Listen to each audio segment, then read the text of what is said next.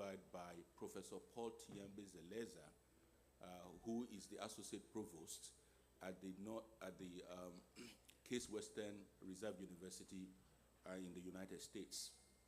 The conversation we'll be having this morning is a continuation of the panel discussion that took place yesterday. You will all recall that one of the panelists at the last session of yesterday's meeting noted the role of education in transformation and development in Africa. Today, the topic of discussion is on the role of higher education and human capital development in Africa's transformation. Education is key to the future and prosperity of Africa. In introducing this lecture, we'd like to play you a short video that's going to presage the conversation that will be taking place. Can we have the video, please?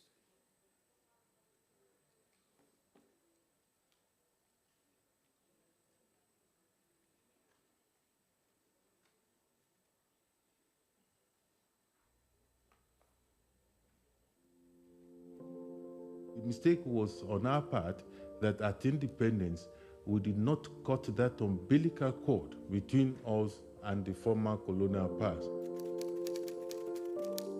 The Adebayo Adedeji lecture is in remembrance of one of the illustrious sons of this continent, Professor Adebayo Adedeji. This was somebody who had lived the struggle. He understood what it meant. He understood what Pan-Africanism meant. He truly represented one of the best in the class of great economists across the globe. Men who are thinking ahead of all of us. It's just to go and look at Lagos Plan of Action, Abuja. It's Aradeji.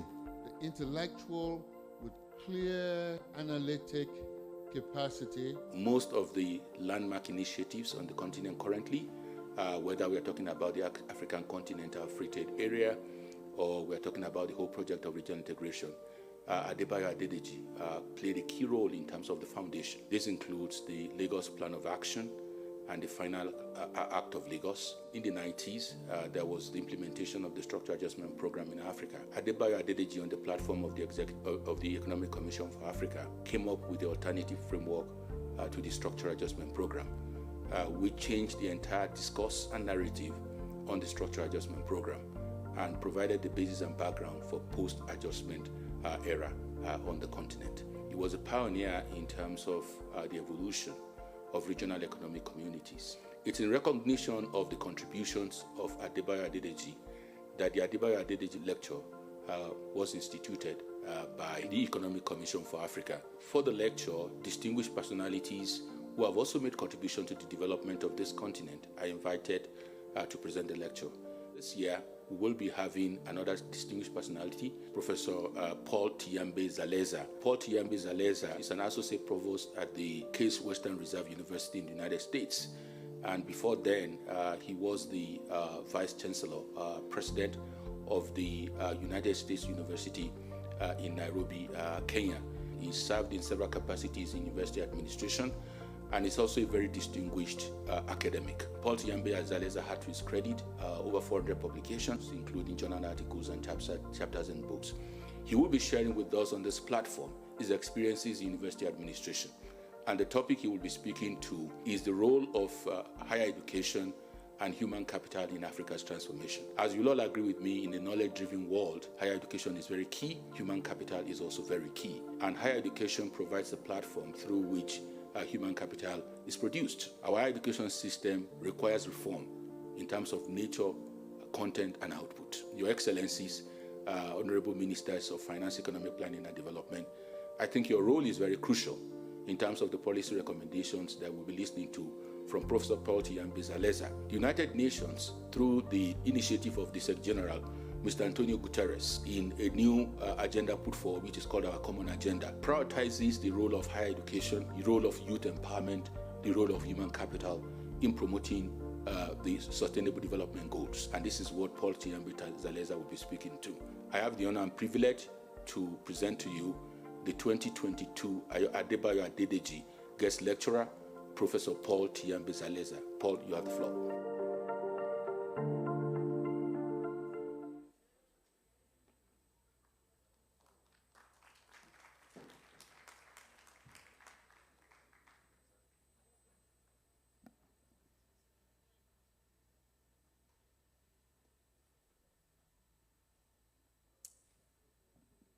Good morning, honorable ministers, distinguished delegates, the UN Under-Secretary General and Executive Secretary of the Economic Commission for Africa, Dr. Vera Songwe, all protocols observed.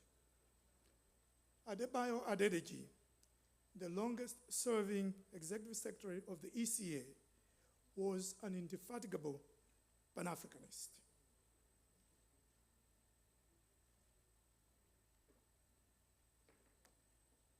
Who fervently believed in the historical imperative of creating a united Africa to reposition the continent from a pawn into a player on the global stage. As Ali Mazrui, the late Kenyan iconoclastic public intellectual, was fond of putting it. Pan-Africanism was a multifaceted movement that sought to overcome the legacies of the marginalization, exploitation, and dehumanization of African peoples on the continent and in the diaspora. On the continent, it was a movement that sought to overcome the legacies of colonialism, economic underdevelopment and dependency, political balkanization, division and authoritarianism, cultural inferiority complexes, and extraversion. As the late economist Thandika Nkandawire brilliantly put it, African nationalist movements sought to achieve 5 historic and humanistic agendas: decolonization, nation building, development, democracy, and regional integration. All these agendas remain works in progress. Even decolonization, which despite political independence, coloniality, and neocolonialism persist in our continent's political, economic, social, cultural, and intellectual life. The other agendas are characterized by uneven development, complexities and contradictions, advances and reversals, and continuous struggles. In my work, I divide Africa's post-independence trajectories into 3 broad eras, notwithstanding national and regional differences. There is the period of authoritarian developmentalism from 1960 to 1980 that was marked by euphoria, intensification of statism by the new states, anxious to meet the great expectations of Uhuru, ideological experimentation and disputes, and decent rates of economic growth. Then there is the period of neoliberal authoritarian developmentalism from 1980 to 2000, which reflected the global ascendancy of neoliberalism and the imposition of draconian structural adjustment programs that sought to roll back the state and promote market fundamentalism. Adebayo Adedeji marshaled Africa's intellectual prowess to vigorously contest SAPs and create viable alternatives. Then finally, the period of uneven and fragile democratic developmentalism since 2000. It has been marked by economic recovery, encapsulated in the Rising Africa narrative, and democratic renewal and recessions. However, the structural fundamentals of African economies have remained the same.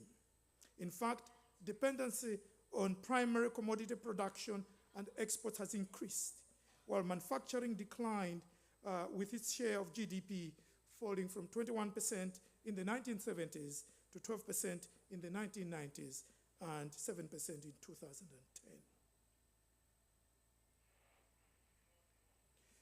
Since the end of World War II, when the development industry emerged and poverty was discovered as a global problem amenable to policy interventions, scholars and policymakers have grappled with explaining why some countries are developed and others underdeveloped, why some nations are wealthy and others poor, why some nations grow and others stagnate.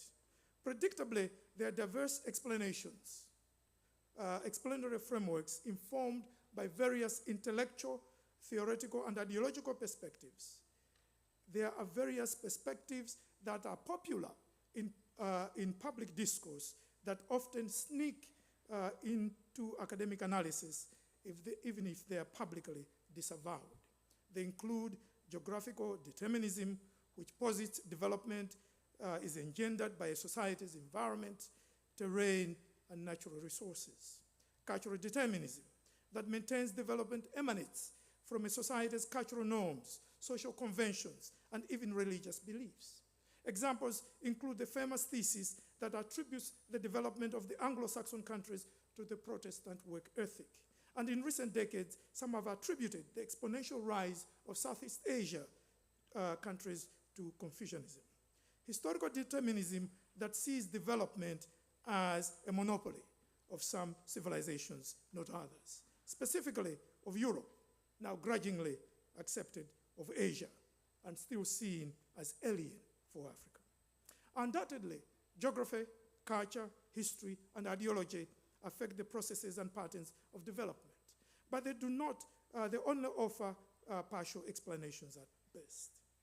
More compelling explanatory frameworks, as evident in the vast academic literature on development and policy circles, as we have heard in this conference, is the attribution of development to several interconnected dynamics that are amenable to transformative interventions.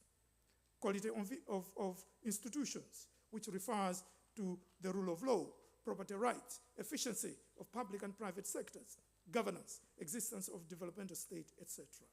Quality of social trust. There is a growing body of research that shows a positive correlation between social trust and economic development, including the accumulation of physical capital, total factor productivity, income, human development, human capital formation, and effectiveness.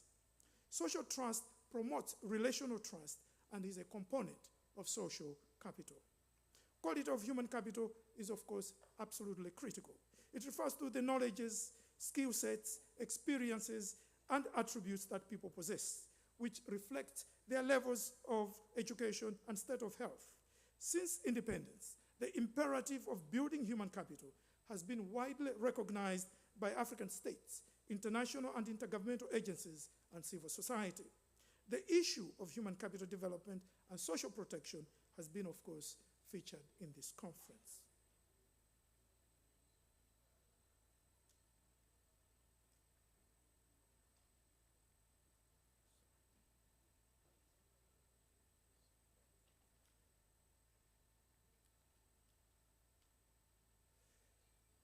So, when we talk about human capital, it seems to me there are three crucial dimensions to consider. The first is Africa's demographic explosion. It wasn't until the early 2000s that Africa's share of the world population returned to what it had been in 1750, when the slave trade intensified. Population growth began to accelerate from the 1960s. The continent's share of the world population grew from 9.3% in 1960 to 10.7% in 1980, to 13.2% in 2000, and 17.2% in 2020. On current trends, it is projected to rise to 25.6% in 2050, when there will be 2.5 billion Africans, and 39.4% in 2100, when there will be 4.3 billion Africans. The relationship between population growth and economic development is a matter of fierce debate. Malthusian pessimists contend population growth undermines economic growth. The optimists argue that population growth spurs increased competition, knowledge, innovation, and technology that fuels development. Neutralists maintain there is no significant connection between population and economic growth. The reality is that population growth can become an asset or a brake on development depending on its evolving age structure and quality of human capital. The second concerns the question of the policies adopted by governments to build socio-economic systems that can harness the demographic dividend. The term refers to the economic benefits arising from a significant increase in the ratio of working-age adults relative to young and old dependents. In countries with a high proportion of children, or the elderly, a high proportion of resources is spent on taking care of them, and therefore it is likely to depress the pace of economic growth. The African Union produced a report which I'm sure many of us are familiar with, a roadmap on harnessing the development dividend through investment in youth, which was produced in collaboration with key agencies, including the African Development Bank, NEPAD, and the UN Economic Commission for Africa, and other UN agencies. It proposes key actions and deliverables on 4 interconnected pillars: employment and entrepreneurship, education and skills development, health and well-being, and rights, governance, and youth empowerment. The third area concerns the imperative to build capabilities. As developed by the UNDP, the notion of capabilities refers to people's freedom to choose what to be and do, which is closely related to the notion of opportunities. The UNDP distinguishes between basic capabilities, such as early childhood survival, primary education, entry-level technology, and resilience to recurrent shocks, and enhanced capabilities, including access to quality health at all levels, high-quality education at all levels, effective access to present-day technologies, and resilience to unknown new shocks. Studies show that while there has been a growing convergence in basic capabilities, divergences to enhanced capabilities is growing as sociological inequalities deepen in many countries. Levels of employment and education are key indicators of human development.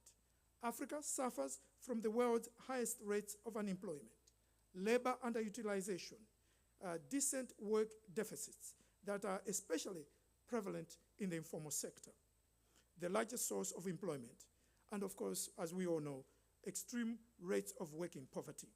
According to the ILO's reports, 35% of Africans suffer from extreme working poverty.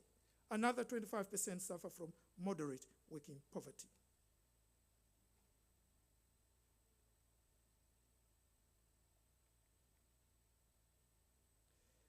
African countries have registered quite impressive improvements in education at all levels, although the continent still lags the rest of the world in many indicators, as I will demonstrate shortly. First, let me talk about educational trends. As noted in the concept note for this meeting and several sessions, indicators for quality education leave a lot to be desired. Literacy rates for sub-Saharan Africa stand at 65.7% compared to 79.7% for the Middle East and North Africa. And I really loved yesterday's morning intervention by the Executive Secretary that we need to talk about Africa as a whole and not have these divisions in some of these data indicators. The global average being 86.7%. The ratio of pupils per teacher in primary schools stood at 40 to 1 compared to a world average of 24 to 1. It is imperative to improve enrollment and the quality of primary and secondary education because they constitute the pipeline for higher education institutions. The latter, in turn, generate the teachers, pedagogies, knowledges, and mindsets for the lower levels of education. The growth in higher education across Africa has been quite remarkable. Altogether, there were only 76 universities on the entire continent in 1959, 19 of them private. The number increased to 294 in 1979, 784 in 1999, and by 2021, there were 1,690 universities on the continent. The majority were private. Second, when we look at the issue of higher education, of course, it cannot be overemphasized that the sector faces its own challenges. The following are especially pertinent. Limited institutional supply, by which I mean that Africa's enrollment ratios need to be raised. They are currently below 15% of the world, while and sub-Saharan Africa is 9%, compared to the world average of 38%. East Asia and the Pacific is 48%. The European Union, 71%. North America, 87%. And South Korea, which people like to use to beat up Africa, has an enrollment ratio of 96%. Inadequate financial resources. All major sources of financing for higher education are constrained, including tuition fees, auxiliary income, research grants, government subventions, philanthropic donations, and concessionary loans.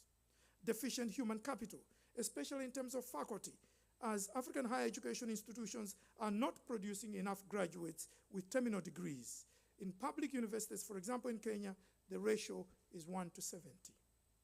Teaching infrastructures and academic are often suboptimal. Physical facilities do not always match growth in enrollment and academic programs, and deferred maintenance is rampant. Then there are, of course, leadership and government challenges in terms of leadership and governance systems, which are regularly compromised by external interventions and politicization, internal dysfunctions, authoritarianism, corruption, and lack of leadership development opportunities.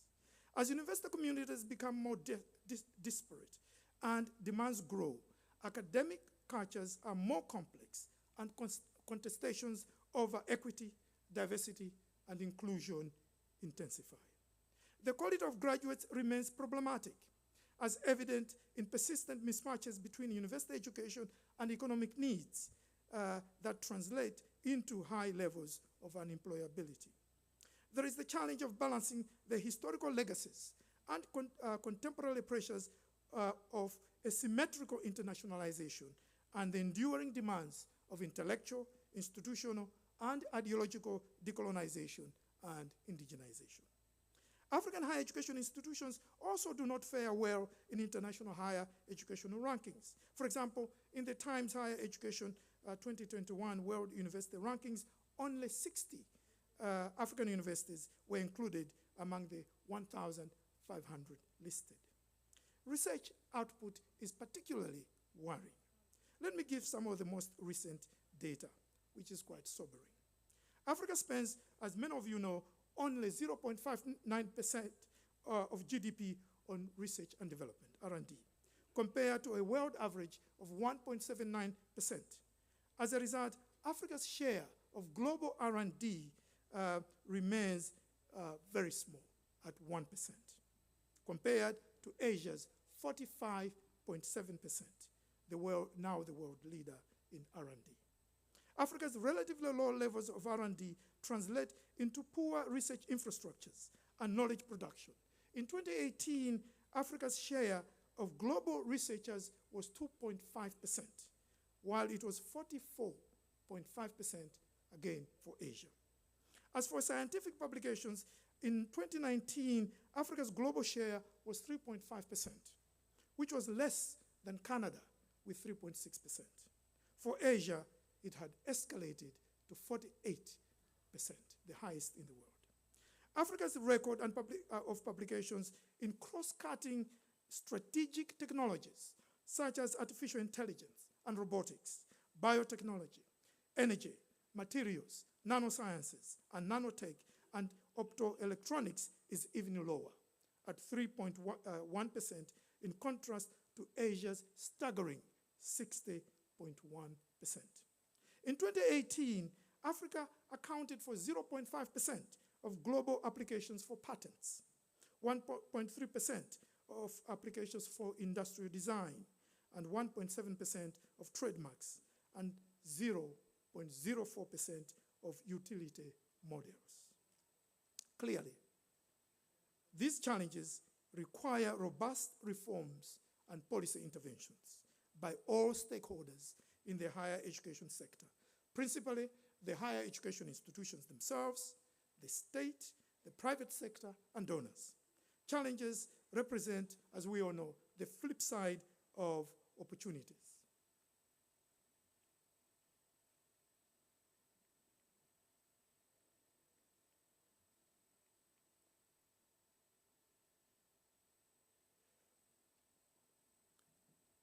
So what are some of the reforms that need to be done? I have identified 5 key areas for reform. The first is undertaking sector-wide restructuring. African states must strategically plan for institutional and enrollment expansion that is matched by resources. Insofar as many public and private higher education institutions are currently not viable, rationalization and mergers should be encouraged. As part of this agenda, national regulatory agencies must be more vigorous in approving higher education institutions.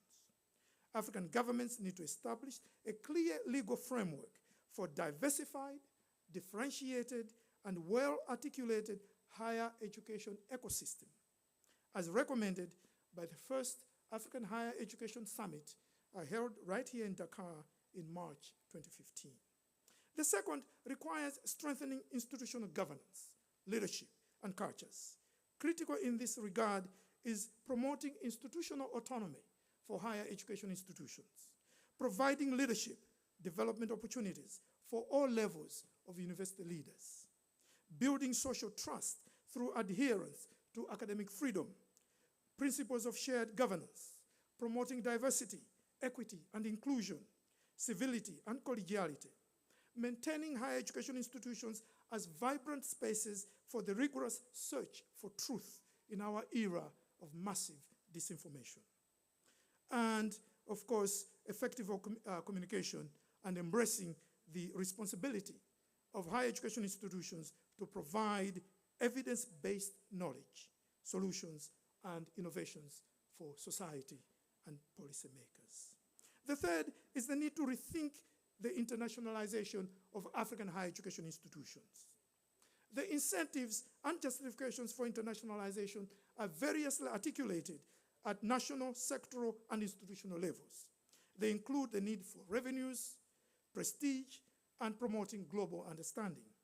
The experiences of COVID-19 should be harnessed as an accelerator for rethinking internationalization by integrating internationalization at home and abroad, promoting transformative technology-enhanced partnerships, developing sustainable and equitable financing, enhancing faculty and staff capabilities and collaborations, in addition to the traditional focus on student mobility and exchanges, pursuing inclusive and ethical internationalization, strategically integrating internationalization in institutional mission, values, strategic plan, budget priorities, and culture, promoting more progressive forms of globalization as the specter of deglobalization spreads its xenophobic tentacles, interrogating the impact of rankings that have become increasingly ubiquitous as part of global academic capitalism, strengthening regional research collaborations, enhancing intracontinental program and provider mobility, and mobilizing the African intellectual diasporas as part of what can be called intellectual remittances. The fourth is enhancing research productivity. Strengthening the research ecosystem, which depends on the availability of adequate funding, motivated researchers, robust facilities, dynamic collaborations, strong intellectual property policies, and effective dissemination and translation of research results into products and policy and for social impact. Promoting designated research universities that undertake high-impact research and mobilize funding for research from internal and external sources generated through partnerships and with governments, business, foundations, and wealthy donors that endow institutional programs or projects. And finally, research agendas in African universities must be focused on addressing the challenges and priorities identified in national, regional, continental, and global development agendas, many of which, of course, overlap, including the AU's Agenda 2063 and the UN's Sustainable Development Goals.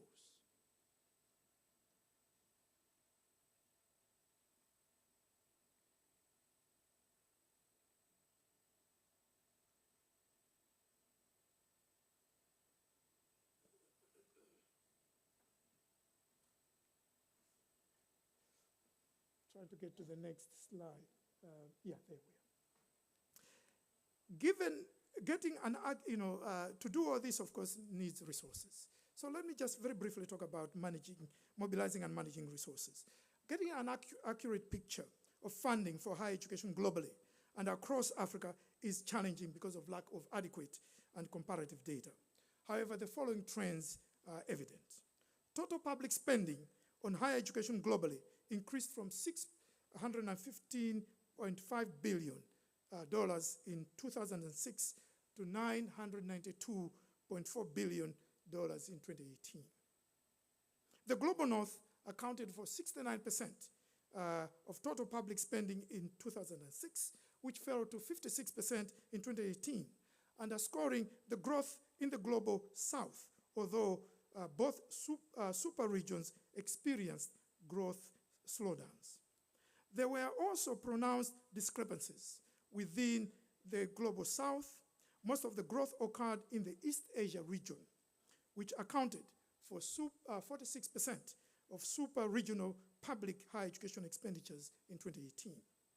Expenditures per student fell in all regions of the world, although predictably, expenditures remained higher in the Global North than in the Global South. Approximately 9,500 in 2018 compared to just under 3,000 for the Global South in 2018. Most students around the world, about 90%, pay tuition to attend higher education, although fee regimes are quite diverse. Government-supported direct student financial aid plays a critical role. Globally, it averaged $280 billion in the 2010s, comprised of loans, 65%, and grants, 35%.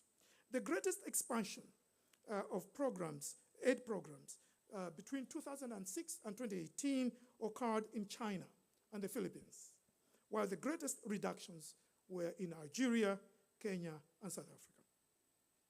What is the role of African governments in this equation? Public agencies that provide student loans can be strengthened in terms of better targeting to those who most need the aid, better resource mobilization, and improved loan recovery schemes. Governments can also help in developing innovative taxation policies to fund higher education institutions, such as Ghana's Education Trust Fund, funded by a percentage of the annual value-added tax. Promoting philanthropic giving through enabling policies and legislation. Governments must implement their long-held pledges to increase R&D expenditures. They have long pledged to increase it to 1%, which is even below the world average now, which would benefit higher education institutions as the premier knowledge-producing sector. Governments can also facilitate the mobilization of diaspora financial and intellectual resources. As we all know, the diaspora is a big source of foreign capital to Africa. In 2019, it remitted more than $84 billion to the continent. We need probably even more its intellectual resources, its human capital, which is probably more valuable. What is the role of African universities? African universities need to cultivate alternative revenue streams, which include auxiliary services, income-generating activities, and philanthropic donations. This includes generating research grants, establishing consultancies and policy think tanks, and providing continuing professional education programs. Higher education institutions also need to strengthen their funding commitments, fundraising commitments, cultures, and capabilities. Opportunities for fundraising have theoretically improved as the ranks of Africa's high net worth individuals swell. In 2018, the numbers of these high net worth individuals, people with more than $1 million in assets, was 200,000 on this continent, with a combined wealth of $1.8 trillion. African higher education institutions must create an entrepreneurial ecosystem that rewards informed risk-taking. They must also establish inter-institutional collaborations with local, regional, and international partners that can help leverage each other's assets, specializations, and interests to promote quality education and high-impact research. They should also strengthen external partnerships with the private sector, which is likely to pay dividends for both parties. PPPs, public-private partnerships, are particularly useful for large infrastructural projects such as student housing and teaching facilities. They can also, the financial challenges that universities face also require the adoption of more sophisticated and transparent budgeting models and curbing the cancer of corruption.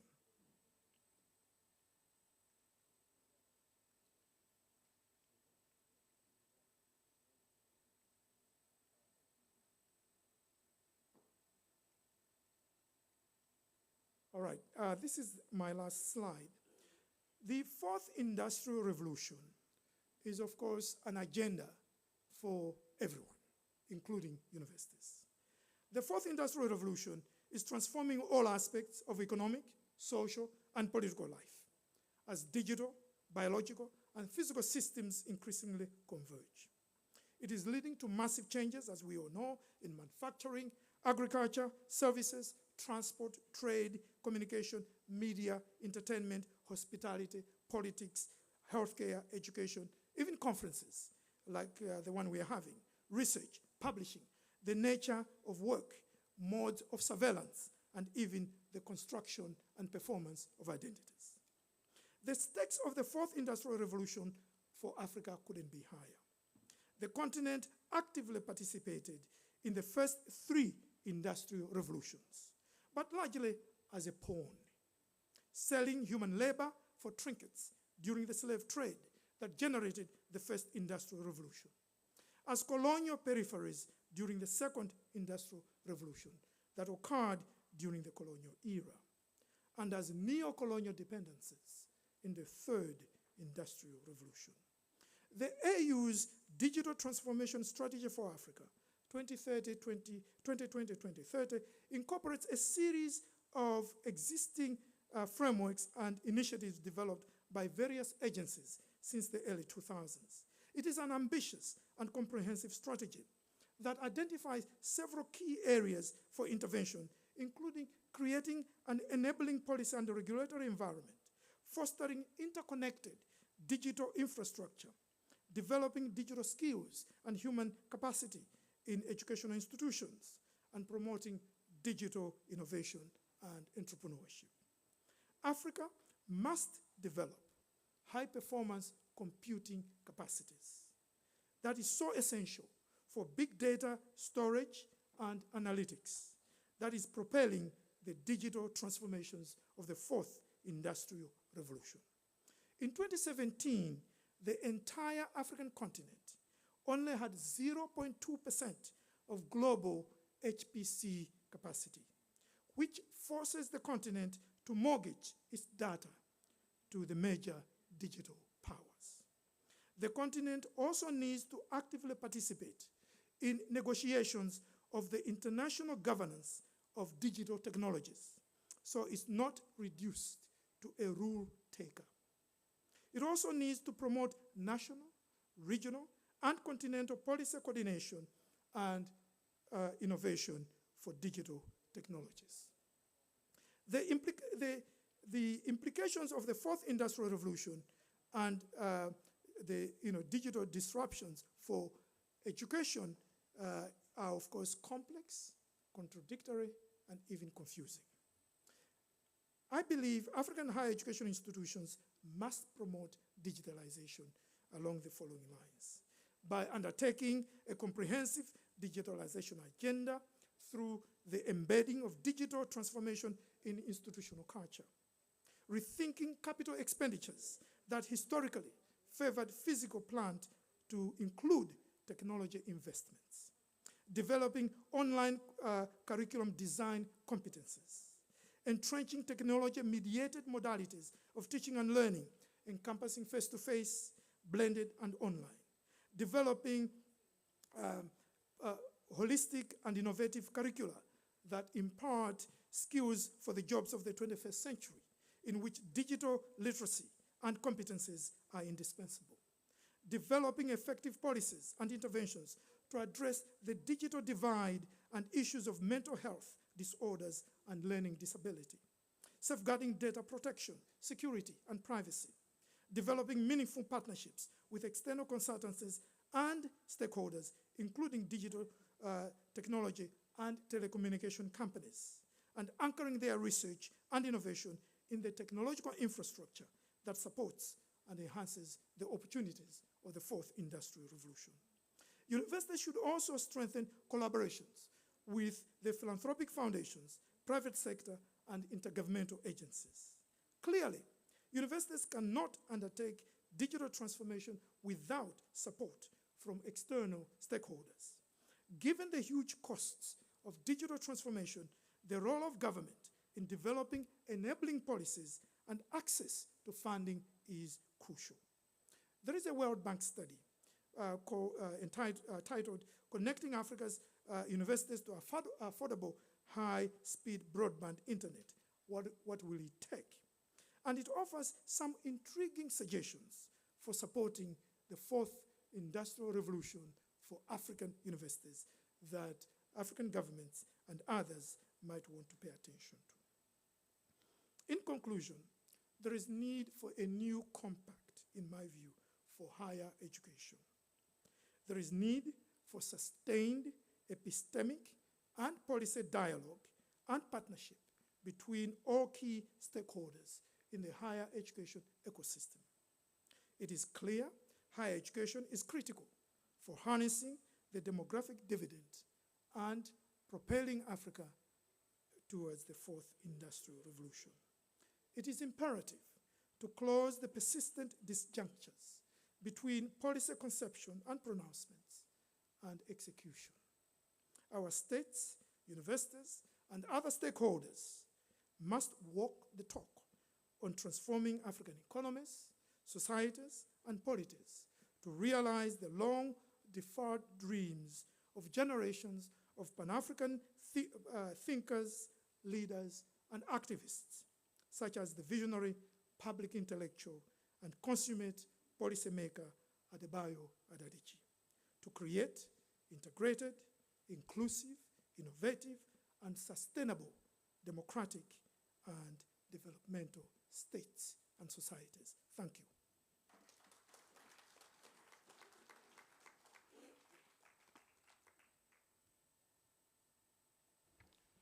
Thank you very much, Professor Paul Tyambe Zaleza. It's not by coincidence that we are having this lecture in Dakar on this particular theme of the role of higher education. Senegal provided the space for intellectual freedom on the continent. In the 70s and the 80s, when scholars were being persecuted in their respective countries, they came here. Dakar became the mecca of African scholarship in the 70s and the 80s and the 90s. Scholars like Samir Amin, Tandika Mukandaweri, Abdallah Bujra, they were all here. They left their respective countries to come to Dakar. Dakar provided a hope for them. And the biggest research institution in social sciences in Africa is based here, which is called the Council for the Development of Social Science Research in Africa. And of course, Paul and I were part of that community in the 90s and the early 21st century, participating in the debate and the dialogue on the continent. So we are back home to Dakar to continue the debate and the culture. And through the Executive Secretary, we would like to thank the government of the Republic of Senegal and to also admonish them to continue the tradition of scholarship that they've cultivated on the continent. Dakar should continue to be the home of scholarship and knowledge production on the African continent. Distinguished participants, dear ministers, we've listened to the lecture of Professor Paul Tyambe Zaleza. Evidently, we cannot reap where we do not sow. Our investment in education, our investment in knowledge production is very low. And we are calling for production of vaccines, We are calling for economic transformation. We are calling for digital transformation. If we do not invest enough in research and development, if we do not invest enough in higher education, we cannot have any transformation. As he shared with us, Africa is the least researched continent in the world. We have the least number of publications in all areas in the world, and that's why the production of knowledge by ECA through our various publications are extremely important. Our expenditure on R&D, research and development, is the lowest in the world. In the ranking of universities in the world, Africa scored the lowest. Out of 1,500, we hardly feature 60 universities on the continent. Out of the first 1,000, we do not have more than 10 universities featuring. So how come we'll be talking about transformation if we do not invest in the basic foundation of transformation? Of course, there's need to reform our university system to make them more relevant, to be able to produce the kind of skills and capacity needed to drive our economies, and of course to be part of the digital age. Those are extremely important things that we need to engage as we move forward.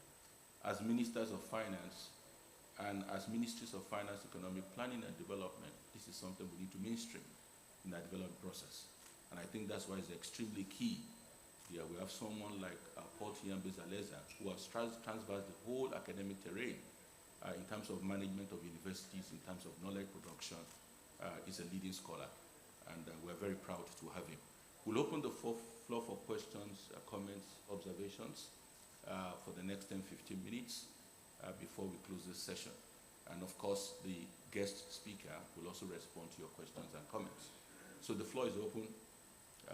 Honorable ministers, distinguished participants, the floor is open for your intervention, questions, comments, and observations.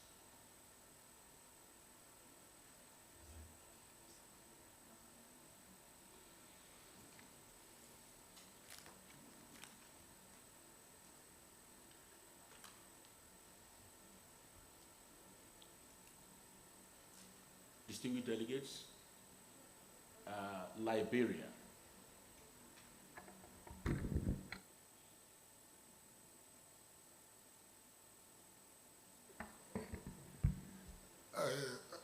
Professor, thank you for such a very brilliant presentations that highlight some of the theoretical foundation that we can build our human capital development models on, and then bring also practical reality in terms of the comparison between Africa and a Western country. I was glad to see that it came out clearly that Africa is behind in terms of R&D.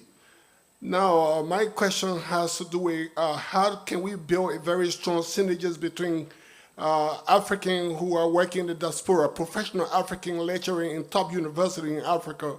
How can we leverage on their knowledge in terms of using technology to also contribute to promoting some level of research in our universities in Africa, as well as building a very strong partnership with our African university as a means of increasing our research output in Africa. They have to do with how can we build collaborations with African university, African professors, so that through that collaboration, by learning, by doing, their capacity will be enhanced, and then we'll be able to increase our own productivity. What's your own thing about that? Thank you. Can we have more questions?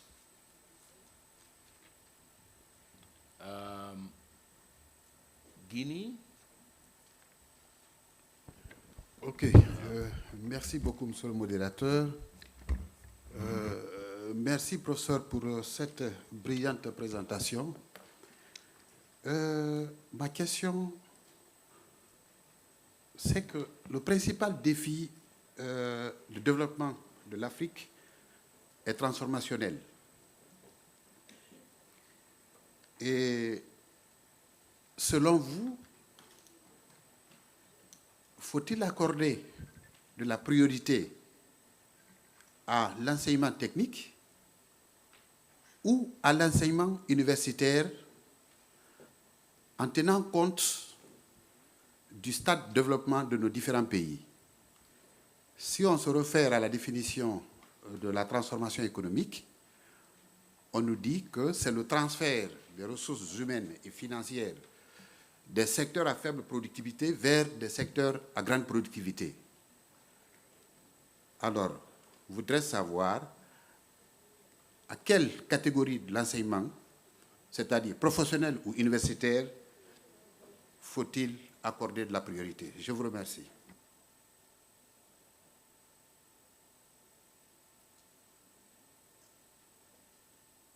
Thank you very much. I will call on Senegal to take the floor. Merci beaucoup. Je suis Moubarak Lo du Sénégal.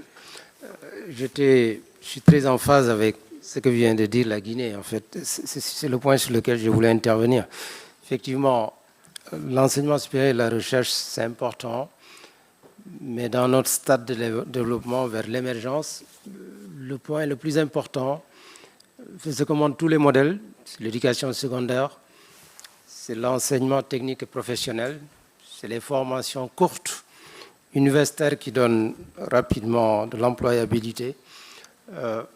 Maintenant, en plus, il faut faire effectivement la recherche et l'enseignement supérieur. Mais il ne faut pas qu'on oublie que le bulk, en fait, la masse la plus importante doit être orientée vers l'éducation secondaire, la formation professionnelle et technique, la formation appliquée au niveau supérieur. Merci beaucoup.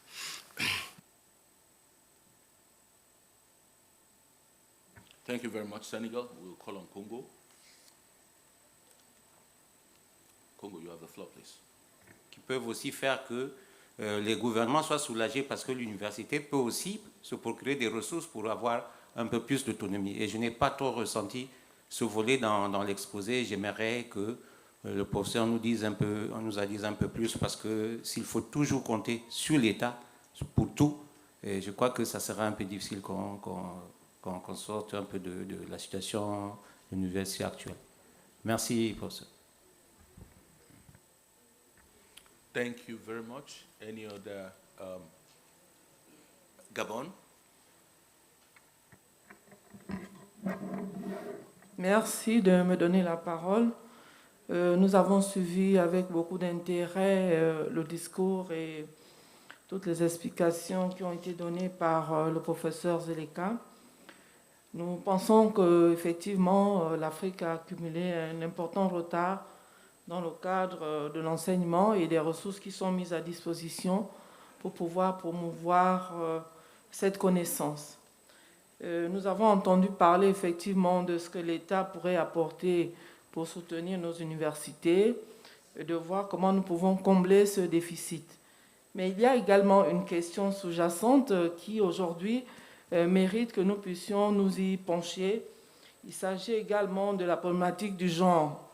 Parce que lorsqu'on regarde la population en Afrique, nous avons beaucoup plus de jeunes. Et dans cette population, nous avons autant de jeunes garçons que de jeunes filles. Comme nous savons, au niveau du Gabon, par exemple, nous avons commencé à suivre cette question pour faire en sorte que les filles également soient gardées dans le système scolaire. Pourquoi?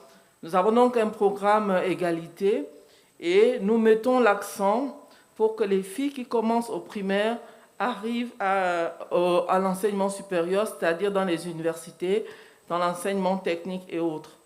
Nous devons suivre cette question. Pourquoi? Parce que nous avons dans nos us et coutumes des traditions qui font que même si nous avons des enfants qu'il faut porter, pour lesquels il faut financer les études, nous préférons que les filles restent à la maison. Donc nous pensons que c'est important.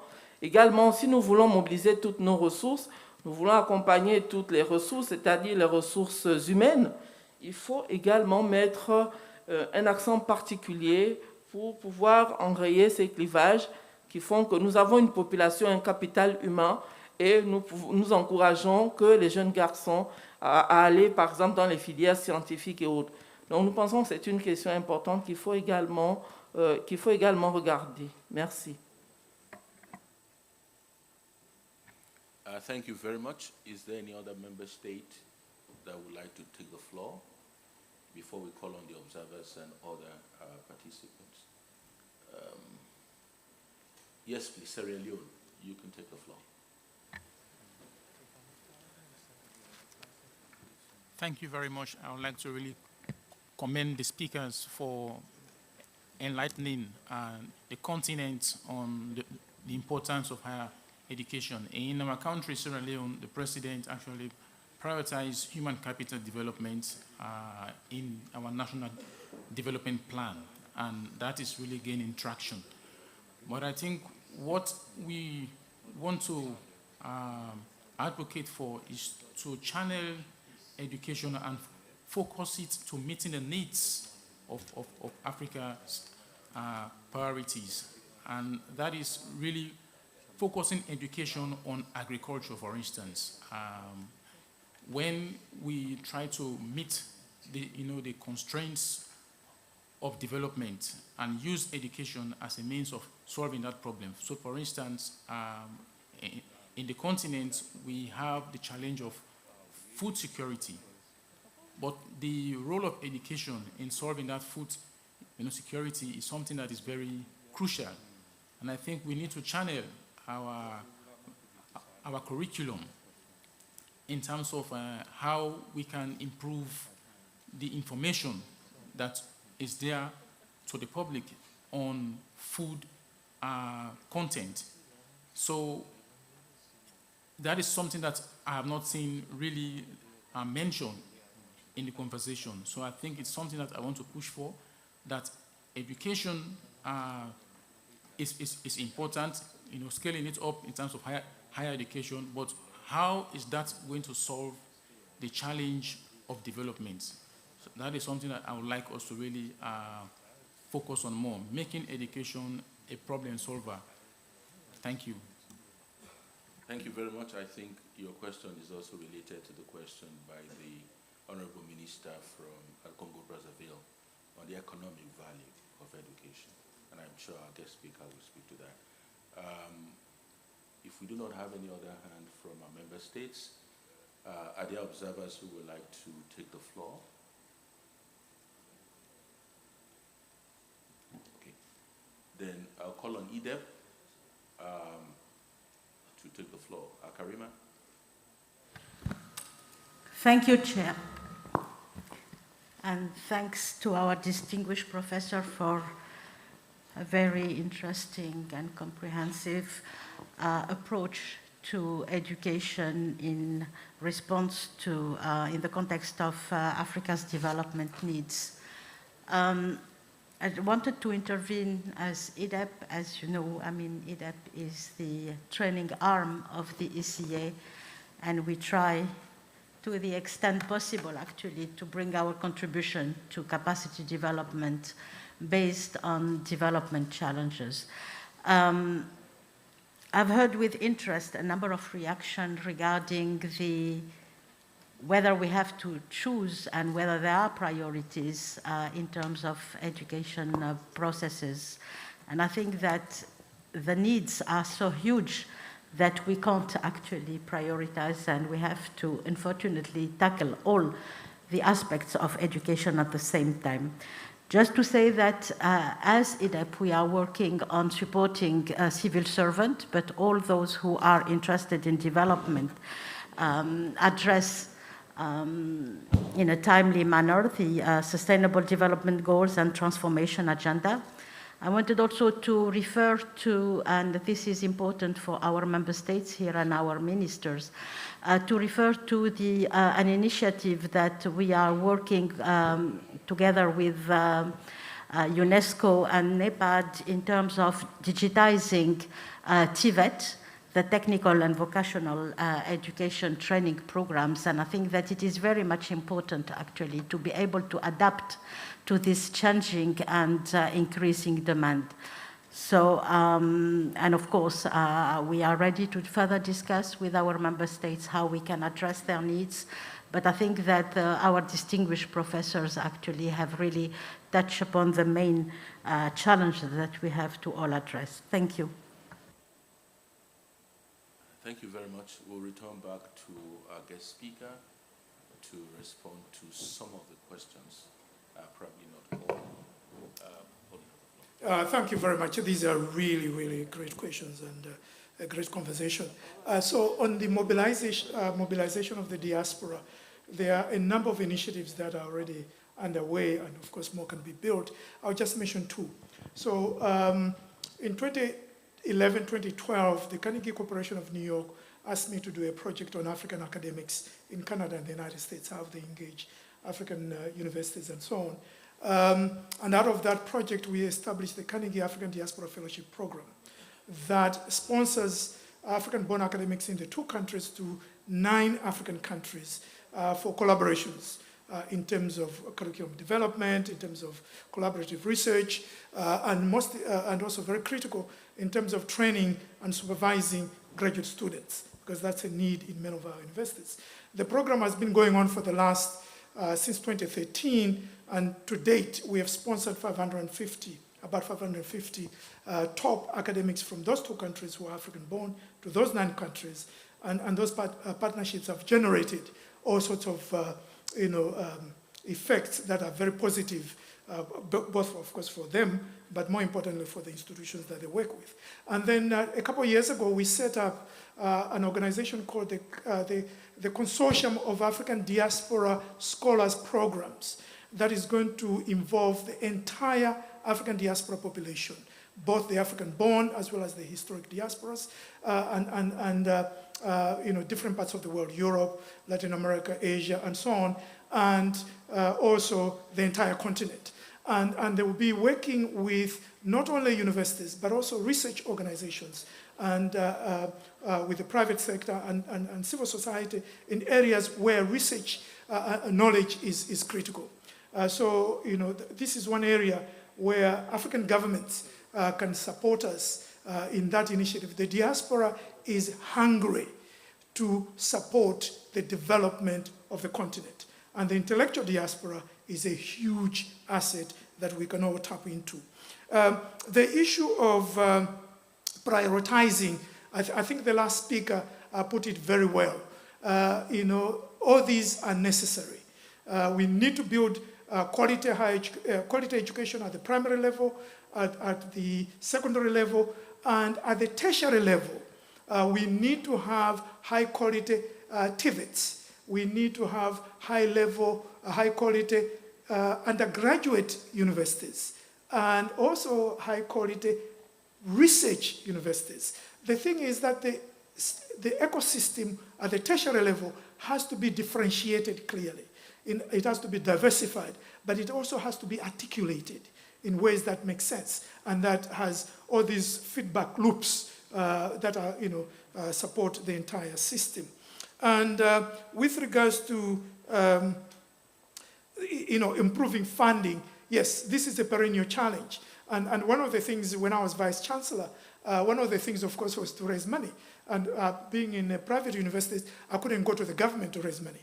And we all spent a lot of time trying to find ways of generating resources from philanthropists, both individuals, but also foundations, research grants, consultancies, and an area that is very important is continuing education, professional education, because of the need for continuous skilling and upskilling because of the changes in jobs. That's a space that higher education institutions could enter more aggressively in order to provide the kinds of training, short-term, but very productive and useful for development.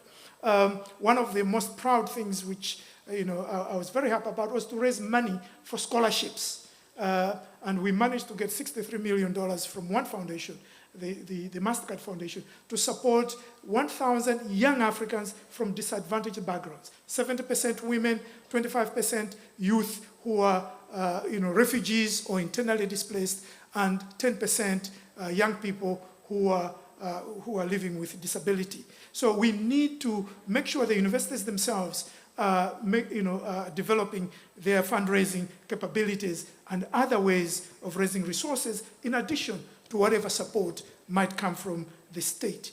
And it's very important, obviously, to make sure that we pay attention to issues of equity and inclusion, gender. The Gender Parity Index for African universities or tertiary education as a whole is still lower than other world regions. And we need to make sure that that's an area we pay attention to in terms of enrollment, in terms of disciplines. You find that when you go to universities, a lot of females are concentrated in certain disciplines, not others. Usually the less prestigious disciplines. So we need to make sure there is a spread across all these disciplines. We also need to make sure that faculty ranks are, there is gender equity in faculty ranks. We also need to make sure in terms of administration, in terms of governance bodies, and so on. And one of the things which I was very keen on when I was Vice Chancellor again was to make sure all these things are done. And our university, has about 51% females, 49% males, which is not quite common in many universities, although that's quite common in other parts of the world. And then the issue of relevance in terms of research, that is absolutely imperative. That we have to do research that answers the issues and questions and challenges and problems that the continent wants to address. And the good news is that a lot of African researchers on the continent, as well as in the diaspora, that's exactly what they want to do. And some of them are doing it. 2 weeks ago, I was at a conference on science, technology, and innovation in Rwanda, and I was very impressed by the research people are doing in terms of agriculture, using biotechnology, gene editing, to sort of create varieties of crops in cowpeas, cassava, and maize that are not only drought resistant and resistant to pests, but also high yielding. So that research is being done, but it can be done at a much larger scale with greater support that is offered. So once again, thank you very much. It's been a pleasure to have this opportunity to share some ideas with you.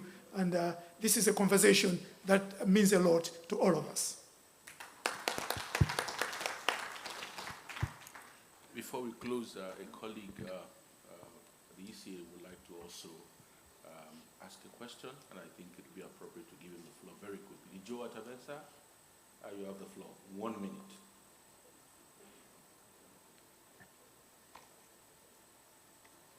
Thank you. Thank you. Joe Atabensa with the ECA. Quick question. Should we subsidize STEM education and tax those who do literature? Because the question is, STEM education is probably what is needed in order to boost labor productivity and all that, in order to exploit in terms of the endogenous growth models, a la Roma and others. So should we focus on that?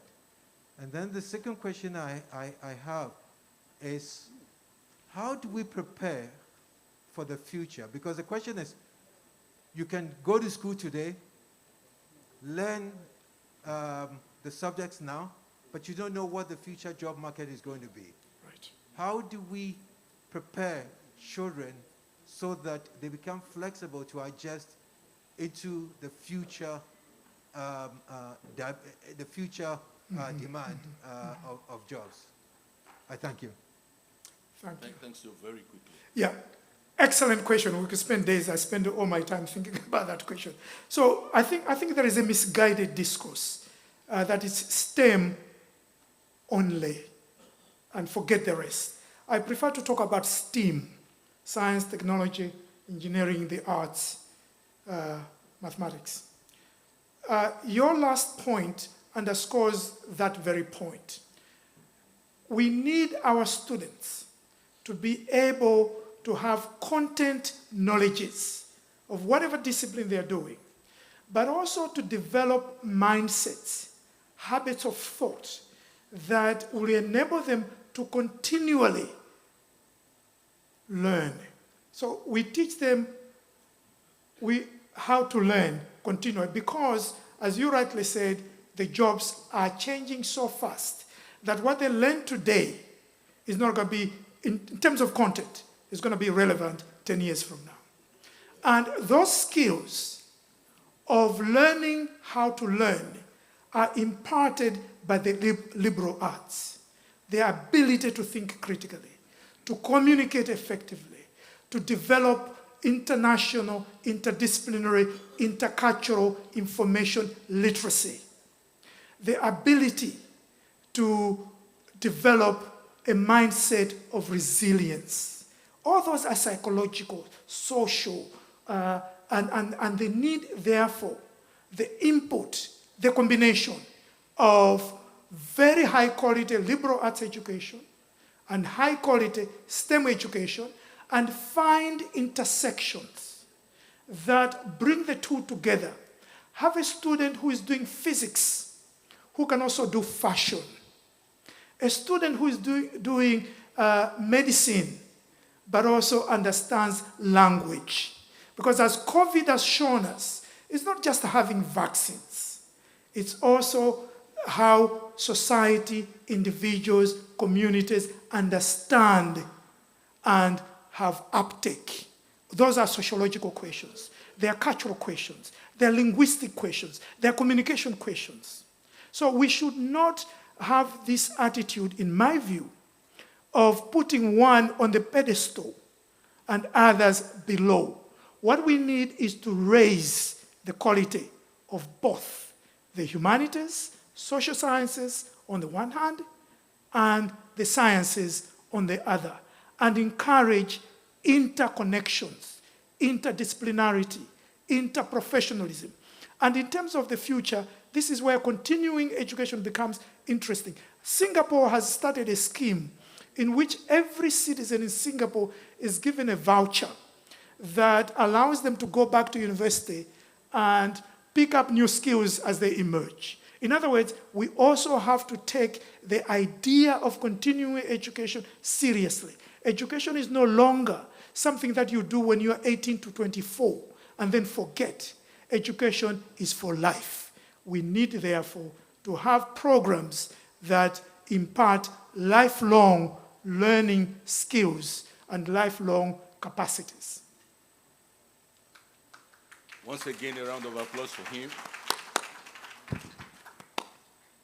Honorable Minister Amadou Hout, before you came in, we had expressed our gratitude to the government and people of Senegal for being the home of intellectual freedom.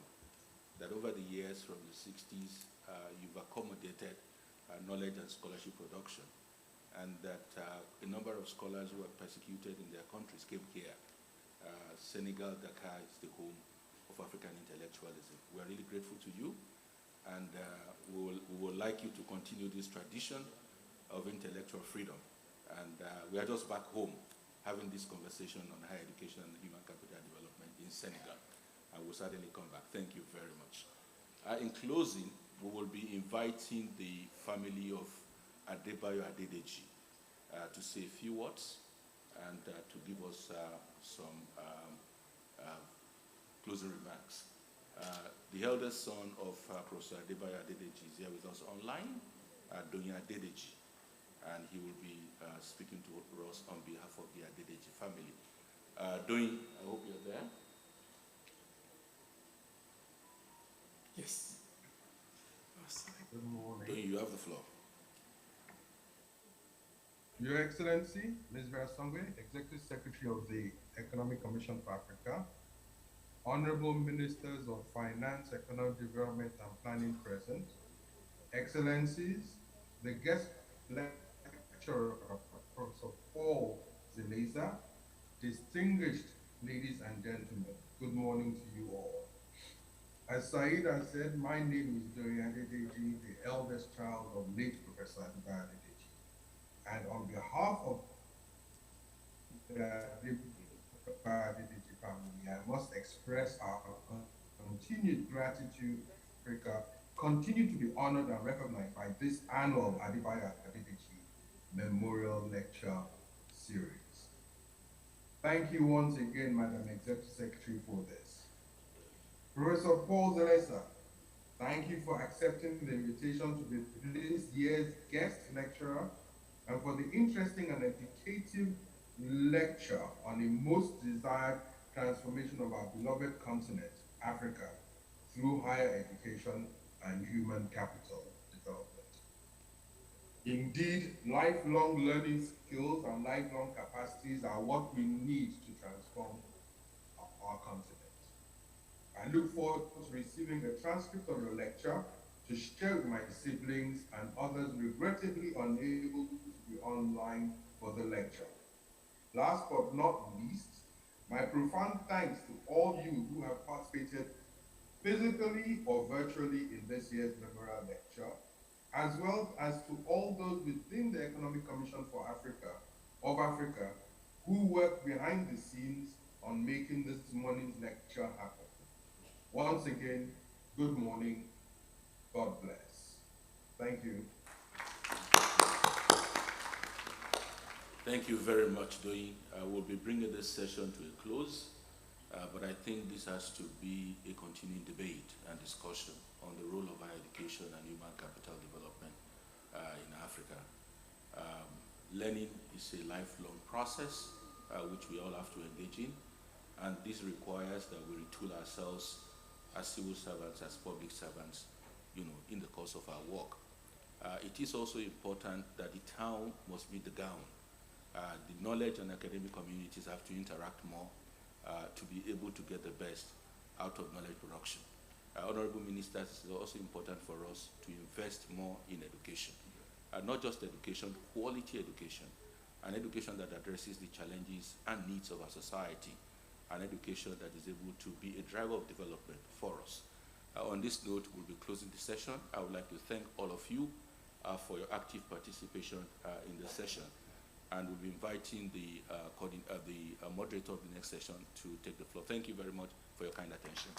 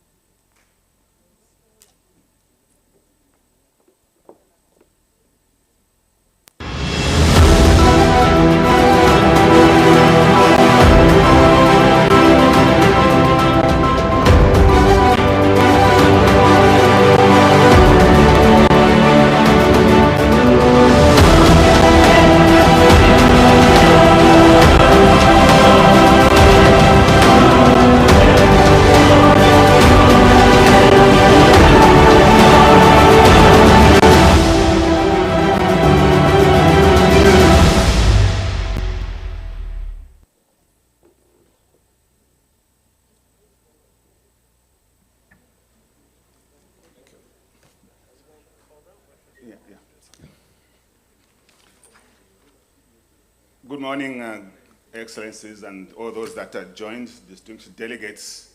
We are now going to start a different session, which I want to welcome you to, the high-level roundtable discussion on accelerating implementation of the Sustainable Development Goals and our common agenda. But I would like to preface the discussion on this by having a young economist to address us, and I'll ask Zazela Mwansapala to come and make her intervention before we start the session.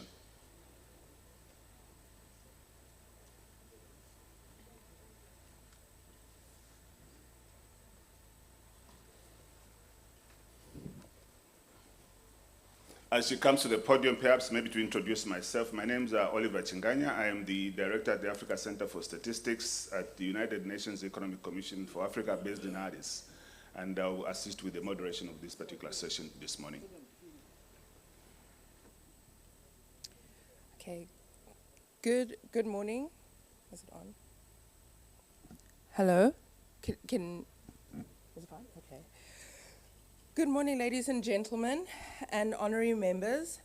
My name is Zenzile Mwansa Patla, and I'm currently a master's student in economics at the University of Cape Town and one of the privileged members of the ECA Young Economists Network that is run by the African Institute of Development, African Institute for Economic Development and Planning, IDEP. As a proud member of the YEN program, I'm here to share two things with you today. Firstly, what kind of Africa young people envision? Secondly, what role the YEN program plays in achieving this vision. We all know that prior to the COVID-19 pandemic, Africa's financial landscape was plagued by rising debt levels driven by a high dependence on external financing. Despite rising growth rates enabling some progress in poverty reduction, infrastructure development, health, and education outcomes, our ability to mobilize domestic resources remained limited. This is because our continent was still characterized by high levels of extreme poverty, struggling public health systems, huge education and infrastructure gaps, and pervasive stereotypes that continue to prevent women and girls from fully participating in economic life. Not only has the pandemic reversed any progress we have made, but it has also exacerbated the challenges that Africa continues to face.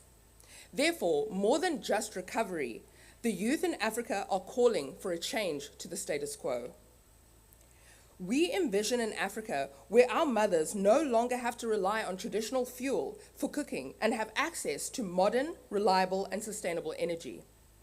An Africa that prioritizes the health and well-being of her people by providing access and affordability to healthcare and developing skilled African health professionals so that we can become the leaders in medical advancements for the diseases that affect our continent.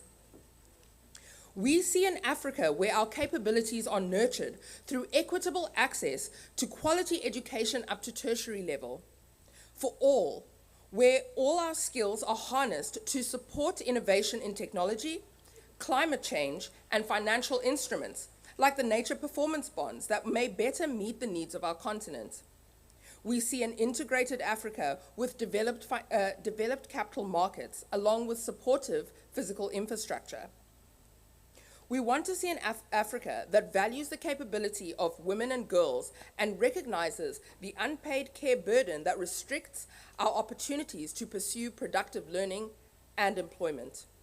To achieve this vision, it is paramount for governments and policymakers across the continent to rely on locally produced knowledge by investing in Africa's greatest asset, the youth.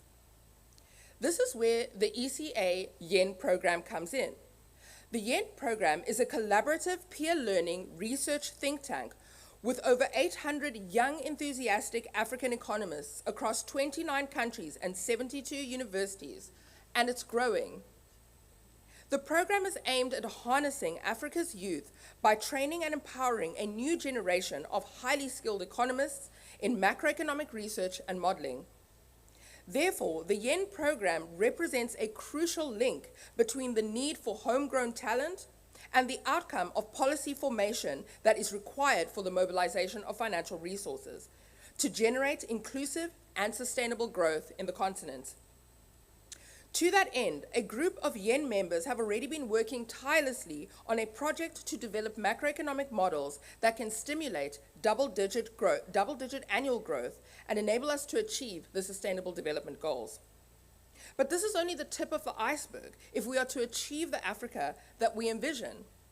We need a group working on models to support scaling up public financing and blended financing approaches to address the longer-term effects of the pandemic that have weakened fiscal positions. We also need a group working to address the shorter-term effects of the Russia-Ukraine crisis that is threatening food insecurity, especially for our most vulnerable. So on behalf of the members of the YEN program, I'm here to say, we are here and we are ready. Give us a chance to help improve Africa for the betterment of current and future generations to come. Together, We have the potential to build a stronger, more resilient Africa that all of us have always dreamed of. Thank you very much. Thank you very much, Zenzela, for that. Basically, you are saying it's your time, you are here, and that you should be used as effective as possible. You talked about this being a collaborative platform of engaging young economists to harness the talents that exist in different countries. So thank you very much. Just a round of applause for her again, please. Now we'll come to our main reason why we are in this particular session, and I'm therefore going to invite the eminent persons that are going to be discussing with us this morning. I will start with the Chief Economist and Executive Secretary of ECA, Hanan Mose, to come to the floor. We also have others that are actually online. For instance, we have the Assistant Administrator and Regional Director for Africa. We are at the UN Development Program. She will participate virtually, Madam Hauna Ziokwanwa. I'm also calling upon Professor Ibrahima Sheikh Duang, the United Nations Assistant Secretary General, World Food Program and Director General of the African Risk Capacity Group. I call upon Michelle Sidibe, African Union Special Envoy for the African Medicine Agency. We also have the UN Resident Coordinator from Rwanda, Mr. Fode Diai, to also join us.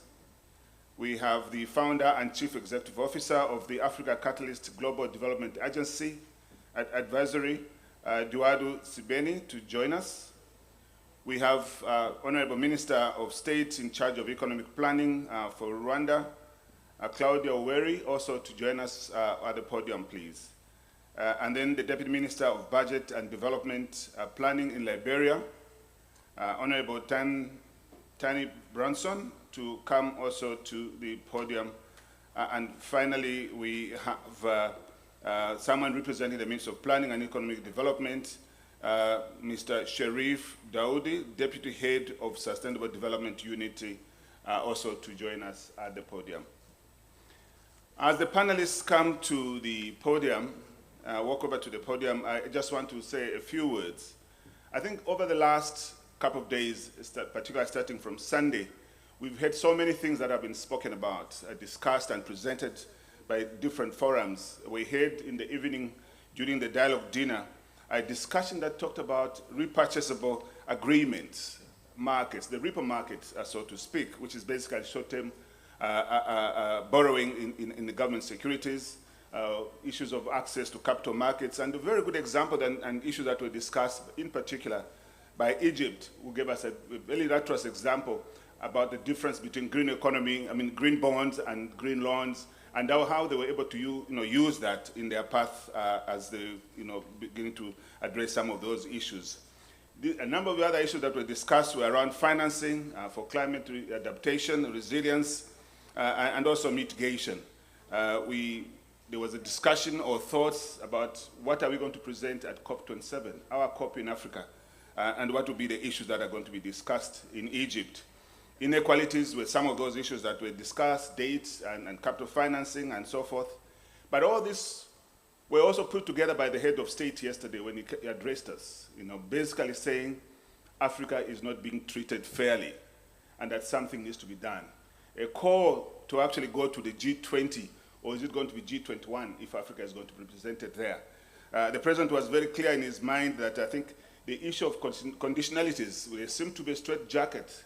And it reminded me of one story, in fact, not a story, but something I heard about President Nyerere, former President Mwalimu Nyerere of Tanzania, when he was saying it's like having a lightweight and a heavyweight being put in the same ring to fight, which is really unfair, and I think that's where Africa finds itself.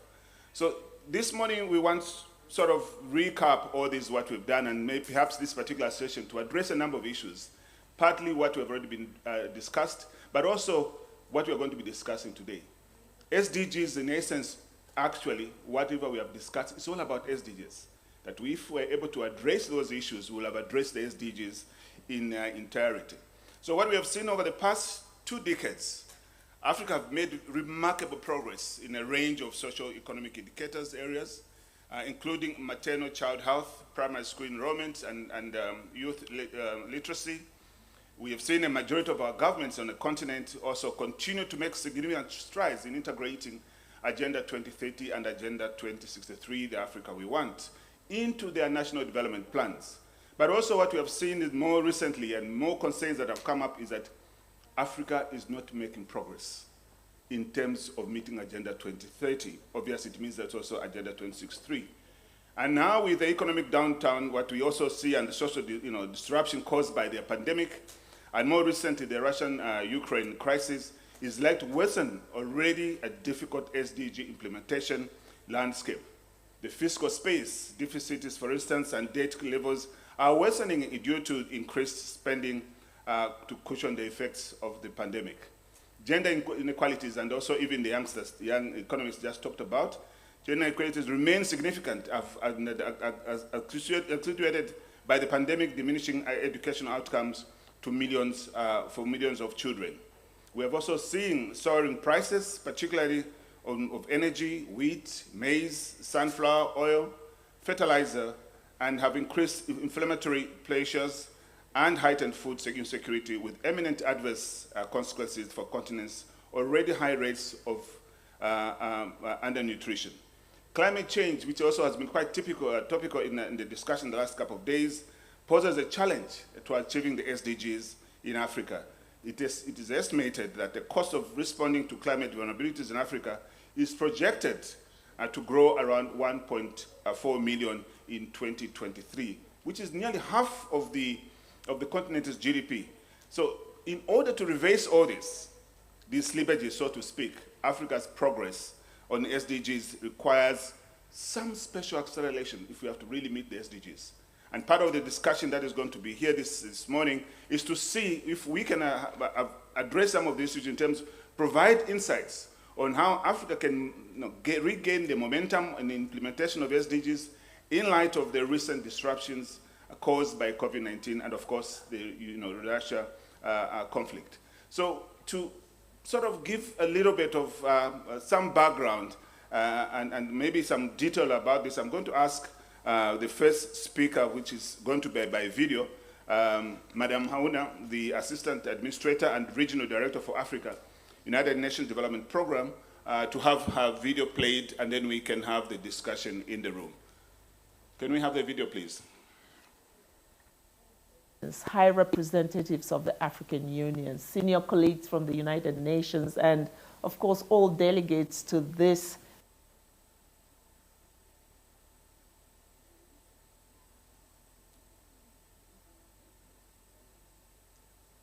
don't seem to get the audio. Can we, please?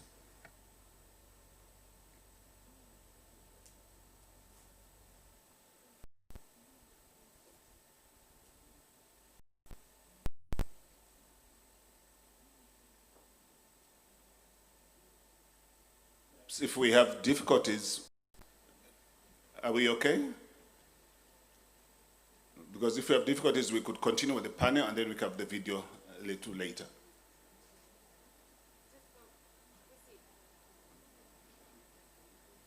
Can we be guided by technicians, please? Can we proceed without the video? And then we can...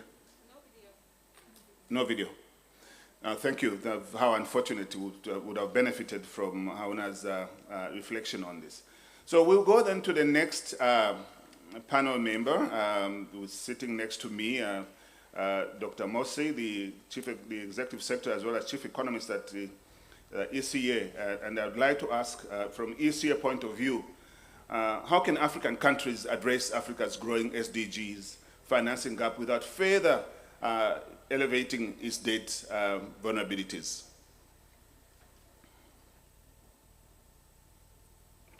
Sure. Good morning, everyone. I think this session nicely ties what we've been talking about for the last few days, bringing all aspects together. Because at the end, when we're talking about financing Africa's recovery, it's about also closing and addressing SDGs. As Oliver asked, how do we do that without increasing further the vulnerabilities that we have on the debt side? And here, there are a number of things that can be done actually. One is the issue of creating the space. And we have talked over the last few days of a number of things that can be done to actually create that space. For example, things like extending the debt service suspension initiative for another 2 years to allow countries to some space to actually address the increasing socioeconomic implications of the multiple global crises that we have been facing. So that would be really key to create that space, but also reforming the G20 debt framework to allow middle-income countries to participate in it will be critical. It includes also reallocation of SDRs so that countries can actually have facilities that can help address their needs, whether it's IMF PRGT or the new resilience and sustainability facility.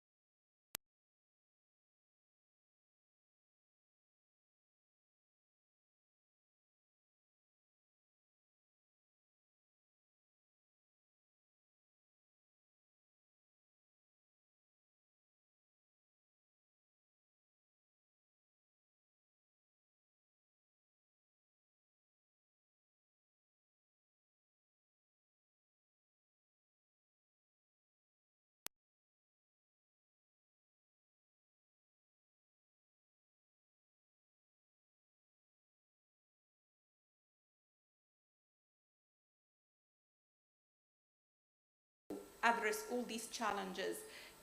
The magnitude of the challenge and the needs in the continent really requires a multi-stakeholder approach.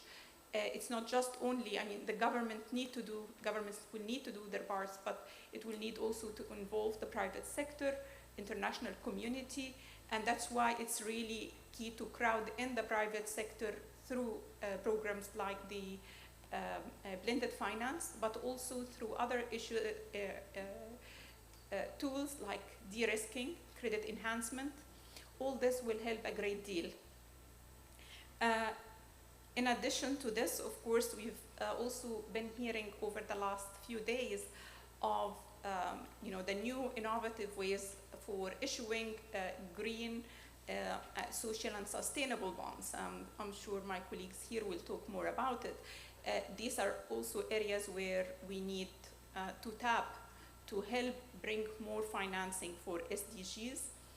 There are also the things like impact investment. While impact investment have been growing rapidly worldwide, the share of Africa in this space remains decimal. So we need to work more on bringing more of these impact investments to the continent. And then domestically, there are a number of areas also that we will need to focus on. And that includes the need to deepen domestic resource mobilization, because to address the SDGs, we need the resources, and we need to really close loopholes, reduce exemptions, enhance the capacity to effectively enhance domestic resource mobilization. And we also need to address issues of illicit financial flows. The continent is currently estimated to be losing $84 billion a year. This is double what we need to close the education gap for meeting SDG, and it's 1 1/4 of what is needed to close the health gap. So these are critical resources that we cannot afford to lose. So really enhancing you know, the internal capacity to address these illicit financial flows will be key, and also taking advantage of globally agreements that have been done, for example, on the OECD agreement on minimum corporate tax and taxing digital giants. This is increasingly an issue that the continent can benefit from, and aligning the tax legislations domestically to make sure that we benefit from these agreements will be a very important source of additional revenue that can be achieved. Finally, there's also a need to deepen capital markets, which will also help. And I think maybe let me conclude by saying that there are a number of things that are tools that are being done. For example, the voluntary national reviews are great ways to bring in multi-stakeholder views and make sure that you know, we get more awareness, consensus, and better tracking of achievements. So using these tools to actually you know, enhance the dialogue and awareness and find new ways to think about it will be key. Last but not least is we need to really focus on enhancing efficiency of spending when we're tackling SDG. And I've done before work, for example, on the issue of spending on education. Africa actually is among the highest spenders on education, 5% of GDP a year. However, we don't get results that match what we are spending. So we get efficiency of spending for each dollar spent, 58 cents, while Asia gets 82. So definitely, I think we need, when we're talking about financing, we need to make sure that every penny that is being spent, we get the highest returns, because we don't have, we have limited resources, so we need to make sure that every spending really matters and gives the highest returns. Thank you. Thank you very much, Hanan, for that. I mean, the emphasis that's been coming up several times about concessional financing, raising or mobilizing domestic resources, addressing the issues of illicit financing, and tax. And we were reminded the other day that we need to task what is there. You know, you cannot tax anything if there's no money in the pockets, and also talking about the capital markets itself.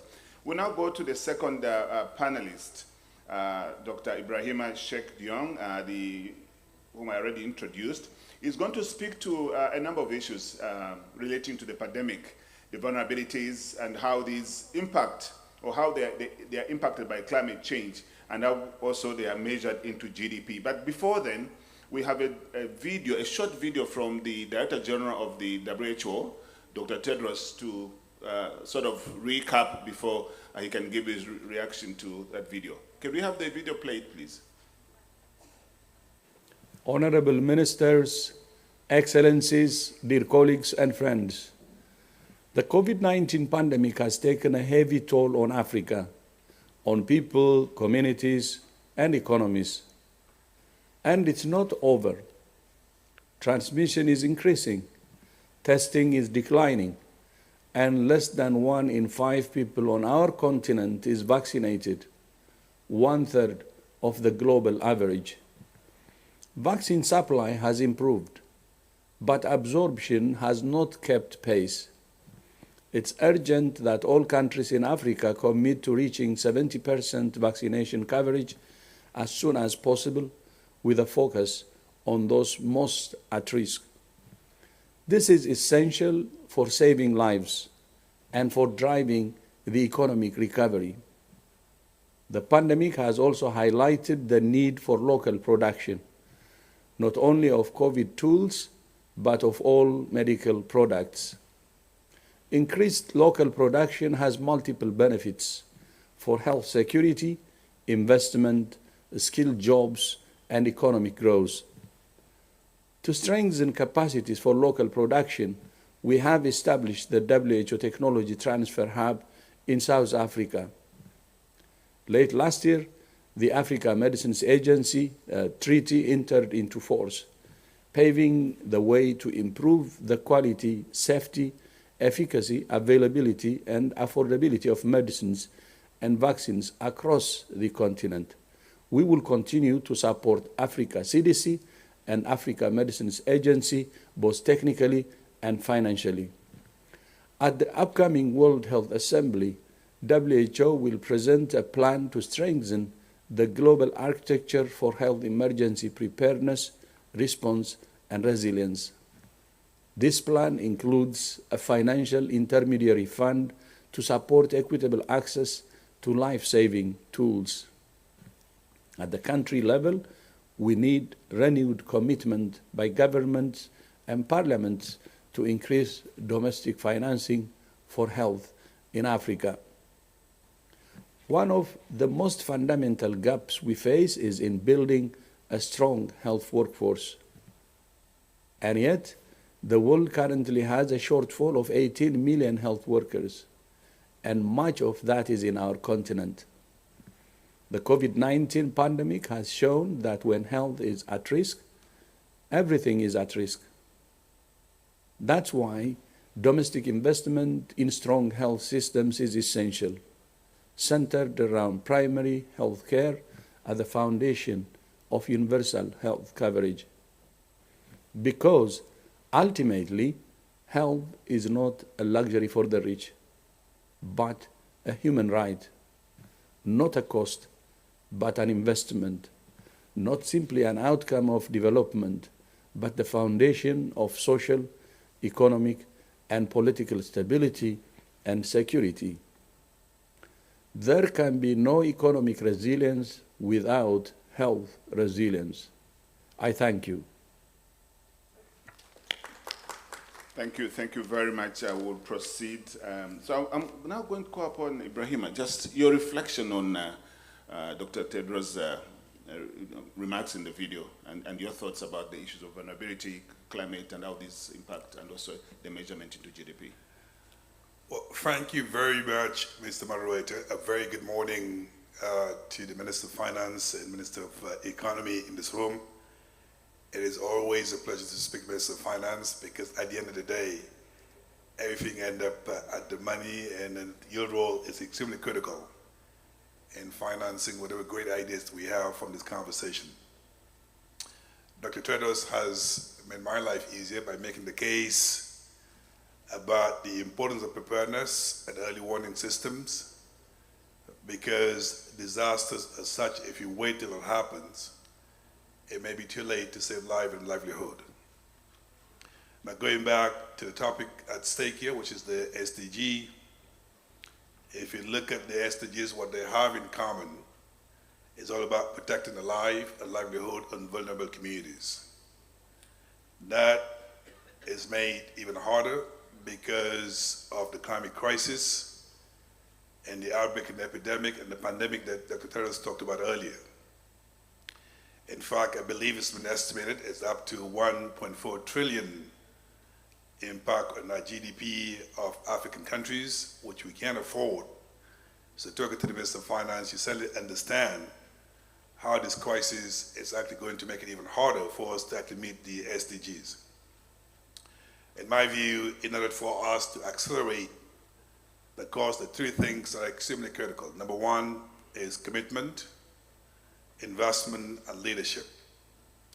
I think on the commitment side, I have in front of me the Minister of Finance, and I know on a daily basis they have so many competing needs, but yet they actually allocate resources to make sure we make the country sort of more resilient. On the investment side, I was delighted to hear the Secretary General of the United Nations making the call for additional investment to make Africa more resilient. But let me focus on the leadership side, and that is really where we come in. The African Union decided in 2012 it was extremely important in order to actually make Africa more resilient, to create an institution entirely dedicated in supporting African resilience. And what we do, which is extremely critical, is first of all, disasters, fortunately, doesn't just happen. That's something that you could actually anticipate in some, particularly when it comes to weather-related disasters. So I think number one is to work with African countries to develop what we call the early warning system, the planning to the extent that actually they have visibility of the exposure to drought, tropical cyclone, in some cases actually flood. And that information is critical to our member states because it allows government to decide what part of the risk they would like to retain, which part they would like to transfer to the insurance market, so that along with other countries, in this case 35 member states, they can pull the risk together and go to the insurance market and get better terms through a premium payment so that the Minister of Finance can actually have additional resource whereby the first response when there's a disaster may not necessarily come from your budget, but it come from additional resources from the insurance market. Now, what I just described to you, it's not a concept anymore. It's been tested. Since our inception, we provided up to $1 billion worth of coverage to our member states. We protected about 100 million people across the continent, and we provided up to $100 million worth of payout to our member states. And this is extremely critical in the discourse of our conversation because when disaster happens, the traditional way of addressing in the past is to go to the humanitarian agencies. By the time they actually come to your rescue, it may be too late. You may lose life. You may lose actual livelihood. So therefore, this is Africa saying, how do we innovate by creating an instrument that allows us to be able to actually have resources available in a way that we can actually respond before we get the support international communities. Let me end by saying, what does it take on the way forward to make sure this actually become bigger, more impactful? I think there's a number of things you could do as Minister of Finances. Number one, Africa is more than 35 countries. Today, this instrument I just described is only 35 member states. We can actually get the entire African continent to be a member of this institution to show that Africa is leading, particularly in regard to COP27 coming up, that we are actually empowering our own instrument to do what we do. Number two, the culture of disastrous management is not embedded in our public policies. It is extremely important as you go through your budget, as you go through your national development plan, to make sure that at least we have a sense of anticipation, because governing is anticipating and managing is also anticipating as well. I think last 2 points equally important. We are, despite the fact that what I described is extremely useful for Africa, we are mindful that many African countries may not be able to actually afford the premium payment I just talked about earlier. And that is why we decided to actually launch an Africa Premium Financing Facility, which is basically a facility that can provide subsidies where necessary so the government can actually afford the premium financing with a hope. It will build the culture of disasters management so they can actually pay their own way as well. I think last but not least, at COP26, it was decided, even though Africa contributes less to climate change, nevertheless, we actually suffer from the impact of climate change. The Africans have said resoundingly, it is important they have access to the technology, so Africa can actually have access to the best technology when it comes to water predictions, but also profiling, so that at least visibility is created actually across our continent. I think last but not least, it is important, we're marching toward COP27, African voice should be unique, African voice should be better structured and coordinated, and again, we can do three things at the same time: resilience, adaptation, and mitigation. So while we invest in adaptation and mitigation and outbreak and epidemic, we need to save life and livelihood, and that's what resilience comes in. And obviously, I'm counting on the Minister of Finance to make the voice of Africa heard at COP27, and so hopefully that will make Africa more resilient. Thank you. Thank you. Thank you very much. Thank you very much. You know, you talked about the disaster management and governance, and of course, Africa's voice must be heard. That's very useful, and I think a lot of this sort of falls through in a number of discussions that have taken place so far. Now, I'm going to Michel Sidibe, and I think as a champion of of one called people-centered approach to health and development, as well as a strong advocacy for social justice.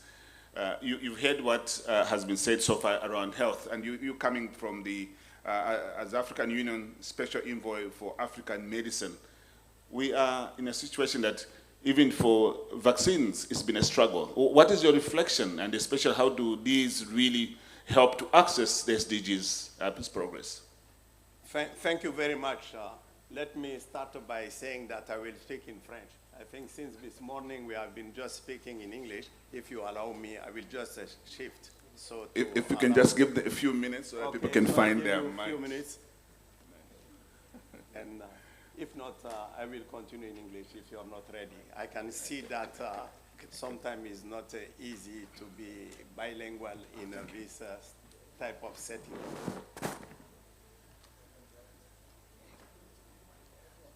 Maybe if you want, I continue in English. Please let me continue in English. No, what I want really to say is first, thanks to ECA for organizing this critical meeting with our leaders from the continent, the finance, economic, and planning minister, are critical. No transformation, sustainable transformation will really happen without their personal commitment, but their personal investment in those different sectors we have been talking about since yesterday. I want to piggyback on yesterday's opening session, a great session with Vera, my sister, and my brother, President Macky Sall. I think they said something which was very important from my personal point of view, is that we will not be able to transform our setting, economic setting, and have a proper resilience like you were talking about, and even a sustainable growth if we don't have a rupture. And I think I'm not scared using that word, because he was using that very strongly by saying that the whole models which has been set today for enabling us to have access to resources to make sure that we can finance our development are not responding to the need of our respective countries. So we need really to have a global continental advocate, a continental view to really push back on those systems which have been there for almost 40, 50 years. So that's one. I think that is very important one. The second one, to come back to your point, because I don't want to repeat all the things you have been already saying, I think the key for me is to think about the regulatory system in our continent. We can talk about many things. I heard, this illicit transfer of funds. I heard about how the taxation can be done, how we can go for digitalization to make sure that we can tax easier informal sector or agricultural areas and others. But all of that will never happen if we don't have a strong regulatory system. I will take one example. If you take the health sector, I wrote a paper with Vera on that one. By 2030, it will represent more than 260 billion for the continent. But you cannot tap on that one if you don't have a strong regulatory system. Why? Today, you talk about vaccine. We are producing less than 1% of the vaccine, but we are consuming 25% of the world vaccine in this continent, and we are producing less than 1%. And this 1% we are producing, we have a huge problem with the market shaping to be able to make sure that we tap on, as ZLECAf, the president was talking about that yesterday, so to make sure that those products we are producing today, we can really sell them, we can transfer them from one border to another. We are producing less than 3% of the medicine we are consuming. I want to tell you that last year, the medicine market was representing, so I'm not talking about health because Tedros, my brother, talk about it, you talk about it. But in economic sense, was representing 1,412 billion. Out of that one, Africa was 1.2 billion. So the loss is huge. So if we don't have a strong regulatory system, we'll not be able to build our hub of excellencies to produce those medicines, will not attract the private sector, will not be able, certainly, to make sure that we Africanize research and development, which is key. I heard that this morning and yesterday and now. So, and will not be able also to create jobs. We have one of the analyses we have been making. If we manage to really invest strategically by creating hub of excellencies for local production, for medicine, vaccines, but also medical products, we will be able, without any doubt, to create more than 16 million jobs before 2030. So those are few points I want to say. Inequities, all those issues will never be able to address if we have to count on, and I am saying that very strongly, you cannot count on developed countries to make sure that they will produce, and they will produce for you.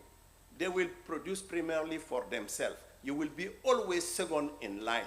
I realized that when I was fighting and I was head of HIV/AIDS program, we waited 7 years before we were able to give drugs to our poor people. So we need to change this paradigm. We need to be able to take our self-this responsibility, and it will not happen without Minister of Finance and Economic Development. Thank you very much. Thank you very much, Michel. I'm sure Ministers of Finance, when we open the floor, they have a lot of questions, and especially looking at the dismal numbers that are being reflected for the continent. I think that sets up very well now with the next panel member from Rwanda, the resident coordinator. I would like, Mr. Ndiaye, if you could perhaps, as you talk about acceleration of SDGs and how at the country level you make the linkages between the planning and the budgets, particularly because one of the things that's being said about is the misalignment of SDG strategy to the budgets themselves, and as a result of that, there's no financing that is actually found to finance the SDGs. So what is your country perspective coming from the UN and sitting in a country like Rwanda? Merci beaucoup. Excellences, Mesdames et Messieurs les ministres, je voudrais d'abord remercier Essier, mais je pense que votre question, c'est les plus appropriées pour ma voisine, qui est la ministre de l'économie et des finances, la secrétaire d'État, et je pense qu'elle parlera plus particulièrement peut-être de ce que son pays fait, mais on peut parler de ce que notre coopération fait. Mais moi, je voudrais faire les observations suivantes. Premièrement, il nous faut considérer le paradigme. Le paradigme actuel, c'est un paradigme d'incertitude, de vulnérabilité, de complexité et d'ambiguïté. Deuxième chose, les questions dont nous discutons aujourd'hui sont des questions complexes. Et les questions complexes ne requièrent pas des solutions techniques. Elles requièrent des solutions de leadership. Ibrahim en a parlé. Elles requièrent des solutions de gouvernance. Michel en a parlé. Des solutions de jeunesse. Mais, par-dessus tout, je pense qu'il faut un nouveau contrat social. Parce que la base du développement, c'est la confiance. Si les populations n'ont pas confiance au leadership, il est difficile de les entraîner dans un paradigme de changement culturel et un paradigme de changement des comportements. Je vous donne un seul exemple. Pourquoi c'est important? Il y a une semaine, vous connaissez le coup du terre chez nous, quelqu'un a coupé le câble. Donc par incivisme, il a mis en péril un investissement de plus de 1000 milliards. Donc cet élément me semble important. La deuxième chose, c'est que le financement n'est pas une fin en soi. C'est un moyen pour atteindre l'amélioration des conditions de vie des populations, ne laissant personne pour compte, comme les SDGs, les ODD le disent. Le troisième élément de principe que je voudrais apporter ici, c'est que comme il y aura des choix douloureux, et il y en a déjà,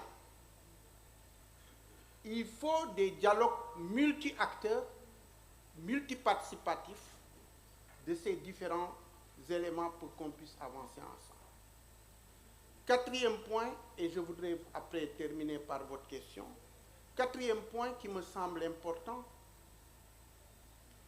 c'est que nous vivons dans un monde où il me semble, si l'Afrique veut vraiment se positionner,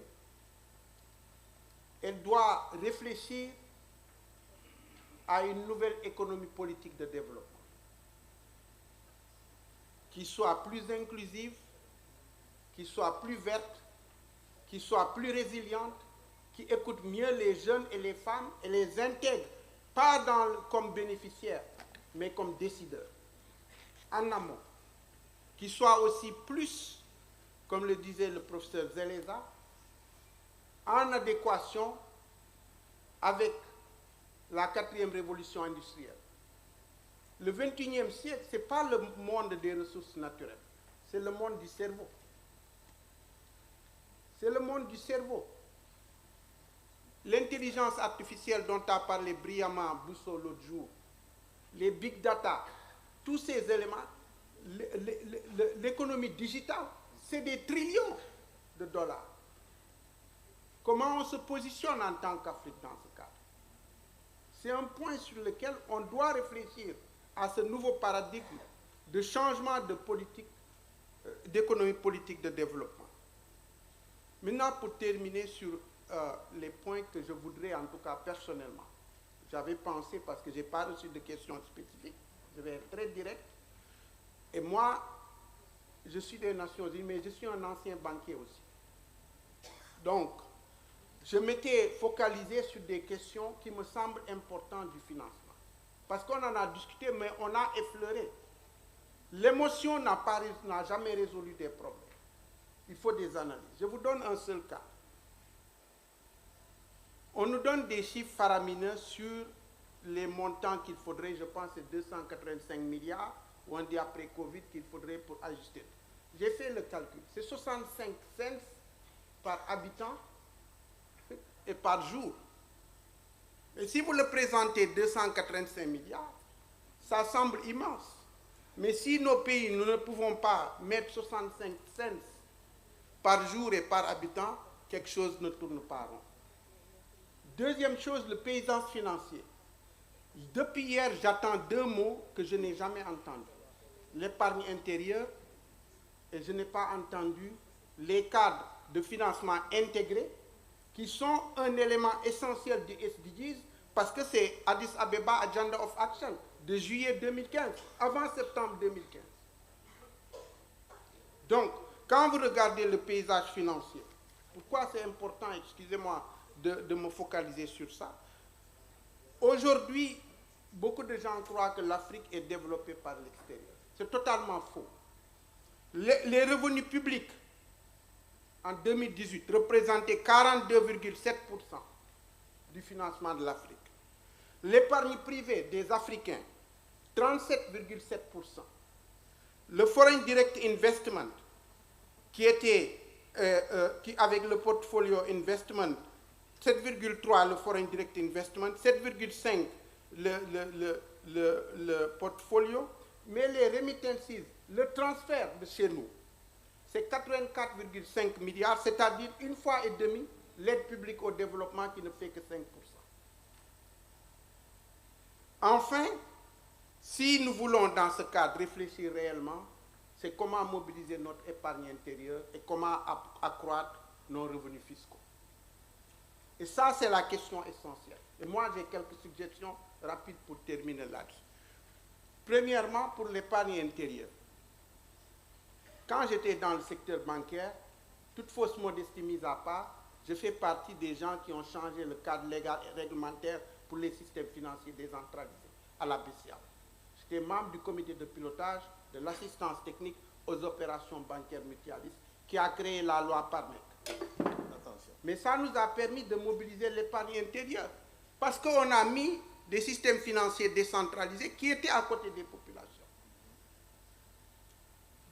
Au niveau des changements réglementaires aussi, quand vous regardez aujourd'hui les banques de développement, ça contribue 0,3 à 1,7% du produit intérieur brut. Comment les réformer pour qu'elles jouent ce rôle? Parce que dans les autres régions, c'est 15%. On a parlé de leur capitalisation, mais c'est au-delà. Quand vous regardez, il y a une étude qui a été faite, la Banque mondiale, le Inter-American Development Bank, International Development, et le FDB, rien qu'en changeant leur lending to capital ratio, on peut mobiliser de 815 milliards à 1,2 trillion. C'est une mine immense.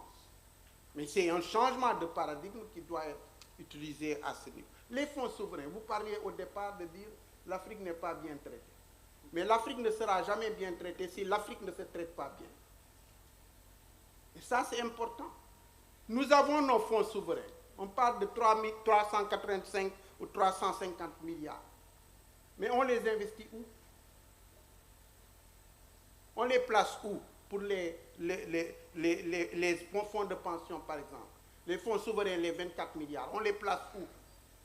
Si nous, on n'est pas capable d'avoir confiance en nous pour dire que notre risque est bon, vous croyez que l'extérieur va dire que votre risque est bon? Je termine, monsieur le modérateur. Parce que c'est une question qui a de toute part, mais je termine. La corruption, on a parlé de ça tantôt. Mais la corruption, si on regarde, donc pour terminer sur ce point, réformer les banques de développement, changer le lending to capital adequacy ratio, recapitaliser les banques de développement, utiliser les mécanismes de garantie. En tant que partenaire à des ONG, j'ai utilisé une fois juste la signature d'une banque internationale. Ça m'a permis de lever un effet de levier de 16 en Afrique et de 42 en Amérique latine pour $1 que je mettais là.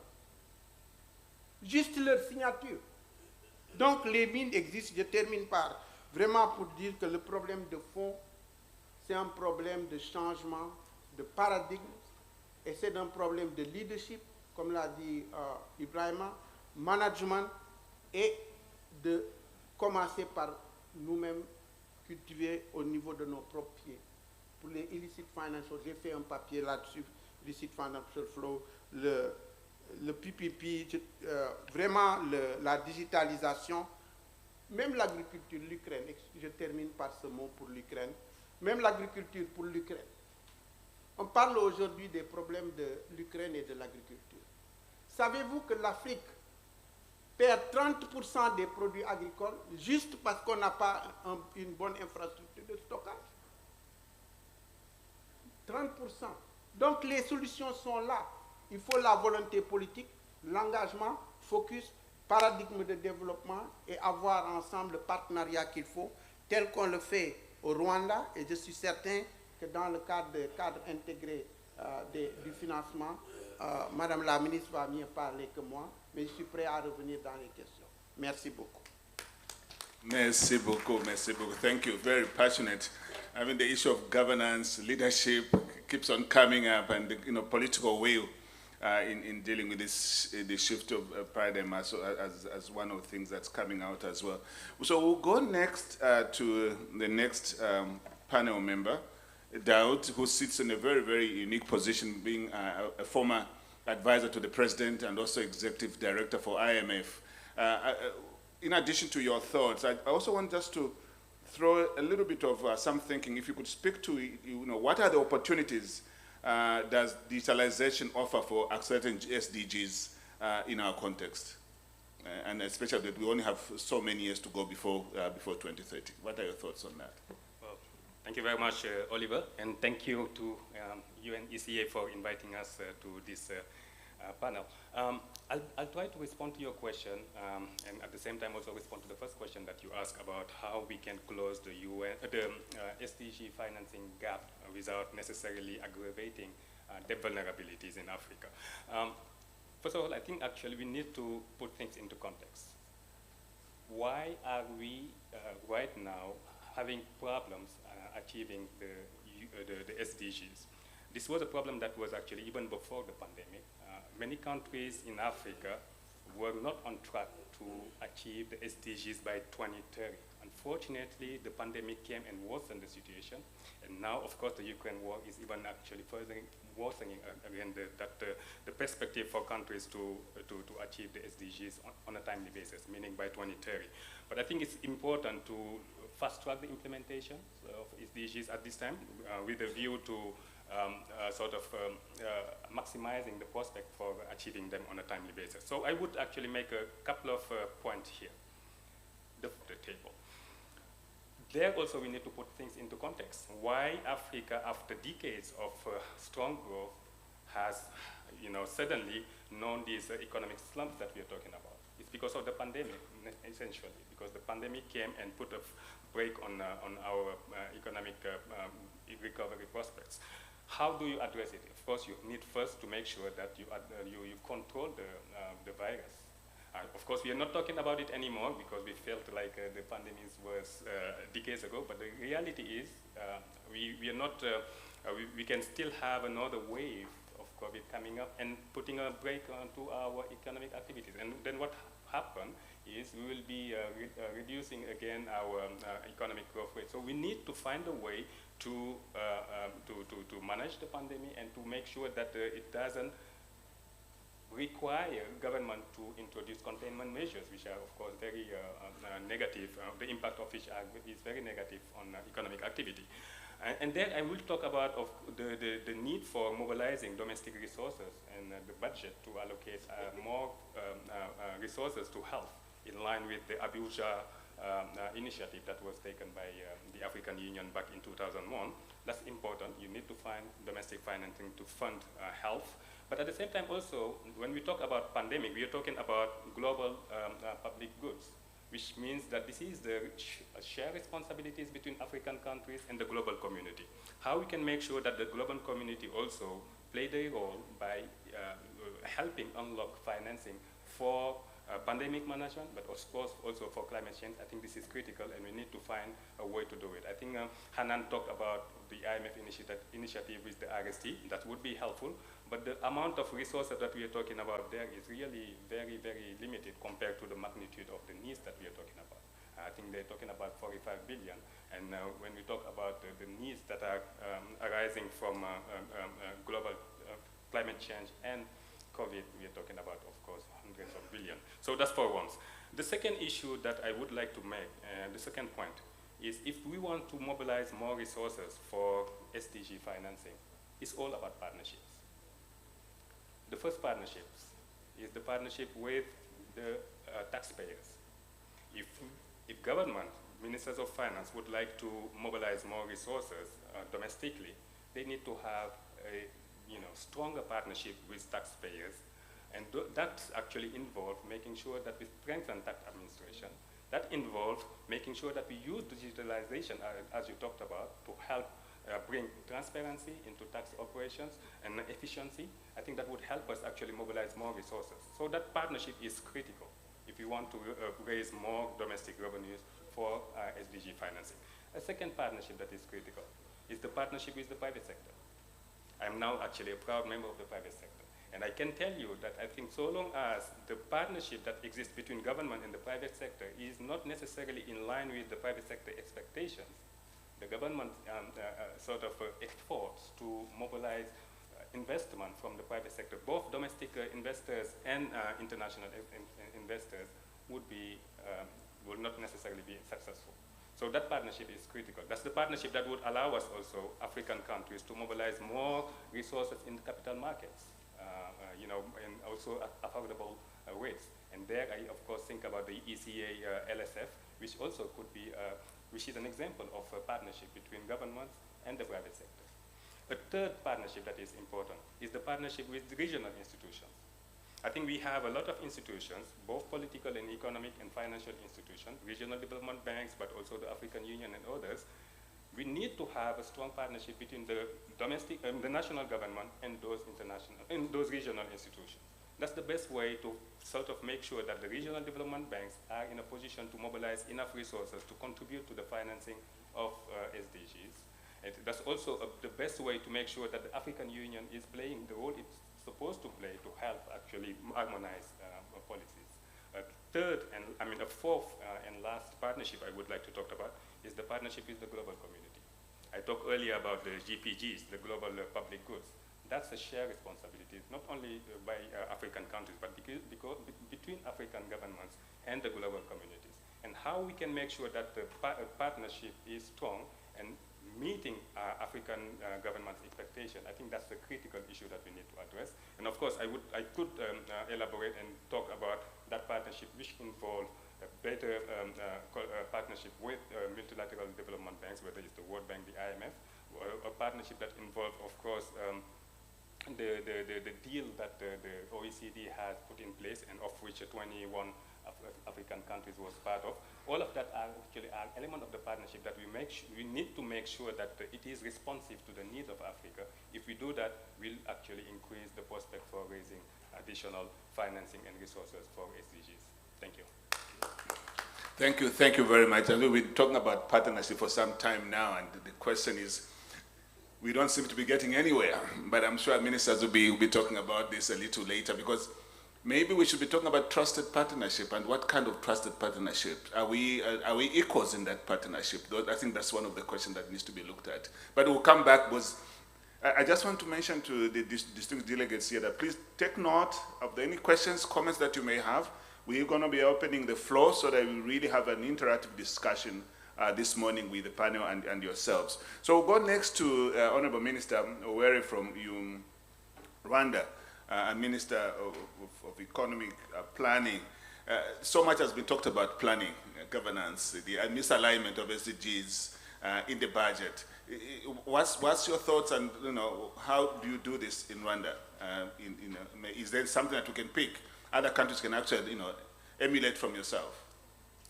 Yeah, thank you very much, Moderator, Excellencies, Honorable Ministers. It's a pleasure to me just to represent the government of Rwanda and they just speak on this panel when it comes to acceleration of just implementing those sustainable development goals. As planning is concerned, from following your question and following also, the debate made by Fode, I would like to let you know that there is much to learn from this pandemic, and I think each country has its own experience. And starting by Rwanda, and when it comes to planning, I can say that even before COVID-19, the Sustainable Development Goals have been fully integrated into the national planning, into the national vision, into the sector strategic plan, into the development district strategies. And this was the process that we called domesticating the Sustainable Development Goals. And it was not only that, Rwanda tried to invest more in trying to see how to monitor, how to track the implementation of the Sustainable Development Goals through increasing financing towards the statistical capacity to be able to monitor and track the Sustainable Development Goals. And we were at a level above 60% of monitoring the Sustainable Development Goals, something that really was a big hope for us just to make sure that we'll be able to reach a number of the targets under the Sustainable Development Goals. But of course, as you mentioned, the COVID-19 and of course the ongoing war in Ukraine also led to a negative impact when it comes to accelerating the implementation of the Sustainable Development Goals. But of course, we've seen number of things that has caused a delay in some of the targets. But Rwanda tried to come up with innovative solution in terms of planning, in terms of finance, to make sure that though we've been hit by COVID-19, we'll be able to achieve the Sustainable Development Goals as it was before. First of all, we established and we developed what we call the Economic Recovery Plan. And we managed to reprioritize, if I can say, because prioritization is also under what we call the National Strategy for Transformation as a medium-term strategy that also feed into our Vision 2050. But when we just realized or observed the impact that was caused by COVID, we went through those priorities and we tried to reprioritize to make sure that we really be able to catch up with the delay that was caused by the impact of COVID. Then we came up with an economic recovery plan that just helped us just to design what we call the quick wins, and we just also align interventions through the short-term, medium-term, and the long-term interventions. So this led us just to see how to strategize when it comes to resource mobilization, to make sure that we really at least start with what we call the quick wins, the short-term interventions, and we were considering after COVID, though we are still within the COVID, as a kind of emergence period. So sector by sector, we revised what will be really those priorities, starting by the health sector, as every country saw that the health sector really needs just to develop a strong system to make sure that we get prepared to the next pandemic. Rwanda revised the health sector strategies, and as you might know that we are also just fast-tracking, just moving toward establishing the vaccine manufacturing to make sure that we prepare for the next pandemic. But it's not only that, because within the health sector, we're trying to develop different infrastructures to make sure that we get the health sector we want it. So, and when it comes to the agriculture, it has been said by others, yes, agriculture is an engine of our economy. We've seen that we've learned a lot from the COVID-19, and we've tried just to go through the import substitution strategy to see what we can say, something we can say like the must-have product, how can we grow that? How do we increase productivity? But of course, by focusing on the regional integration as well. And something that is important when it comes to the agriculture sector is how to de-risk this agriculture through revising the value chains as well. So in every sector, as a human capital is also concerned, education was also one of the priority. How do we really continue toward the path of just getting this improved quality of education? So a lot of investment in the human capital just is also has been being mobilized. Then, when it comes to this fragile situation that was caused by COVID, we've seen that the sustainability question has been compromised. And when it comes to the sustainability questions, something also were also considered as soon as it's always a concern when it comes to the climate change. We've seen that mobilizing the climate finance will be one of the innovative financing solutions, just to make sure that at the same time, just we cope with impact caused by a number of the disasters, because Rwanda had been affected by disaster recently, and we've seen that one of the causes we really need just to go through, just to make sure that we implemented the green project. And we've seen that this should really help us just to mobilize the climate finance. At the same time, we tackle this question related to disaster, and at the same time, it's considered as an innovative tool just to mobilize the finance. And there is something that Dr. Tedros highlighted that really African countries should reflect on when it comes to increase the local production. Yes, we've been implementing what we call the manufacture and build to recover. Is a program that was designed just to help small business to grow by putting a lot of different incentives, and also by attracting the private sector just to come and support the government as well. So this was also one of the focus. So something else that we think when it comes to implementing accelerating the SDGs, the Sustainable Development Goals, we continue just investing in just building the statistical capacity And also we have what we call the big data that will help us to have a round number of tools, adequate tools to continue, just to even develop the methodology and approach just to monitor the Sustainable Development Goals. Also, Rwanda has also joined, initiated through the support of UN, what we call the Integrated National Financing Framework. But on this, I would like FODE just to develop that. We've been working together. This is a really framework that supports, will be supporting Rwanda just in developing innovative, that will help innovative resource mobilization. So, when it comes to digitalization, I think much has been said, I'm not going to repeat. It's also a priority and the focus for Rwanda. Thank you very much. Yeah. Thank you, Honorable Minister. Thank you for that experience of Rwanda. Going straight to Liberia. So, Liberia, the Deputy Minister of Budget and Development Planning, Honorable Branson.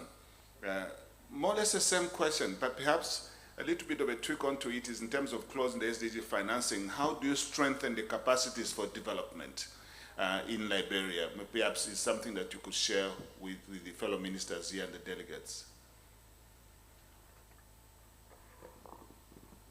Thank you. Let me first of all thank the UNDCA for the opportunity to be on this platform to discuss concerns that borders all of our development initiatives. I also would like to thank them for bringing the future into the present. What do I mean by that? The youth. What we are discussing is about their future. The fact that they are here in the room, I think it speaks volumes for us, because we heard yesterday from the presentation of a young man how very innovative they can be. So they need to be here to hear what's happening so that tomorrow they'll be prepared to provide solutions for us. There has been a lot said in terms of the impact of COVID on our development initiatives. And for Liberia, is no exception.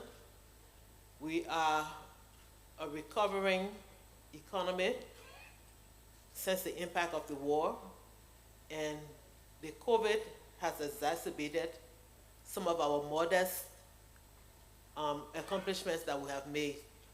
So what we have had to do is to recalibrate. When we developed our National Development Plan a few years ago, we incorporated the SDGs as well as the AU development agenda. And so we took the opportunity in 2021 to revisit our development plan, to recalibrate and make sure that we had in there things that we were able to accomplish within the time frame, within the context of COVID. So much of what we have there now, we hope we can be able to accomplish, and I'm sure the impact that COVID has had is similar to what the Ukraine crisis is having now on us. So we hope to be able to do that. The problem of financing is a challenge across Africa. We have a domestic revenue mobilization scheme that is just taking ground, but now it's impacted by the fact that there's some methods that we want to implement, but because of the pressure that is being borne by our citizens, you can't add additional burdens to them. So we are looking at other options, and many of them were discussed during this week engagements. So we agree with what the president of Senegal said yesterday in terms of long-term financing. Those are options that we need to really strengthen, because that's the only way we'll be able to grow. I think the terms and conditions of most of the options that we have out there are very constraining, and we need something that has at least 20 years grace period that will give us time to really develop what we need to develop so that we can be able to benefit from it. Also, I believe that for us to see meaningful progress in terms of sustainability, we need to ask ourselves some critical questions. Do we have the relevant human capacity to drive effective programs and policies? Do we have enough strong health facilities to support longevity for effectiveness, for effective population and increased productivity? I think from the COVID, we saw how very fragile our health systems are. Most of us thought we had something that we could boast of, but the impact was very detrimental for all of us. Also, what can we say about our governance structure and systems in terms of stronger institutions? That's a challenge for us in Liberia. We need to strengthen our institutions to ensure that they have the capacity to deliver. And also, talk about the mobilizing financial support for sustainable development. Like the speaker said yesterday, education is key, and it was re-echoed this morning, meaning that its critical priority for sustainable development should focus on transforming the minds of the people of Africa. It means educating our people. It means offering trainings that are aligned to our development agenda. It means ensuring institutional capacity. It means providing gender-based education that maximizes the potential of empowerment for women. Of course, we know that empowering women can significantly help to transform and put Africa on a sustainable path. Basically, we need an approach that is human-centered with social protection and that works in tandem to improve living standards, reduce inequalities, and empower people to navigate any challenges they encounter.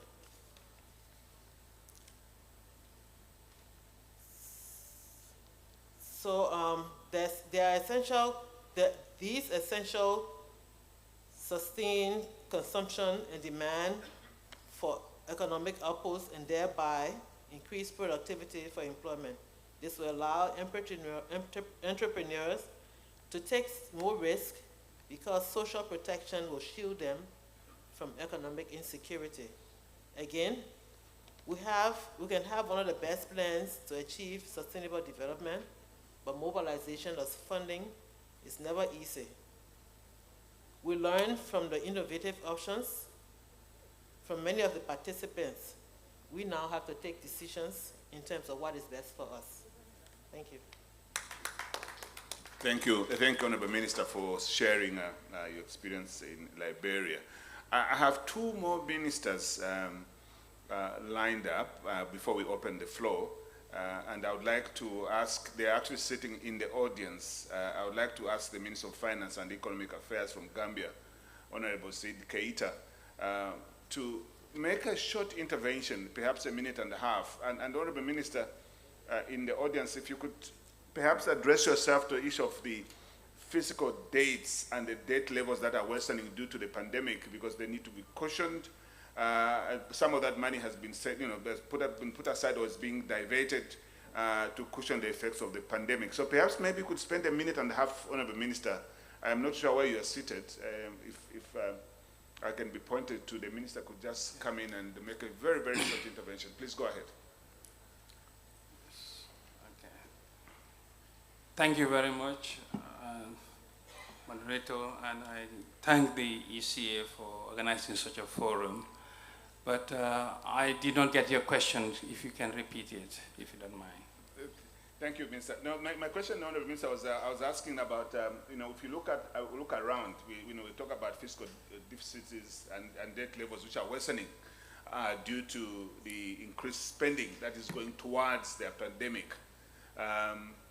What are your thoughts there, or what are you doing in Gambia in relation to that? In particular, as we try to accelerate the SDGs on the continent. You may want to address that, or perhaps an issue that's related to that. Yes, I think the pandemic spending has put a lot of pressure on the national debt levels and has reduced the fiscal space. However, this is needed in order to cushion the impact of the COVID and to build the resilience and the capacity for a post-COVID recovery.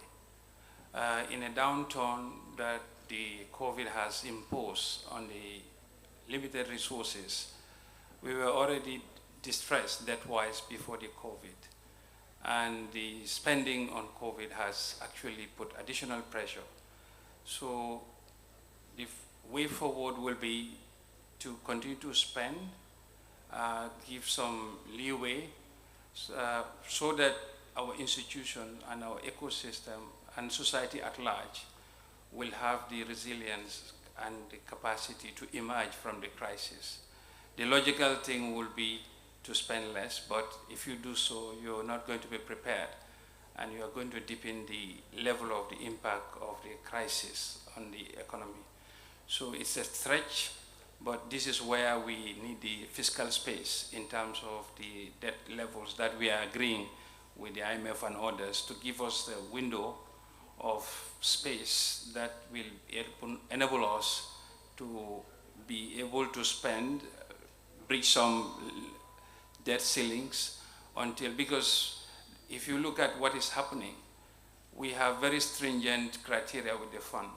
But if you look at those terms, they are much more stringent than the West. In the West, if you look at the debt levels, they are more than 200% in some countries. And yet still they are able to leverage on that high debt level and issued debt to invest in the pandemic. On the other hand, we don't have the capability, and with the limited resources we have, if we are told to keep within our spending limits, that will even entrench the challenges emanating from the COVID. So that is how we are handling it. Thank you. Well, Minister, thank you very much for that. Again, very quickly, a similar question to the Honorable Minister of Finance in Guinea-Bissau, João Mamadou Fadia. If you could address yourself to the same question, please. I'm not too sure where she's sitting.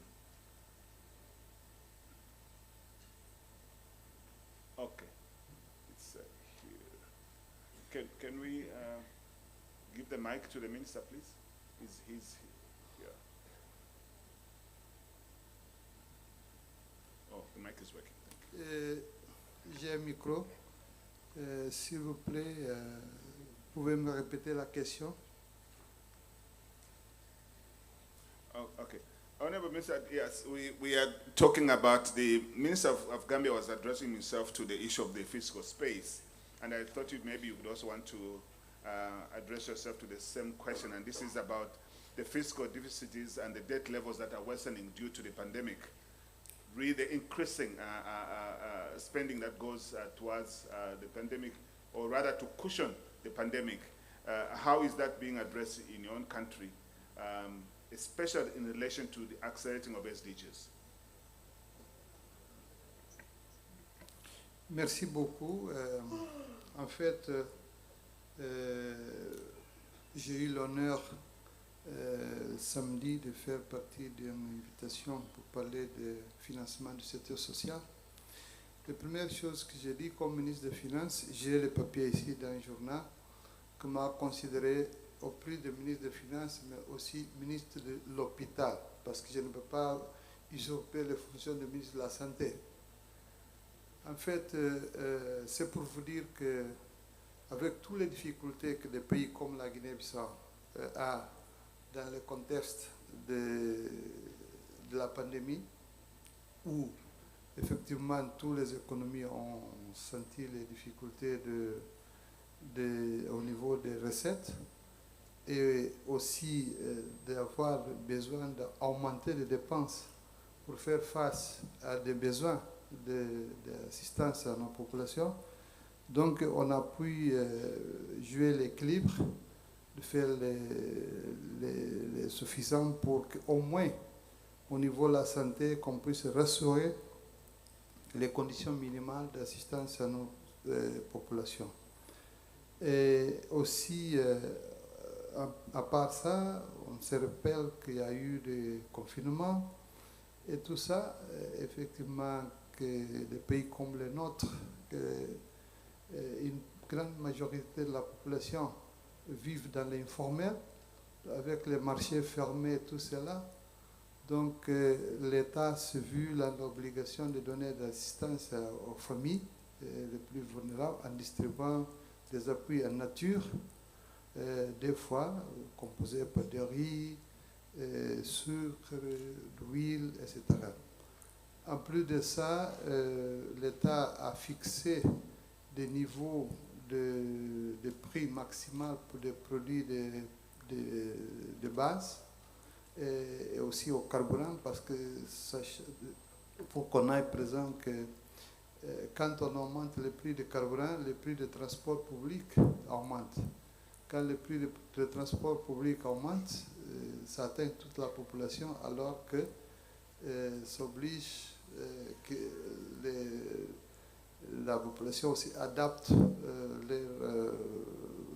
les conditions de vie en vendant les produits aussi plus chers. Donc, c'est une situation très difficile. Mais parlant de la dette, nonobstant toute cette situation où l'État a vu réduire sa capacité de recouvrement de recettes, quelqu'un a dit tout à l'heure, M.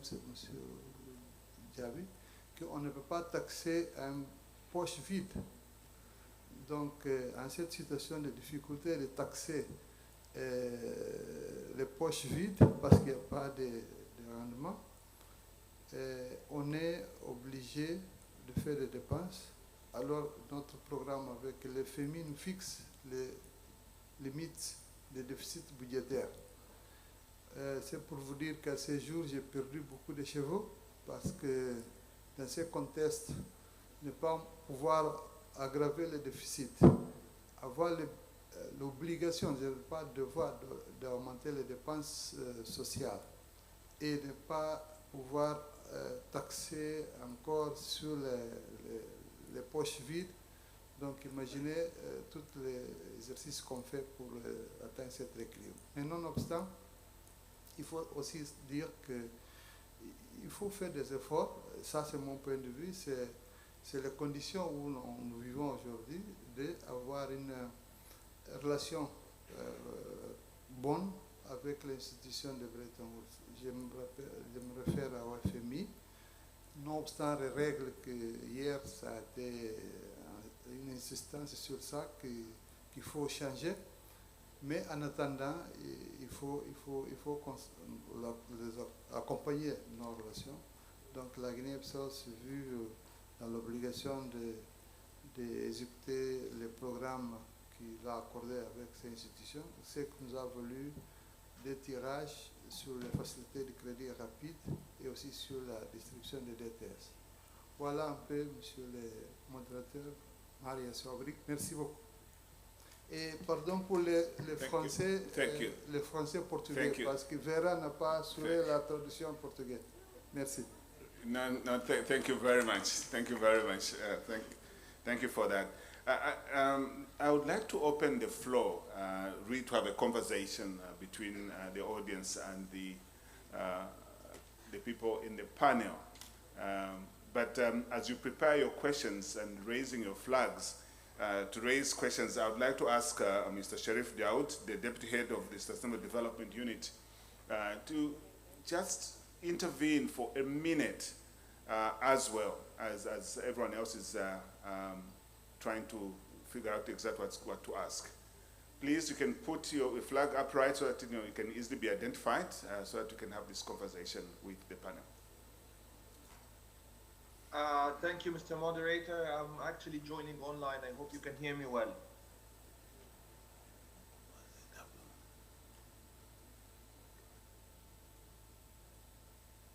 Hello, can you hear me?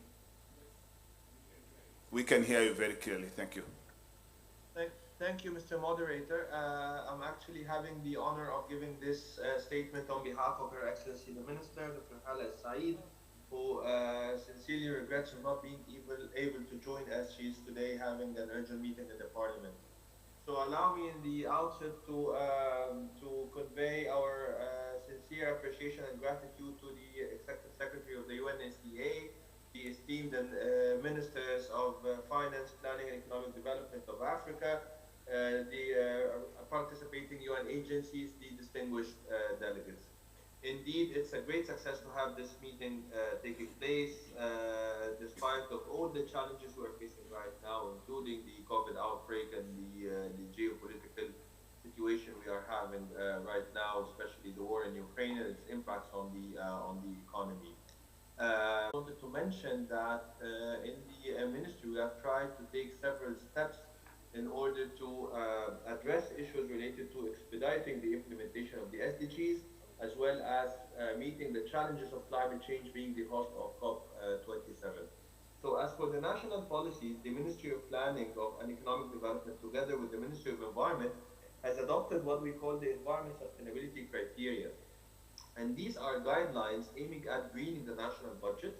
And while following these criteria, we have 30% of the National Investment Plan is composed of green projects, focusing on areas of renewable energy, energy efficiency, water and sanitation, clean mobility, and digital tech. We aim at raising this percentage up to 50% by the fiscal year 2024-2025. We have also launched the first green bonds in Africa and the Middle East region. The government green bonds in 2019 were at a value of $750 billion US, and they are all directed to cover the projects of clean mobility. The demand and turnover for the bonds was covered 5 times, and actually the private sector, including private banks, are already launching their first private public bonds at the value of $120 million. Another initiative that I want to talk about is the Decent Life Initiative, which is aiming at improving the quality of life of 60 million inhabitants, which is almost 58% of the population living in the rural areas. It is considered by the UN DESA, the Division of Economic and Social Affairs, as one of the SDG accelerators.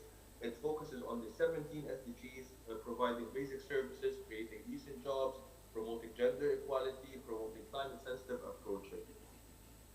I want to mention that Africa, despite contributing least to the climate change and to the global greenhouse gas emissions, it's one of the most affected continents, and it's a climate vulnerability hotspots, and Egypt is not an exception for that.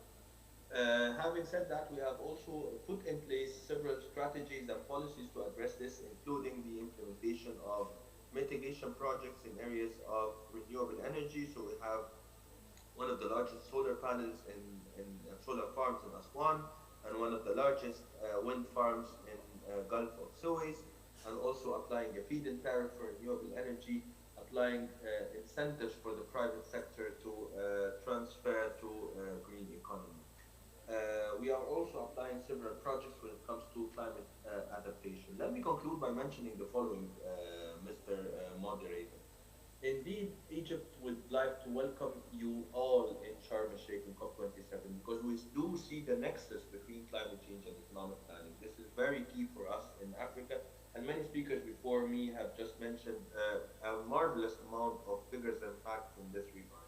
So we need to have Africa Voice very well represented in the COP. We need to localize issues related to sustainable development and getting it at the level of the local governments and African villages. We need to make sure that climate-sensitive rationale is integrated in the process of planning and shaping economic policies and financial measures and tools.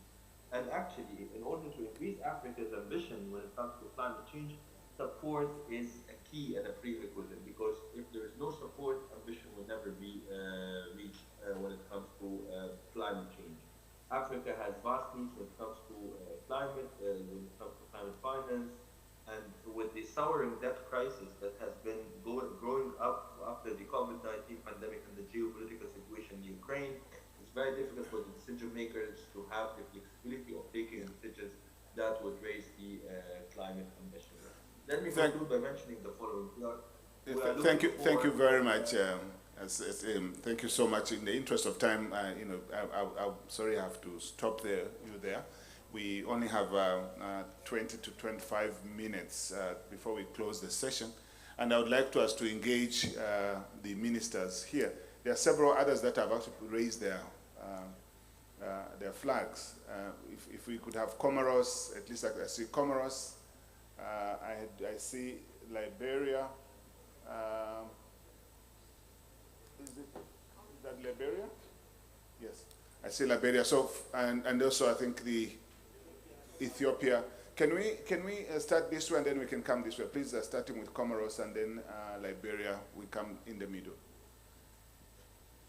And Gabon and Ethiopia, yeah, please.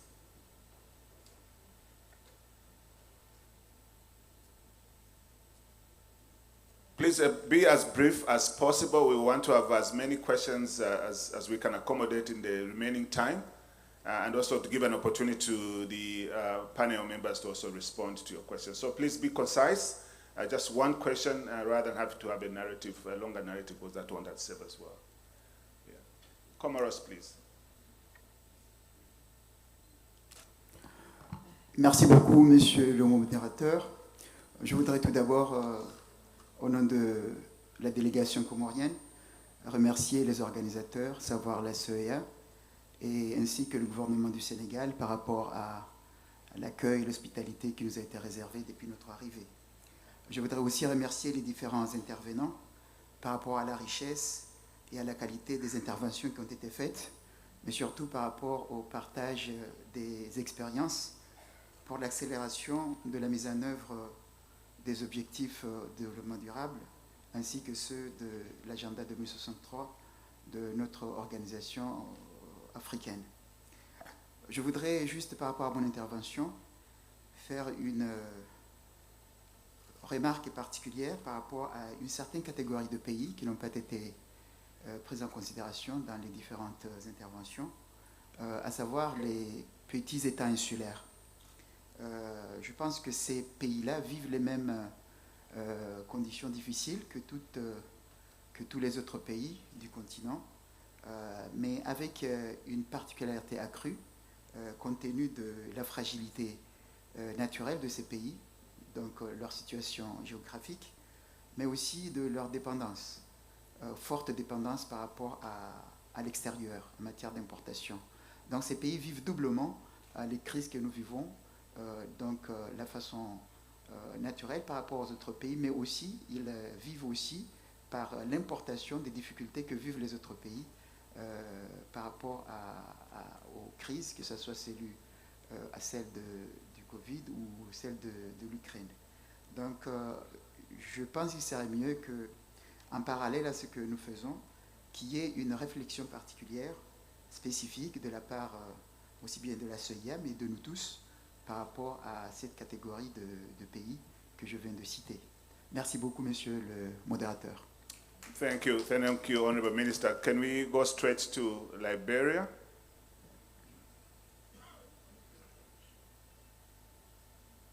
Thank you so much. I think the last 2 days I've spent at this forum has been very educative and very interesting.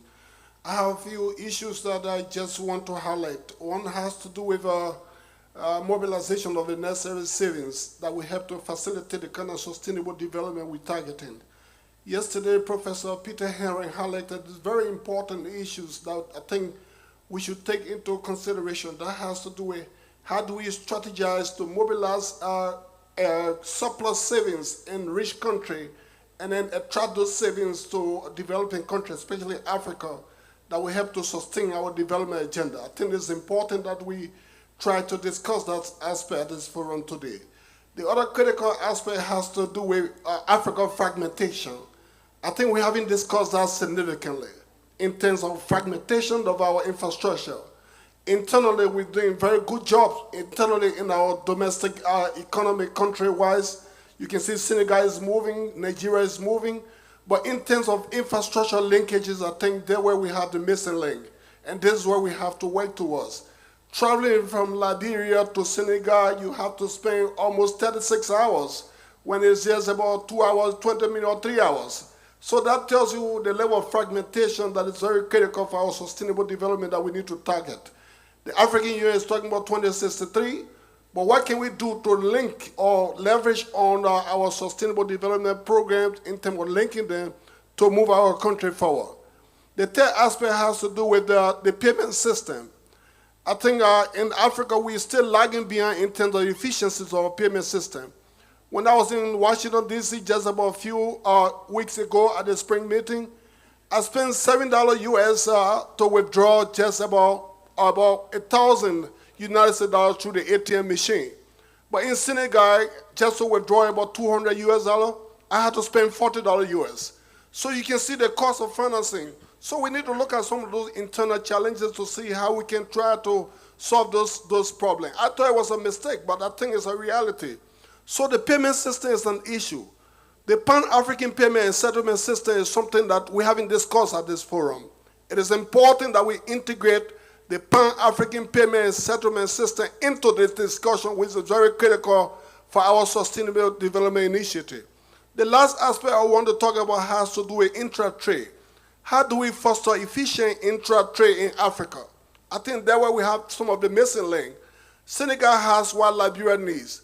How can we mobilize our strategy to ensure that what Senegal has that Liberia needs, we are able to get it from Senegal easily? Cape Verde has what other countries need.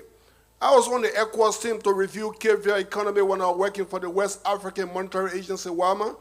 When I reviewed Cape Verde economy, we saw that most of the input from Cape Verde in terms of business necessity that other African countries have the potential to produce are being imported from Europe. So you can see, and it's not only peculiar to Cape Verde, that cuts across all the African countries. So how can we integrate this sustainable development discussion into ensuring that resources that are surplus in other countries, other African countries can leverage on them in order to expand their growth and productivity? I think that is just my contribution to this forum. Thank you. Thank you, Honorable Minister. You've really raised other questions that will perhaps trigger another conference to deal with those questions that you've raised. I'll go to DRC and then we'll close it with Ethiopia. DRC, please. DRC here. Gabon, and then we close it with Ethiopia. Merci, Monsieur le modérateur, pour la parole.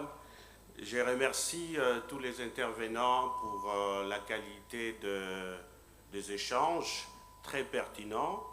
Je vais intervenir sur un commentaire. Il est vrai que les défis majeurs aujourd'hui du développement de l'Afrique et de l'atteinte des ODD, c'est le financement. Alors, le financement des ODD en Afrique exige des ressources importantes, conséquentes et croissantes.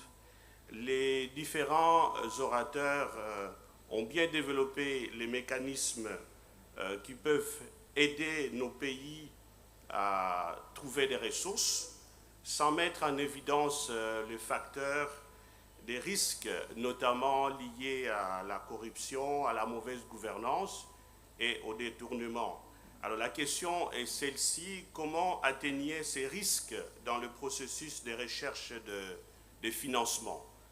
C'est une grande préoccupation parce que, comme vous le savez, les récents événements, notamment la pandémie de Covid-19 et la guerre en Ukraine, ont montré des limites de nos économies pour mettre en place des réponses rapides, urgents et résilients, capables de s'adapter aux chocs et aux crises aléatoires, dont les effets affectent négativement nos populations.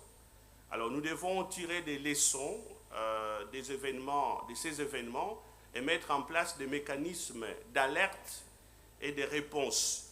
Alors, ne faudra-t-il pas encourager ou recommander nos pays de mettre en place ces mécanismes de réponse non seulement résilients, mais aussi capables d'avoir des mesures de pérennisation? Je vous remercie.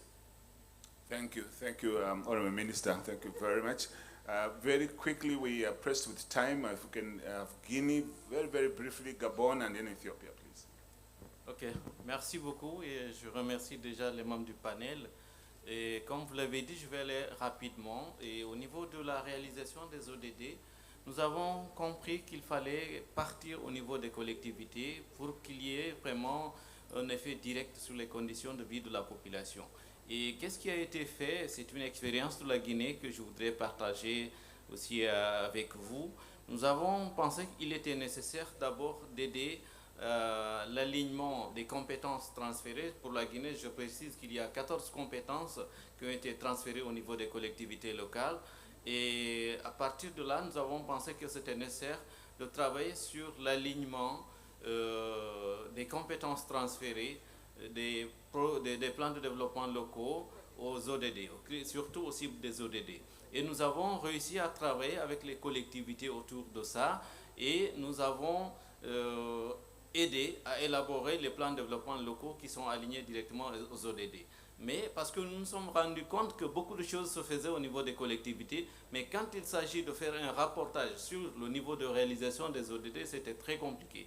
Et qu'est-ce qu'on a fait encore? Nous avons élaboré un cadre de résultats pour aider à mesurer le niveau de réalisation des ODD au niveau de la base avec un mécanisme de suivi qui fonctionne et qui a été adopté par toutes les collectivités, qui sert aujourd'hui un outil non seulement de planification mais aussi de suivi du niveau de mise en œuvre des ODD. Je vous remercie.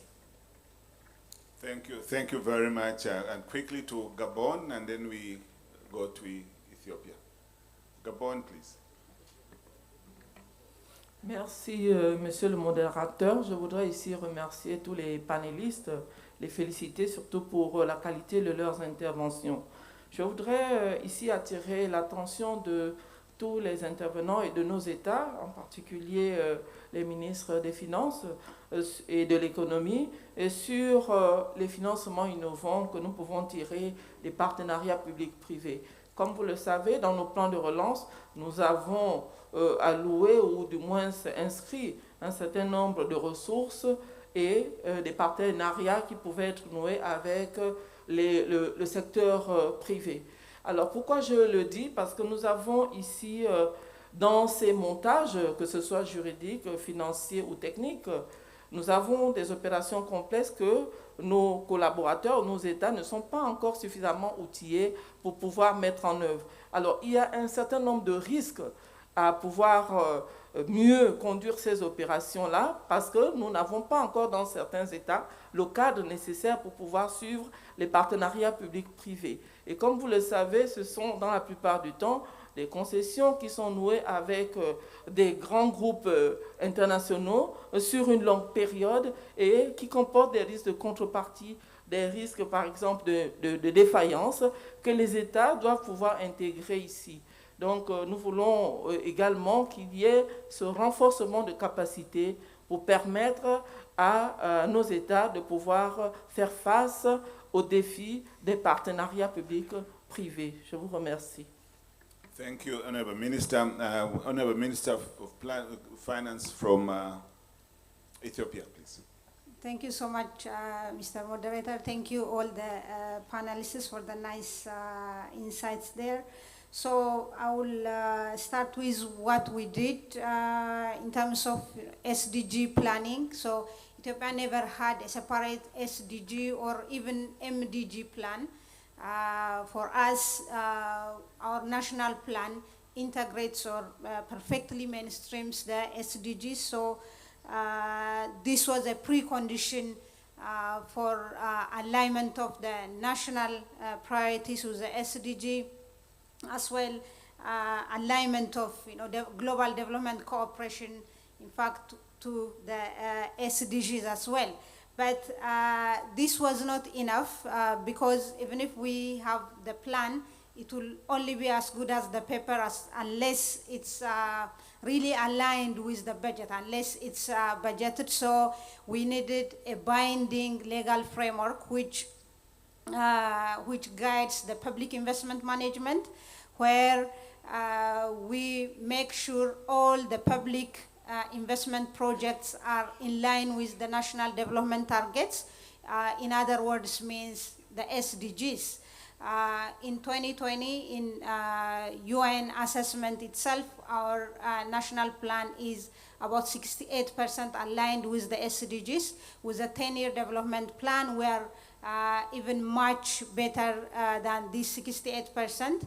Of course, considering the fact that the UN itself has to work more on some of the indicators, we are expecting more on the technical notes, on some more revisiting of the indicators there.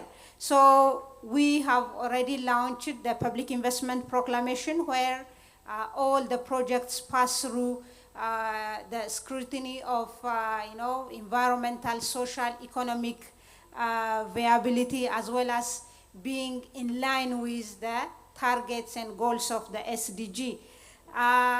We have talked a lot about the international financing or the global development cooperation, and the fact that it's dwindling from time to time. But what did we do at domestic level to finance, to have innovative way of financing of the SDG goals and targets?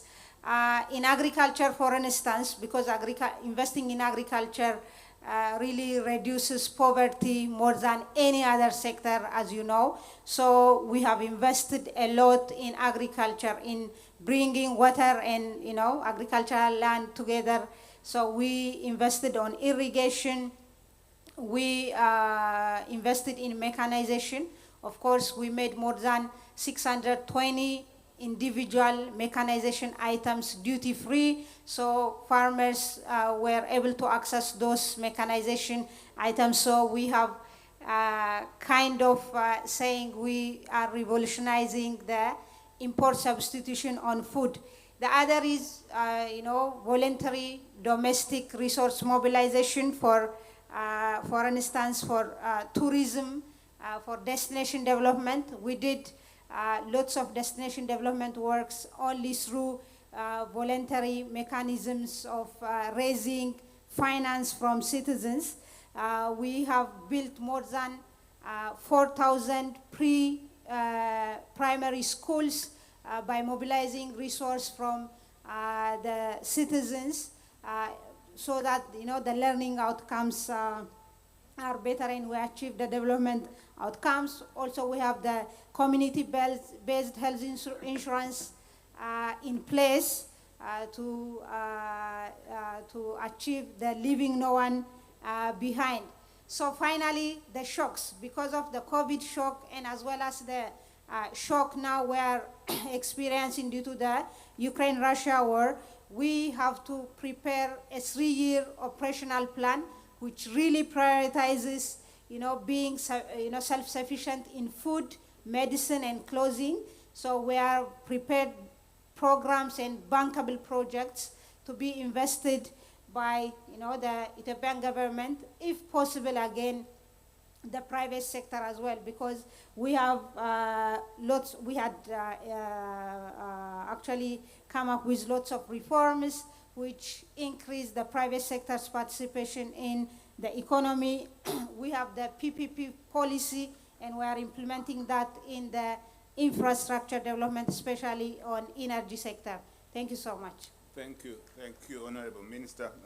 Good best practices and tools in most of the countries that I've shared. I think there's a lot that we can pick in terms of accelerating the SDGs.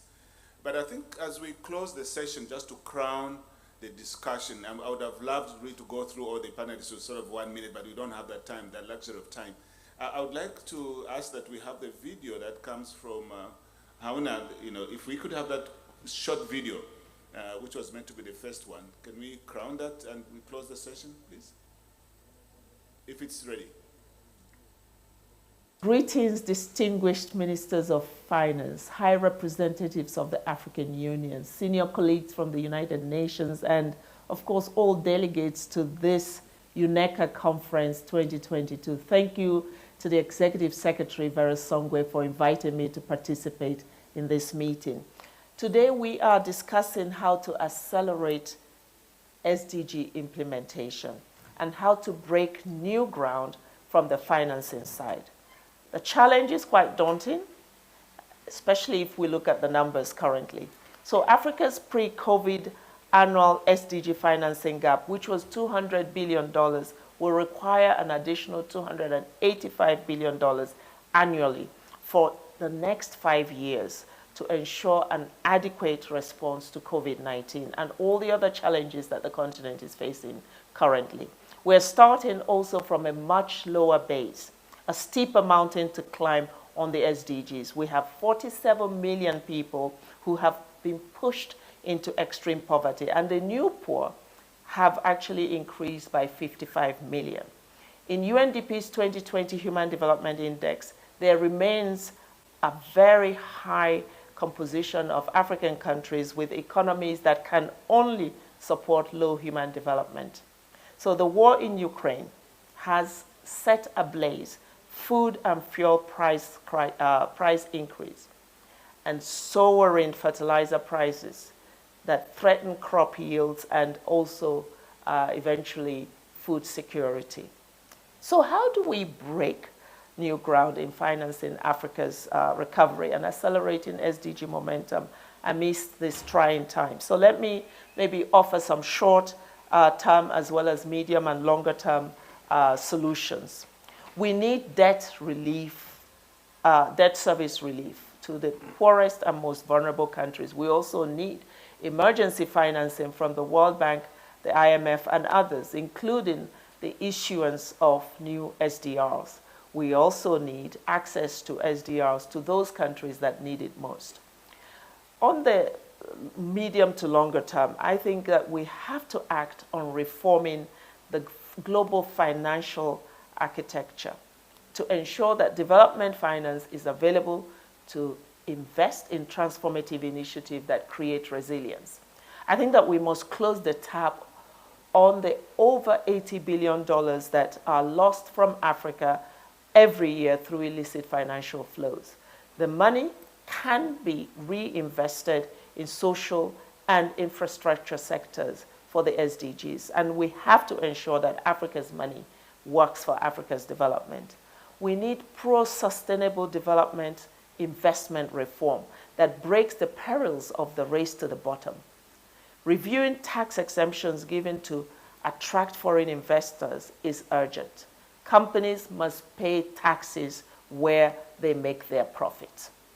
And we have to ensure that the Africa Continental Free Trade Area succeeds. Effective implementation with regulations as a stimulus for trade facilitation will yield over $500 billion in business revenues. Intra-Africa trade will increase by $50 billion, and business cost will be reduced by more than $17 billion. This is a fresh perspective on the possibility of Africa financing its own development. Finally, I think we have to deploy all financial tools in a manner that sparks the development revolution in Africa. We have to do this by investing in the levers of development, like renewable energy, like digitalization, like infrastructure, human capital, among others. So let me stop here and really look forward to an engaging discussion on this all-important topic. Thank you.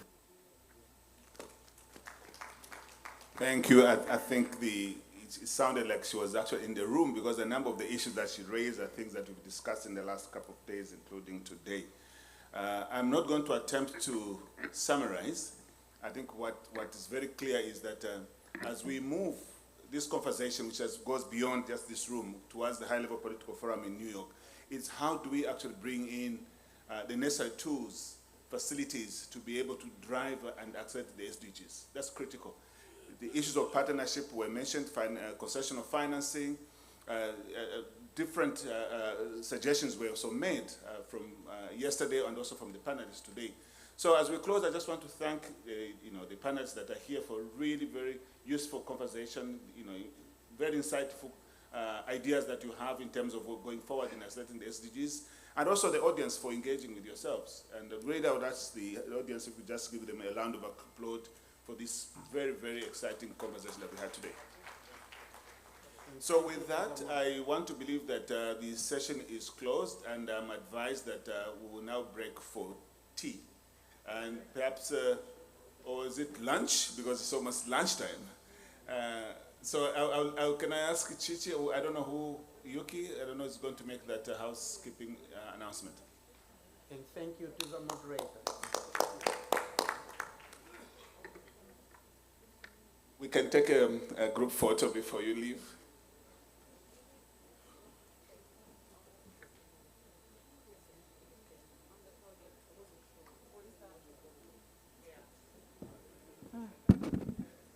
Good morning, Excellencies. Bonjour, Excellences.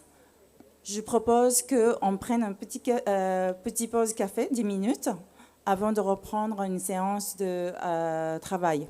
Merci beaucoup. I invite you to have a coffee break for 10 minutes. The coffee is served as usual downstairs, and we're going to resume the work in 10 minutes. Thank you very much.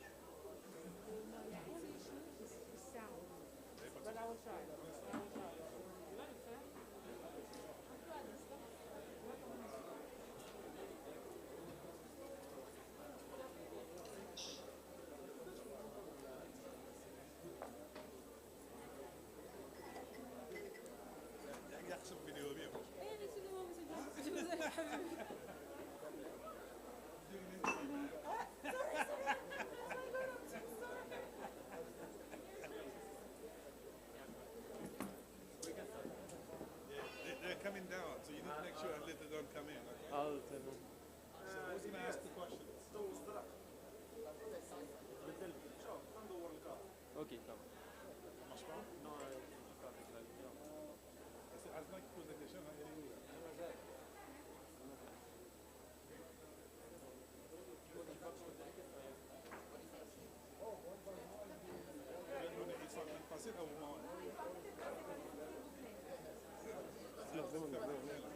Descendez de l'autre côté. Il faut descendre de l'autre côté.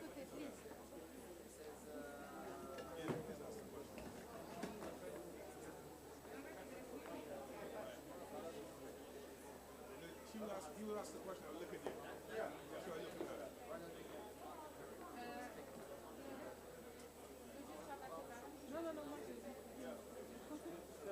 Should I look at you or look at her? Yeah, look at the camera. Okay, all right. What are Africa's priorities in managing climate change, with funding, national policies, and the typical commitment to leadership? Well, it's all of that. When we look at climate change context, even though we contribute less, but nevertheless we realize by the negative effect of climate change. So my view is that as Africans, we need to make a call and a narrative about resilience, adaptation, and mitigation. As far as Africa's priorities are concerned, obviously, the fact that we have historic losses and damages, we are committed as Africans to make sure that funding is available so we can make a kind of policies. I think second, it's important for Africans to make sure that we have the capacity to deal with climate change, support we have the right policies, also have the right governance in place. I think all of these things combined make us address climate change in a much more holistic way. Is Africa speaking with one voice, or is its position weakened by fragmentation? Well, obviously, now that Africa is hosting COP27, it is extremely critical we speak with one voice. For that one voice actually to happen, it's first important as Africans to know what we want, what our priorities are. So we can get the COP27 was a clear message of the African position. And I think the African Sí. is a great platform to facilitate the conversation whereby the African voice is coordinated, is structured,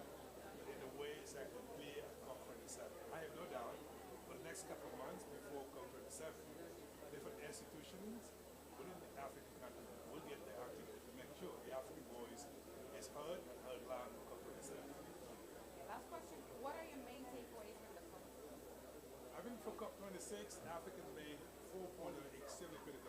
Number one, we've been saying for quite some time, because of our least contribution to actual climate change, nevertheless, check.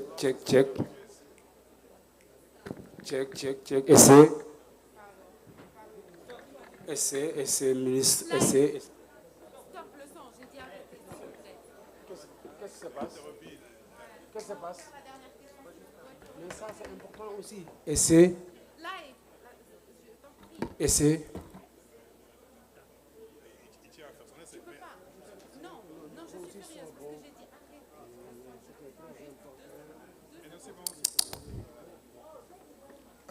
Essai.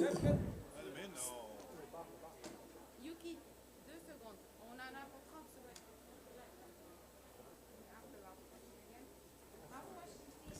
Essai. Essai.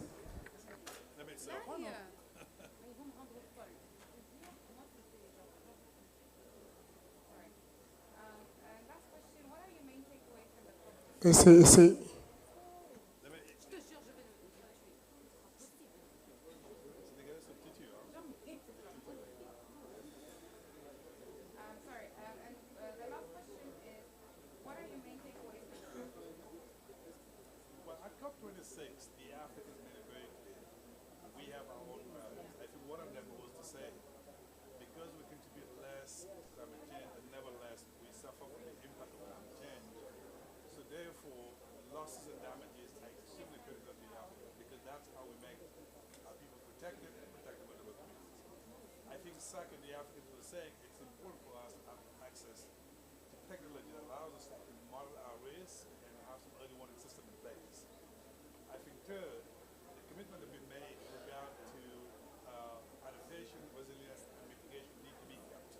So therefore, the $100 billion annually for the next 10 years, we hope by the time we get to COP27, begin to see the funding so Africans can begin to have resources to deal with adaptation, resilience, and mitigation.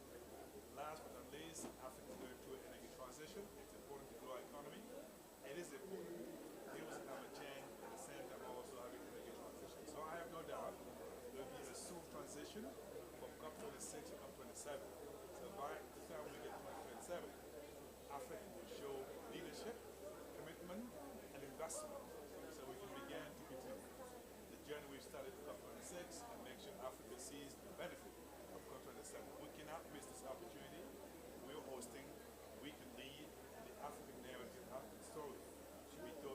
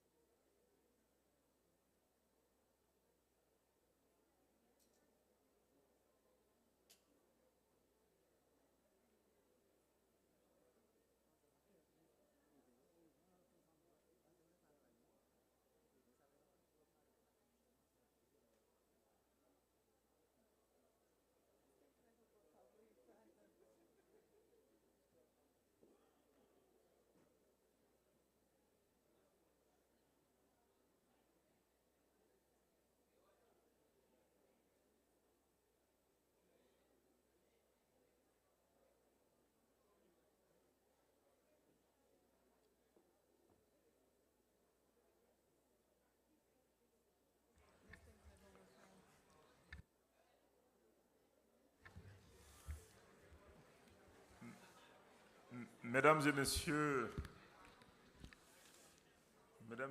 chers collègues, chers délégués, chers participants, bonjour. Nous allons démarrer donc cette session sur l'examen des recommandations et adoption des résolutions.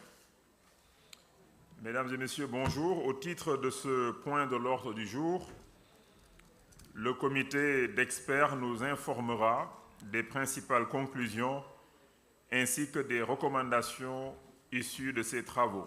Et nous examinerons les projets de résolution que le comité nous a soumis pour adoption.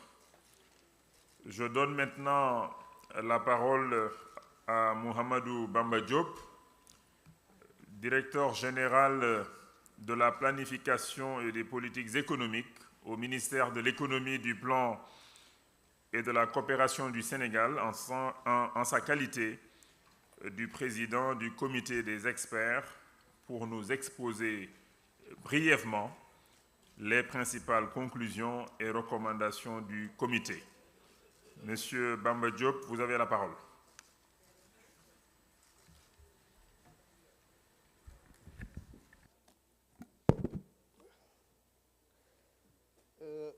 Bonjour tout le monde.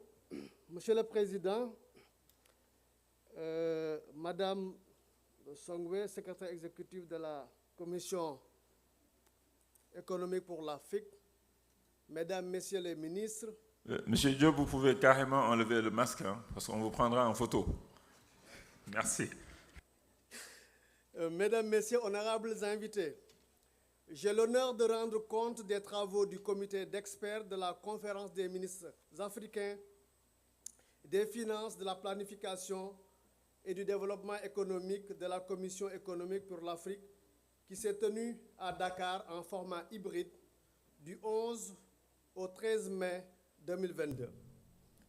Le comité a examiné le thème principal de la conférence, à savoir financer la relance de l'Afrique, trouver des solutions innovantes ainsi que plusieurs questions statutaires.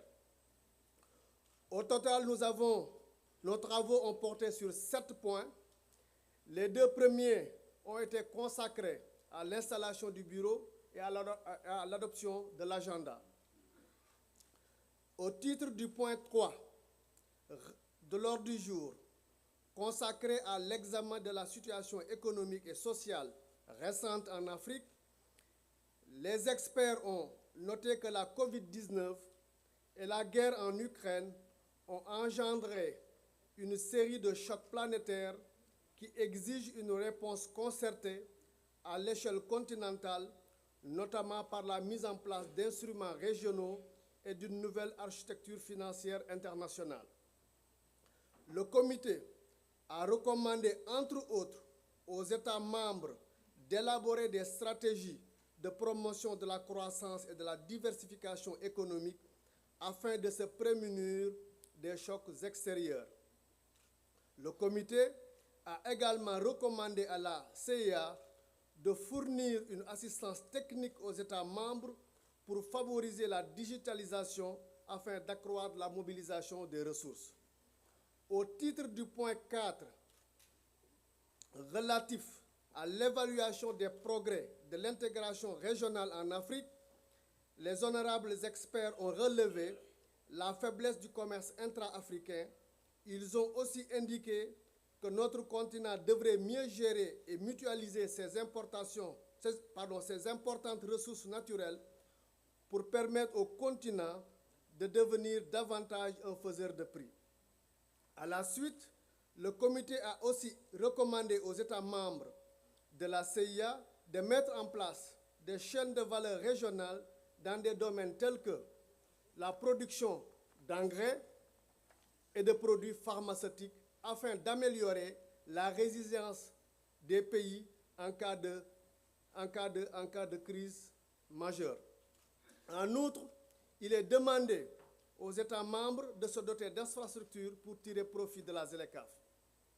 Le comité a également recommandé à la CIA, d'une part, d'œuvrer à l'intensification du dialogue entre les États membres dans le cadre de la ZLECAf et d'autre part de contribuer à la création d'une bourse africaine de matières premières étant donné l'importance des ressources naturelles dont dispose le continent.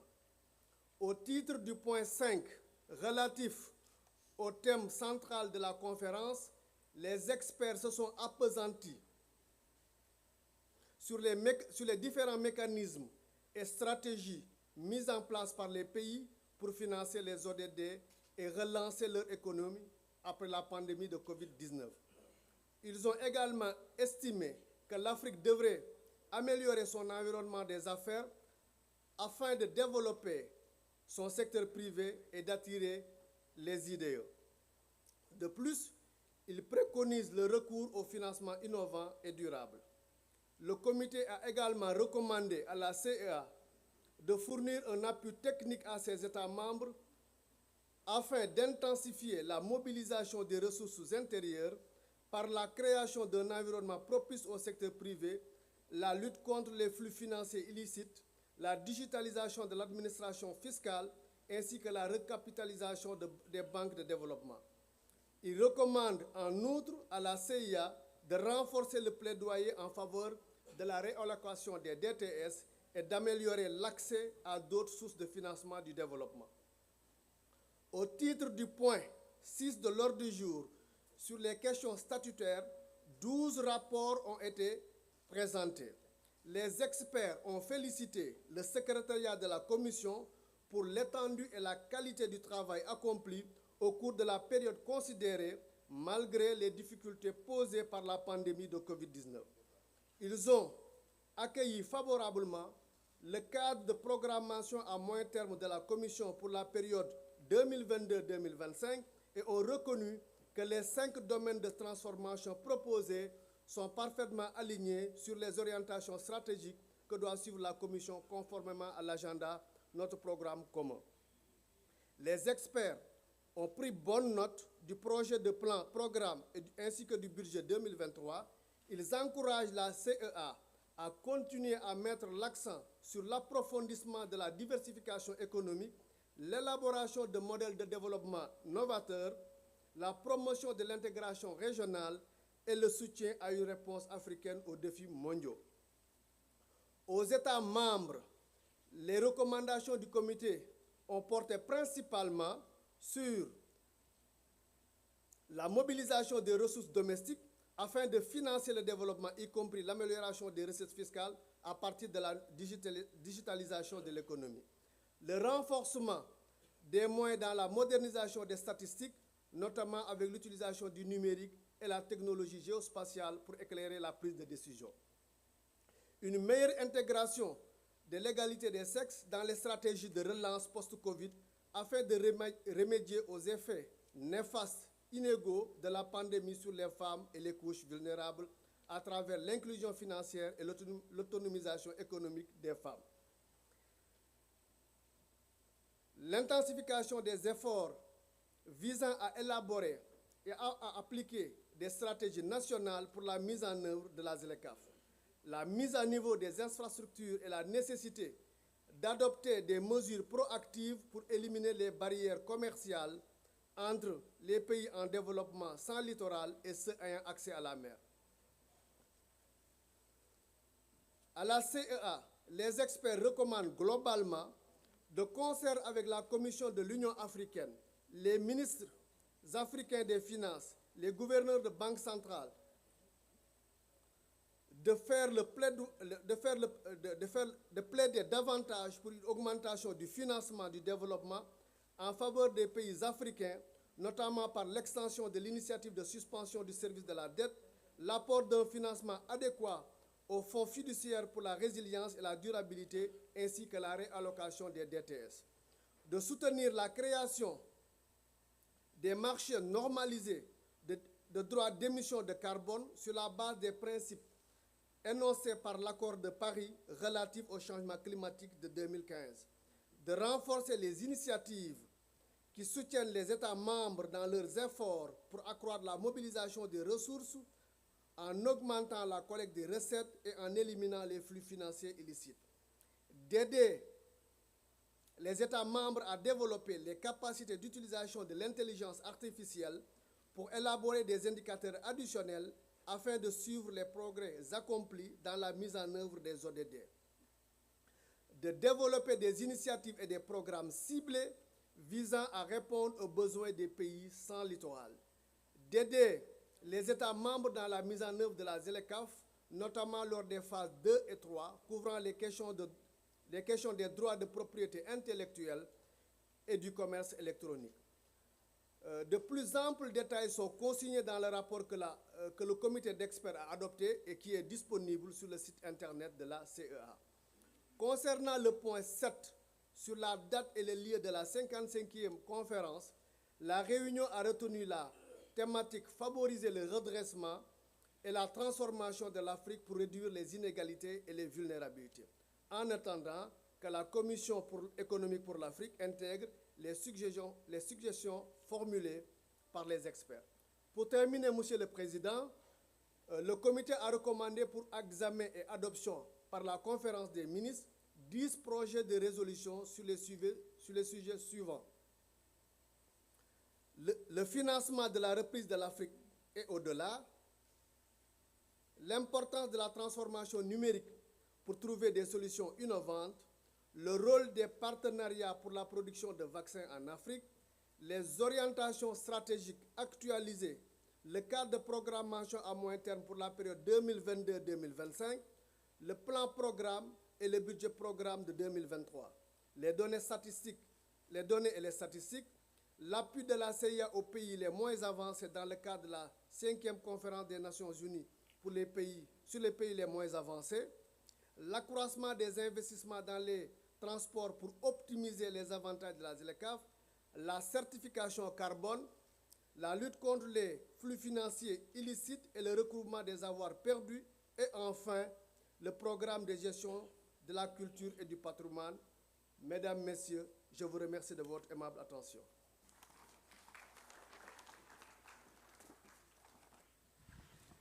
Je tiens à remercier M. Diop d'avoir guidé les États membres tout au long des travaux du comité des experts. Maintenant que nous nous sommes informés des principales conclusions et recommandations issues des travaux du comité d'experts, nous allons examiner les projets de résolution qui nous ont été soumis pour adoption. Je vous rappelle que ces projets de résolution sont les fruits des travaux intensifs menés par le groupe de rédaction établi par le comité d'experts et composé des États membres représentant chaque sous-région. Ils ont été ensuite attentivement examinés par notre comité d'experts vendredi dernier. Elles sont au nombre de 10, comme l'a dit M. Diop. Vous pouvez les trouver dans l'annexe du rapport sur la réunion du comité d'experts, dont le code est ECA/CM/54/4. Le dit rapport se trouve sur le site papersmart.unica.org, comme d'autres documents de cette conférence. Vous pouvez aussi accéder aux documents par le QR code affiché sur l'écran dans la salle. Merci d'afficher le QR code. La régie, s'il vous plaît. C'est déjà fait? Donc, merci de le faire tout à l'heure. Nous commençons par la première résolution qui porte sur le financement de la reprise de l'Afrique et au-delà. Avez-vous une objection au texte qui nous a été soumis par le comité d'experts? Je ne vois pas d'objection. Je propose donc que nous adoptions en fait... Malawi, allez-y, Malawi, s'il vous plaît. Je propose par contre que nous nous focalisions sur les points essentiels des dispositifs opérationnels de la résolution et que nous ne fassions pas d'exercice de rédaction. La rédaction est déjà faite, vraiment les points les plus essentiels, s'il vous plaît. Merci. Chairperson, just quickly, two observations that I thought maybe can help to improve the resolution. I want to take you to paragraph number 7 of the resolution, which is talking about concerned also that the continent's debt vulnerability have been exacerbated by the high borrowing costs. I think throughout the discussion in the past 2 days, we have also looked at the various instruments, that can help us, to improve the financing and to probably deal with the debt issues. But we also talked about the domestic resource mobilization. So I wanted to suggest, therefore, that on that paragraph that talks about also concerned, we should start probably saying that also concerned of the raw rate of domestic resource mobilization and the debt vulnerability, so that then the issue of raw rate of domestic resource mobilization. Because as we are driving, to improve resource mobilization, we are looking at external debt, as well as also looking at what can we do, to improve domestic resource mobilization for us, to close the gap. Secondly, on the same resolution, I want to take you to item number 5. Sorry, I have to be referring to my item number 5 of the resolution, which is a recommendation, is talking about calling upon countries and development partners. I thought maybe we should just make it a little bit stronger. Instead of saying calling upon countries, I wanted to suggest that maybe we should say urging countries, development partners, and international regional cooperation organization to improve and strongly support the financing and advocacy of the newly found liquidity and sustainability. It's just a manner of trying to make the recommendation to be strong. Instead of calling, I think we should put urge member countries. Thank you very much. Thank you very much, Malawi. Those suggestions will be actually incorporated in the document. Thank you very much. All right, which means then the first Ethiopia, please. Thank you so much. I just wanted to, of course, it is not in this report or resolution that is presented right now, or which was circulated to all of us to read through. But there is one concern that we have on the report of the VENA Program of Action. I'll read it through and I'll suggest the correction. Sorry, let's wait until we get to the resolution, please. Let's focus on resolution number 1. Okay. So for now, it's only the first resolution, please. Yes, this is on the report, on the bigger report. The main report. For now, it's only the resolution that we are dealing with, please. Okay, then. Hope I'll get that. Yes. We'll come back later, All on right. the report, Thank you. We move to resolution number 2. All right, the resolution, it's about the importance, voilà, c'est l'importance de la transformation numérique pour trouver des solutions. Donc, l'autre résolution est adoptée en tenant compte donc des commentaires de Malawi. Et nous passons à la deuxième résolution sur l'importance de la transformation numérique pour trouver des solutions innovantes.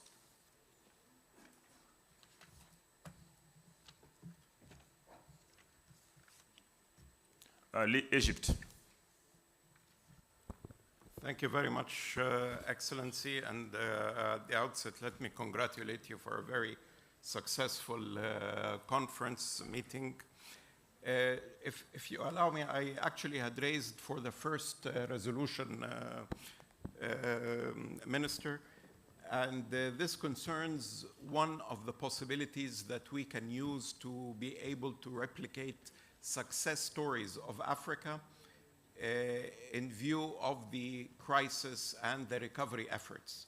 So during COVID-19, you would recall, Your Excellency, that we had a very successful model, which is the Africa Medical Supplies platform. Excuse me, is it which one of the points on that first resolution? We have 11 points. Which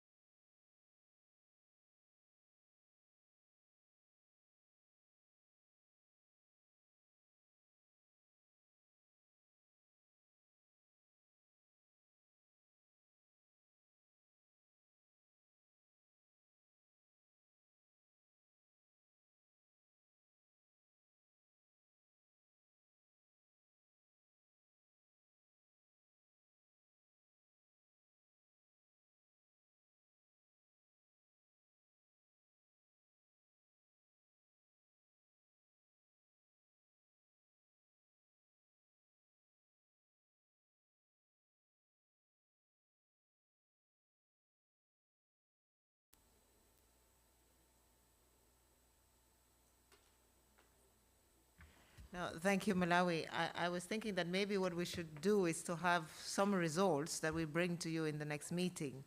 But you will have to work with us, member states, to implement those results so we have them. But maybe there will be, and then how we get to the results, we can have intermediate meetings to agree on it, if that is agreeable with you. Thank you.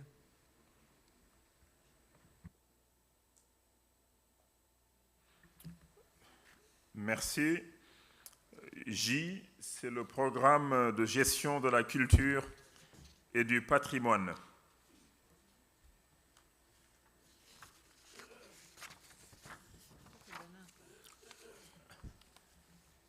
Benin, vous avez levé la main ou non? Non.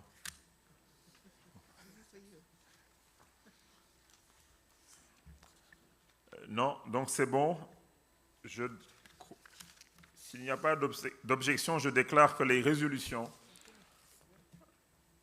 telles qu'elles ont été amendées sont donc adoptées avec les quelques modifications donc proposées ça et là. Merci beaucoup. Merci. Merci.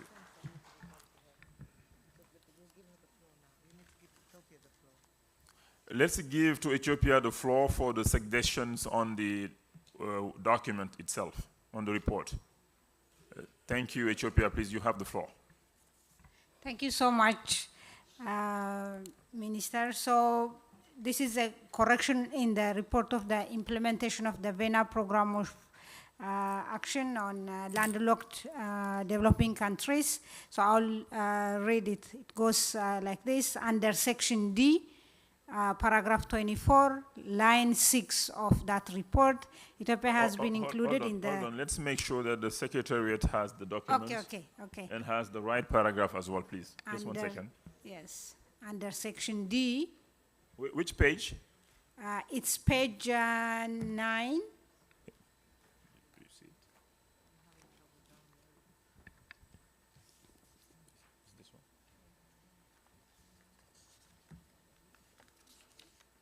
Yeah, page 9, yes. Which section? D. Okay. Paragraph 24. Are we on the same document? No, we don't. Which document? What is the title of the document? Okay, so let me go to the title of the document. I have the soft copy. 1 minute, please. Okay.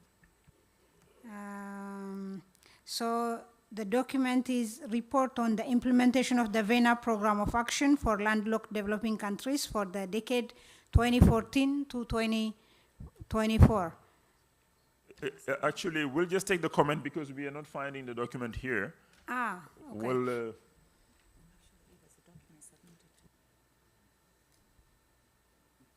yeah, hold on 1 second, please. Yes. Yeah. We can give the correction to the Secretariat if needed, but would be great if you can find the report. Otherwise, we can yes. Maybe you could start giving the comment while we just pull up the report. So that, Okay. Yeah, thank you. Yes. So our comment is under section D, paragraph 24, line 6. Ethiopia has been included in the bracket along with countries where social uprising, coups, civil wars, and unconstitutional change of government took place. We think it's misleading since it signals that all these things took place in all of the countries, including Ethiopia. It's important to rewrite the paragraph rectifying this ambiguity. We would also like to request to remove Ethiopia's name from that bracket because Ethiopia has been mentioned under paragraph 7, the same document, of course, with few corrections, and none of these descriptions is applicable as far as Ethiopia is concerned. Thank you so much. Yes, I'll ask Yuki to respond to that, please. Thank you. Thank you very much, Mr. Chair. And thank you very much, distinguished delegate of Ethiopia.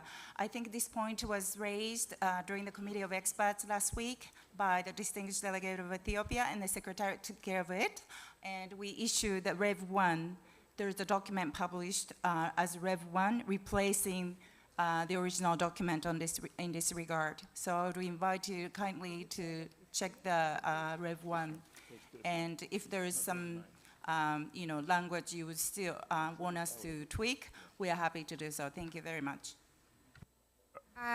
Sorry, probably, so thank you so much for correcting the one on paragraph 7, but this is a new one where Ethiopia is included among countries in a bracket described with those all things that I mentioned. So we just wanted Ethiopia to be excluded that, yes, it's a new concern that I'm raising. The other one is corrected. Thank you so much.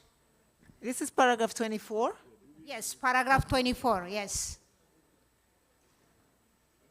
I would suggest we just take out all the countries. No need to stigmatize any country, I think. That would be great. Yeah, on the bracket, we Yes. just remove it. Khalas. Yes, Voilà. yes. Merci. Alas. Okay. We'll have a Rev 2 then, huh? Merci. Les Comores.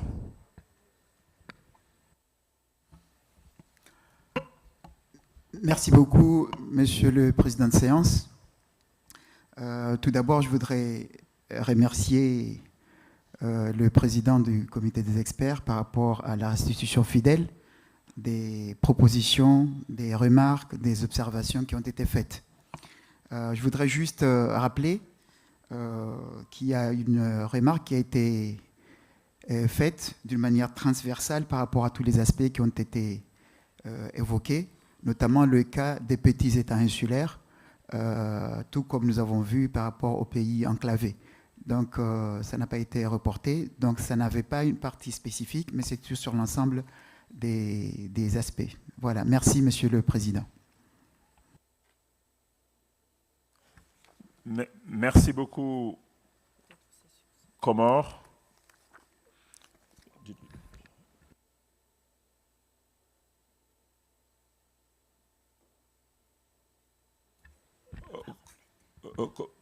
Comores, je vous prie de reprendre votre intervention, s'il vous plaît. Désolé.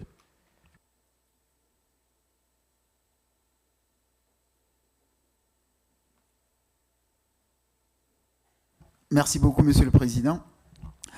Je ne vais pas retourner sur les remerciements par rapport à la restitution fidèle qui a été faite par le Président du Comité des experts par rapport aux propositions et aux observations. Je voulais juste mentionner qu'il a été dit tout à l'heure de prendre en considération le cas spécifique des petits États insulaires.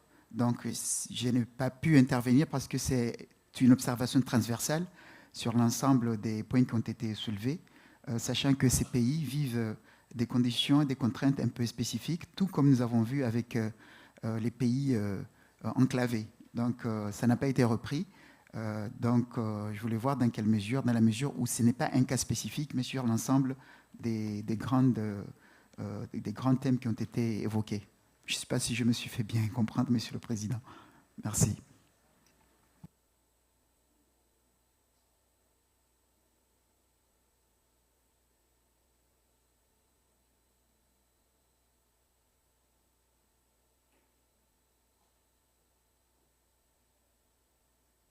Voilà, je propose avec donc Vera que Yuki, peut-être dans le document, au départ, qu'on ait une insertion où on fait référence en particulier aux États donc aux insulaires, mais pays landlocked, etc. De prendre en compte leurs spécificités, si cela vous va. Parfait. Donc Yuki prend bonne note donc, de cette proposition. Merci beaucoup. En dernier lieu, un autre point soulevé par le comité d'experts concerne la date, le lieu et le thème de notre prochaine conférence. Pour rappel, le comité nous propose les options suivantes. Quant à la date, le comité d'experts nous a proposé le mois de mars ou le mois d'avril 2023. Je suis maintenant informé que le secrétariat propose du mercredi 15 au mardi 21 mars 2023, en tenant compte d'autres principaux événements internationaux tels que le Ramadan et le Easter. Si c'est durant le Ramadan ou bien durant le carême, ça va être très difficile. Je ne sais pas si ça peut être durant le carême, mais il y a des chances que cela soit durant le Ramadan, donc il faut tenir compte de cela. Concernant le lieu, le comité nous propose Addis Ababa sur la recommandation du secrétariat, comme il est de coutume, à savoir la tenue de notre conférence à l'extérieur et celle d'après au siège, à moins qu'il n'y ait d'autres propositions entre-temps. Enfin, quant au thème, le secrétariat a proposé le thème suivant, favoriser le redressement et la transformation de l'Afrique pour réduire les inégalités et les vulnérabilités. Nous avons été informés par le comité d'experts que le thème proposé par le secrétariat a été généralement donc soutenu. Le comité d'experts a tout de même souligné que les délibérations de la 55e session soient l'occasion de se pencher sur le 60e anniversaire de la création de l'Organisation de l'Unité africaine et l'achèvement du premier plan décennal de mise en œuvre de l'agenda 2063. Ils ont également suggéré d'envisager un thème lié à la zone de libre-échange continentale africaine. Je suggère que nous gardions le titre comme proposé par le secrétariat et généralement soutenu par le comité d'experts, mais qu'en même temps, le secrétariat approfondit le thème davantage en tenant compte des commentaires des États membres lorsqu'il nous préparera le document sur le thème d'ici l'année prochaine. S'il n'y a pas d'objection, il en est ainsi décidé. Pas d'objection, merci beaucoup. On ne fait pas de pause malheureusement, chers amis, on va continuer pour ne pas rater le Thiéboudjen. Maintenant, on va examiner et adopter, j'espère, la déclaration ministérielle et le communiqué ministériel. Nous allons maintenant examiner et adopter une déclaration ministérielle. Les projets de déclaration ministérielle et de communiqué ministériel sont disponibles sur le site papersmart.uneca.org, comme d'autres documents de la conférence. Vous pouvez aussi accéder aux documents par le QR code affiché sur l'écran, donc dans la salle. Nous avons bien maintenant notre fameux QR code. Y a-t-il des objections?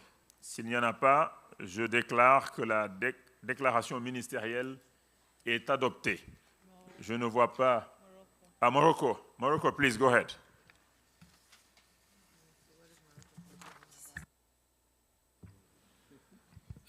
Merci, Président. Mon intervention, ce n'est pas justement donc, de s'opposer à la déclaration. Au contraire, c'est justement pour souligner le soutien fort à cette déclaration. Et permettez-moi, je sais que c'est un petit peu tardif, tout le monde attend donc de partir pour le déjeuner, mais je ne peux pas rater cette occasion au nom du Royaume du Maroc pour féliciter votre pays frère pour l'excellente organisation de la 54e session de notre conférence dans ce beau centre de conférence. Un signal fort des efforts inlassables de son Excellence, Monsieur le Président Macky Sall, que nous saluons réellement donc, pour nous offrir les meilleures conditions possibles pour organiser cette conférence. Encore une fois, félicitations, Excellence. Monsieur le Président, je voudrais tout simplement rappeler un point ou deux points avant de proposer quelques propositions d'enrichissement de notre projet de déclaration. C'est vrai que on s'est concentré depuis sur les solutions innovantes de financement dans un contexte justement très précaire lorsqu'il s'agit de la situation socio-économique de notre cher continent, bien sûr, suite à l'impact du Covid et la situation qui prévaut ailleurs et qui impacte profondément nos économies. Je voudrais souligner, Monsieur le Président, que finalement, la finalité de l'exercice multilatéral au sein de notre institution, c'est de mettre les intérêts vitaux du citoyen africain au centre de l'agenda et servir les intérêts vitaux du citoyen, qu'ils soient en matière de paix, de sécurité, de développement. Donc, l'investissement dans l'humain est clé dans tout ça. Et on a vu, durant ces moments difficiles qu'on a traversés ensemble, la résistance du citoyen africain, malgré les conditions très difficiles. Et on doit saluer, justement, African Fellows, parce qu'ils ont fait preuve, justement, malgré les situations très difficiles, ils ont fait preuve de résistance, d'engagement, toujours pour que notre continent traverse ces moments difficiles et aussi marquer la différence par rapport au reste du monde, sachant que le continent africain n'est pas vraiment dans des conditions meilleures par rapport aux autres. Mais quand même, comme c'est à l'accoutumée, on doit être fier de nous-mêmes. Monsieur le Président, il y a quelques éléments, l'intégration régionale et la coopération interafricaine. Le financement, ce n'est pas une fin en soi. Mais il faut qu'il y ait des prérequis d'importance vitale, qui sont l'intégration régionale et aussi la coopération interafricaine dans le cadre de la coopération Sud-Sud. L'Afrique doit faire confiance à l'Afrique. Et je pense, si je me permets, le syndrome de dépendance, il est temps maintenant de le revoir parce que ces moments difficiles nous ont appris de grandes leçons, qui sont justement que nous avons le potentiel humain, nous avons les richesses naturelles. Merci, Monsieur le délégué, d'aller à votre point directement sur le document, s'il vous plaît. On a bien noté vos remarques préliminaires. Et merci également pour les mots sympathiques à l'endroit du Sénégal. Mais concluez, s'il vous plaît. Merci. Voilà. Alors, pour les propositions concrètes, nous avons une proposition.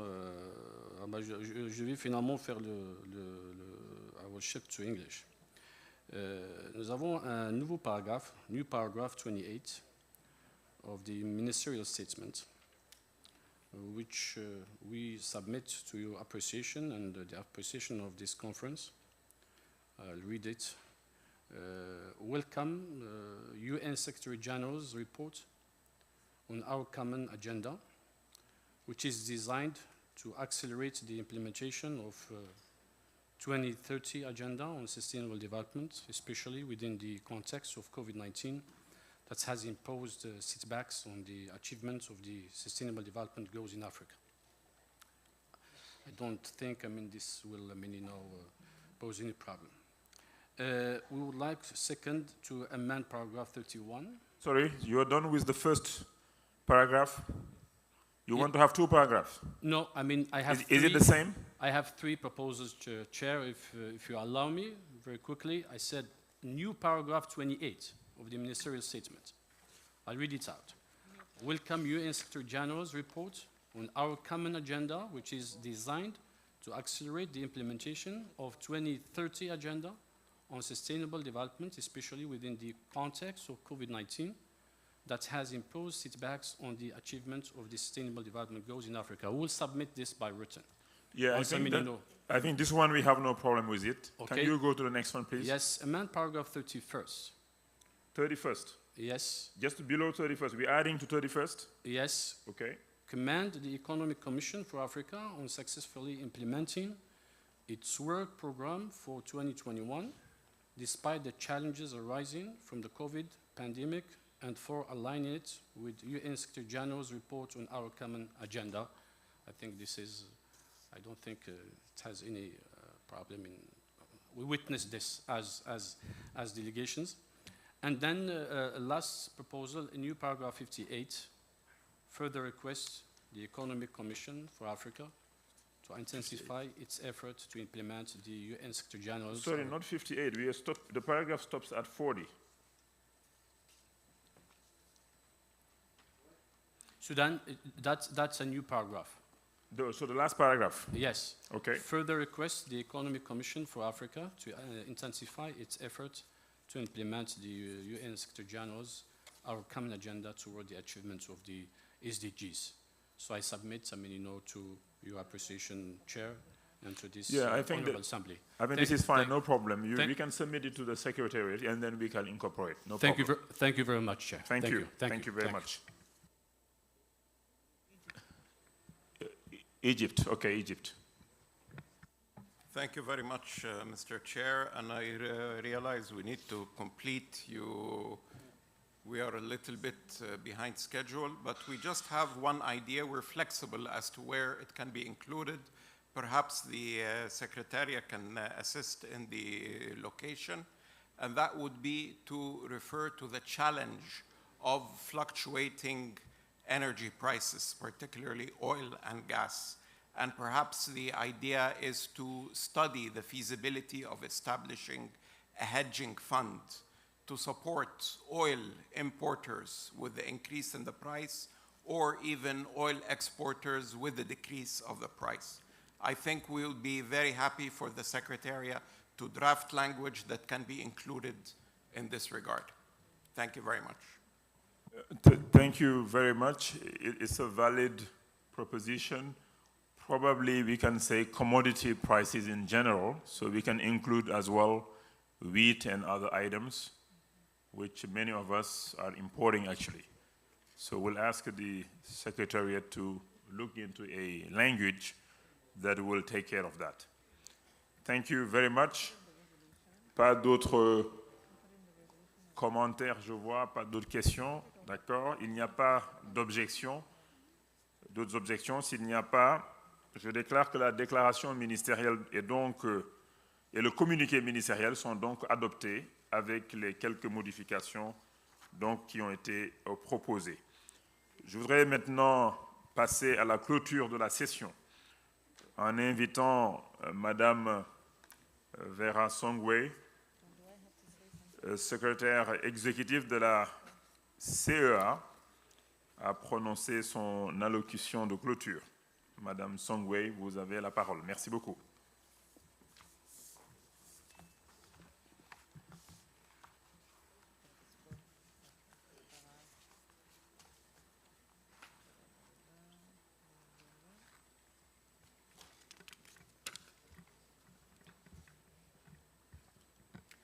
Bonjour, Monsieur le ministre. Je commence d'abord avec Monsieur le Président du Comité, ministre de l'Économie et du Plan et la coopération internationale du Sénégal, distingués ministres des Finances, ministre des Plans, gouverneur de Banque centrale, distingués invités qui sont avec nous aujourd'hui. D'abord, j'aimerais commencer par vous remercier pour être resté jusqu'à la fin de cette conversation. Évidemment, nous sommes en train ici de faire deux choses à la fois, débattre un peu de la situation économique de notre continent, mais aussi de proposer un cadre de travail pour la Commission économique de l'Afrique pour l'année prochaine. Et je crois que, étant donné les circonstances mondiales et évidemment les contraintes et les défis que l'Afrique fait face, vous nous avez donné pas mal de travail, mais ça c'est j'estime et j'imagine à cause du fait que vous avez aussi apprécié le travail que nous avons fait durant l'année passée. Donc nous vous remercions énormément pour tout le support que vous nous avez démontré durant l'année passée, évidemment, en venant à des réunions que nous avons appelées, parce que nous ne pouvons pas être efficaces ou bien des bons serviteurs si vous-même vous n'êtes pas au rendez-vous. Donc j'aimerais d'abord commencer par vous remercier d'avoir été au rendez-vous toute l'année passée et vous avez fait preuve de cette adhésion aussi aujourd'hui. Donc je vous remercie énormément. Deuxième chose, j'aimerais remercier notre hôte, le Sénégal, bien que évidemment le pays de la Teranga, c'est un pays que nous aimons toujours et nous aimerons revenir. Donc nous remercions son Excellence Monsieur le Président Macky Sall pour avoir accepté et proposé d'abriter cette conférence. Je pense que je parle au nom de tous les collègues de la CEA pour la généreuse réception que nous avons reçue, de votre staff aussi, et nous aurons peut-être le temps de remercier tout le monde qui a travaillé pour que nos discussions se déroulent dans les meilleures conditions. J'aimerais aussi remercier tous les invités de marque qui ont parlé pendant les conférences, certaines qui sont toujours avec nous aujourd'hui, pour toutes les interventions. Évidemment, nous avons beaucoup parlé de ce système financier international qu'il fallait peut-être réaménager pour qu'elle réponde aux demandes et aux contraintes et défis de nos populations. Comme vient de rappeler l'ambassadeur du Maroc, à la fin, tout dont on parle, c'est vraiment à propos de nos citoyens et citoyennes. J'aimerais faire la différence parce qu'il faudrait le faire, parce que, comme disait toujours Madame la ministre du Gabon, il faudrait aussi s'attarder sur la condition féminine. Nous savons que quand il y a des crises, quand nous avons plus de défis sur le continent, c'est les femmes, c'est les jeunes filles qui en souffrent davantage. Donc vraiment, ces défis et tous les challenges que nous sommes en train de parler, c'est vraiment de voir comment nous assurer que nos jeunes femmes, nos jeunes filles, nos femmes dirigeantes de petites et moyennes entreprises ont accès au financement, accès à l'éducation et évidemment accès à la digitalisation. Troisième chose, et pour conclure, je pense que vous nous avez donné un tableau de bord assez étouffu. Nous allons faire de notre mieux pour pouvoir la remettre. En fait, j'aimerais revenir un peu aux questions du genre. Je crois qu'à la CEA, nous sommes en train de travailler, parce que c'est une chose de parler toujours du genre, c'est une autre chose de la modifier et de la modeler. Je crois que si nous regardons un peu le Chairperson's Table, nous avons notre économiste en chef, Madame Anan Morsi, qui est évidemment de ce genre. Nous avons notre secrétaire légal de l'institution qui aussi est une femme, et nous sommes en train d'essayer de voir si l'administration de la CEA aurait 50%.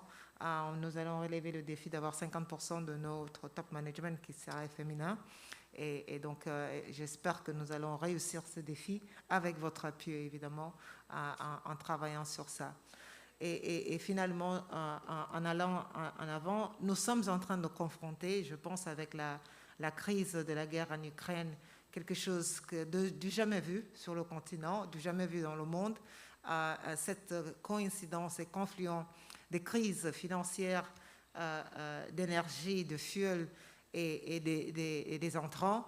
Et nous n'avons pas de solutions inédites, nous n'avons pas de solutions... et donc nous devons réfléchir out of the box. Nous avons vu avec la crise d'abord 2008, ce qu'on appelait des non-conventional monetary and fiscal policies que le monde développé a adopté.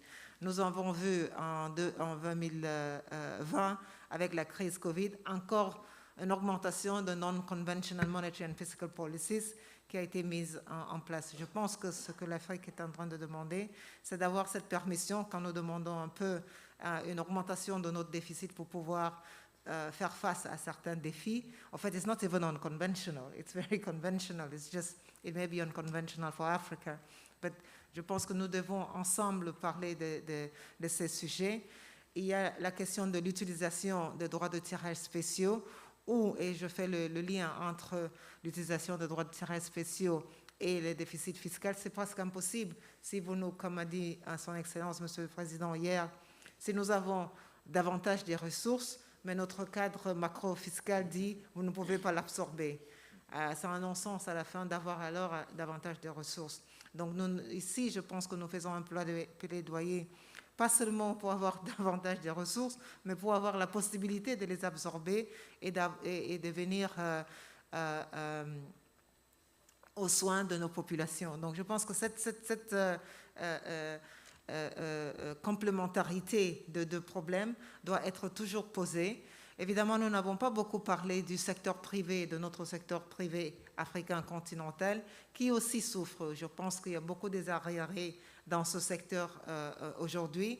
Beaucoup d'arriérés veut dire beaucoup de mise en faillite et davantage de chômage. Donc nous devons aussi nous atteler sur comment financer notre secteur privé, comment nous assurer que ce secteur privé, comme nous le savons tous, quand il y a une crise, les étrangers, très souvent, capital flight, ils partent. C'est les entreprises locaux qui restent, c'est les entreprises locaux qui continuent à tirer nos économies. Quand nous voyons la résilience de nos économies, cette résilience vient surtout des entreprises africaines qui sont restées en Afrique, que ce soit des entreprises ivoiriennes au Sénégal ou des entreprises nigériennes au Cameroun. C'est les entreprises continentales. Et donc, en parlant de financement de cette relance, nous devons aussi, et nous proposons de travailler davantage avec le secteur privé africain dans le cadre de la ZLECAf, et nous espérons qu'avec ATEX, le African Trade Exchange que nous avons lancé hier, que nous pouvons commencer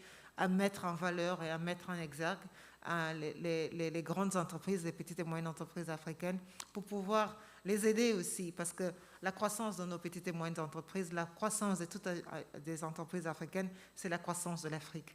Et donc il faudrait que nous nous étalons sur cela, et en tant que la CEA, nous remettons à la disposition du secteur privé pour travailler avec eux, évidemment avec les ministres des Finances, parce que qui parle secteur privé parle impôts, taxes et toutes ces conditions autour de l'environnement des affaires, et donc nous allons travailler ensemble. C'est bien de parler de ça ici au Sénégal, où évidemment vous avez un très bon environnement des affaires et où nous sommes en train de continuer à travailler sur cela.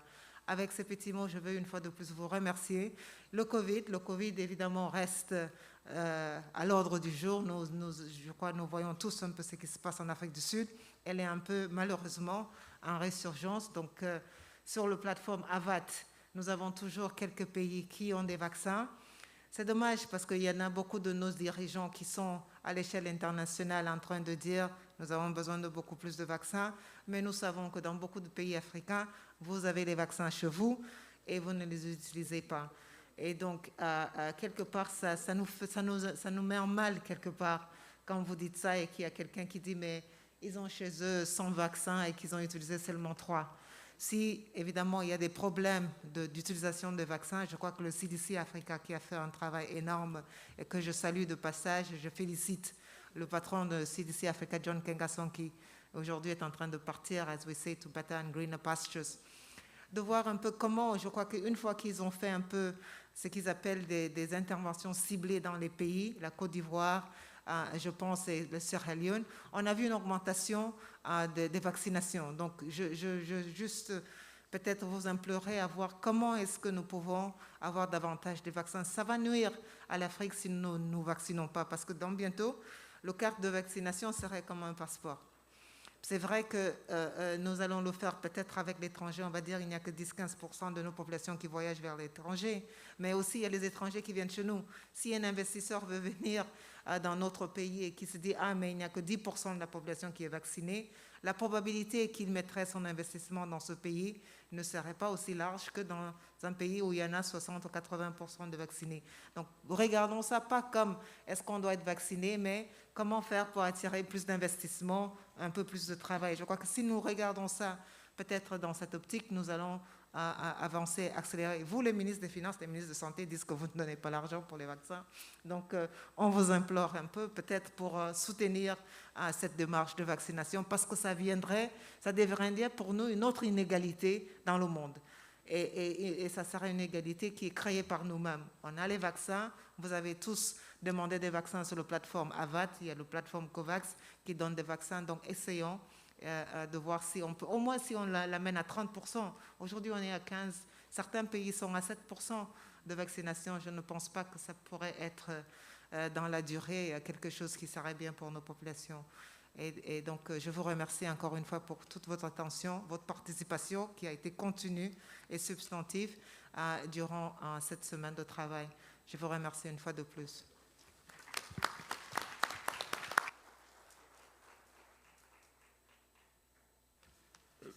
Merci, Madame la secrétaire exécutif, pour votre mot de clôture. Donc, nous allons passer à présent donc, à mon discours donc, de clôture.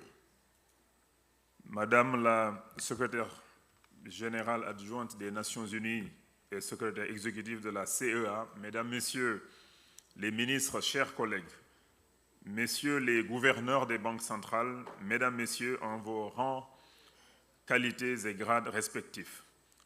Nous arrivons au terme de la 54e session de la conférence des ministres des Finances, de la planification et du développement économique qui nous a permis d'échanger sur le financement de la relance de l'Afrique à travers des solutions innovantes, sujet particulièrement important dans le contexte actuel. Je voudrais me féliciter de la forte participation de nos collègues ministres et d'éminentes personnalités d'organisations internationales de la société civile, des banques multilatérales de développement et du secteur privé, à la fois en mode virtuel et présentiel. Je félicite en particulier la secrétaire exécutive de la CEA, chère Vera, et son équipe pour le travail sans relâche en collaboration avec le gouvernement du Sénégal pour la parfaite tenue de cette conférence, mais également pour le leadership dans la prise en charge des défis auxquels notre continent est confronté. Vera, vraiment merci beaucoup et félicitations, en particulier depuis la Covid, on vous voit sur tous les fronts, vous essayez de rassembler toutes les parties prenantes pour que le plaidoyer soit plus fort et que le plaidoyer soit entendu un peu partout, en particulier chez nos partenaires. Donc merci Vera, des applaudissements donc pour Vera Songwe. Merci. Mesdames et messieurs, cette conférence s'est tenue dans un contexte particulier de relance de nos économies suite à la pandémie de la Covid-19, menacée par la guerre en Ukraine et ses impacts sur les prix des denrées de première nécessité et des ressources énergétiques. Si les répercussions de ces chocs sont mondiales, elles touchent davantage les populations les plus vulnérables, dans les pays en développement notamment. C'est ainsi que ces crises successives ont fini d'exacerber les vulnérabilités de l'Afrique. Vulnérabilité sociale, vulnérabilité économique, vulnérabilité climatique, vulnérabilité financière, etc. Les besoins de financement se sont considérablement accrus, appelant à sortir des chemins classiques pour trouver des alternatives innovantes pour le développement de notre continent. À cet effet, il me plaît de relever quelques orientations sur lesquelles Son Excellence Macky Sall, président de la République du Sénégal, a largement insisté lors de son allocution d'ouverture notamment. D'abord, la nécessité de rendre effective la réallocation des droits de tirage spéciaux des pays riches vers nos pays, comme convenu lors du sommet de Paris sur le financement des économies africaines de mai dernier. La nécessité de sortir des schémas classiques de financement en faisant appel à des instruments innovants ayant un impact minimal sur la dette, mais également sur le déficit budgétaire des pays. La réforme des règles de l'OCDE sur les conditions d'octroi des crédits export, notamment l'allongement des maturités des prêts pour une meilleure adéquation avec la durée d'exploitation des actifs financés. La création de l'Agence africaine de notation pour mieux appréhender nos réalités. Ces mesures doivent être sous-tendues par une réforme des paramètres de la gouvernance de l'architecture financière mondiale, aujourd'hui largement dépassée, inadaptée et n'impliquant pas à suffisance l'Afrique. Mesdames et messieurs, le débat d'orientation ministérielle ainsi que les différentes tables rondes qui se sont tenues ont démontré que l'espoir est permis. D'abord parce que le continent dispose d'importantes ressources dont l'exploitation optimale devrait permettre de réaliser des progrès décisifs vers le développement économique et social de notre continent. Ensuite, parce que des propositions pertinentes et des idées novatrices ont été formulées lors de nos réunions. À cet effet, je voudrais rappeler quelques domaines sur lesquels la plupart des intervenants sont largement revenus. Il s'agit, entre autres, de renforcer la mobilisation des ressources domestiques, l'objectif étant d'augmenter de 30% les revenus internes, d'accélérer la digitalisation de nos économies et d'améliorer la gouvernance. Deuxièmement, c'est d'accorder une plus grande priorité au financement vert et bleu, notamment les obligations vertes en collaboration avec le secteur privé et en mobilisant les banques de développement. Troisièmement, renforcer la capacité d'intervention des banques régionales de développement, notamment en renforçant leur capital pour qu'on ait un effet de levier beaucoup plus important dans le financement des projets d'envergure.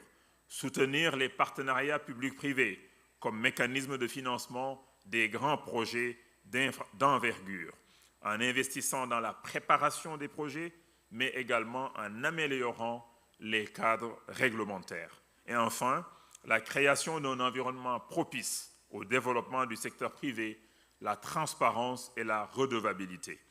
Mesdames et messieurs, notre réunion a également adopté une déclaration ministérielle qui reflète notre vision concertée et partagée des priorités du continent en matière de financement. Je voudrais vous exhorter à vous approprier ou à nous approprier ce document et à le défendre auprès de nos gouvernements, mais également auprès de nos partenaires internationaux.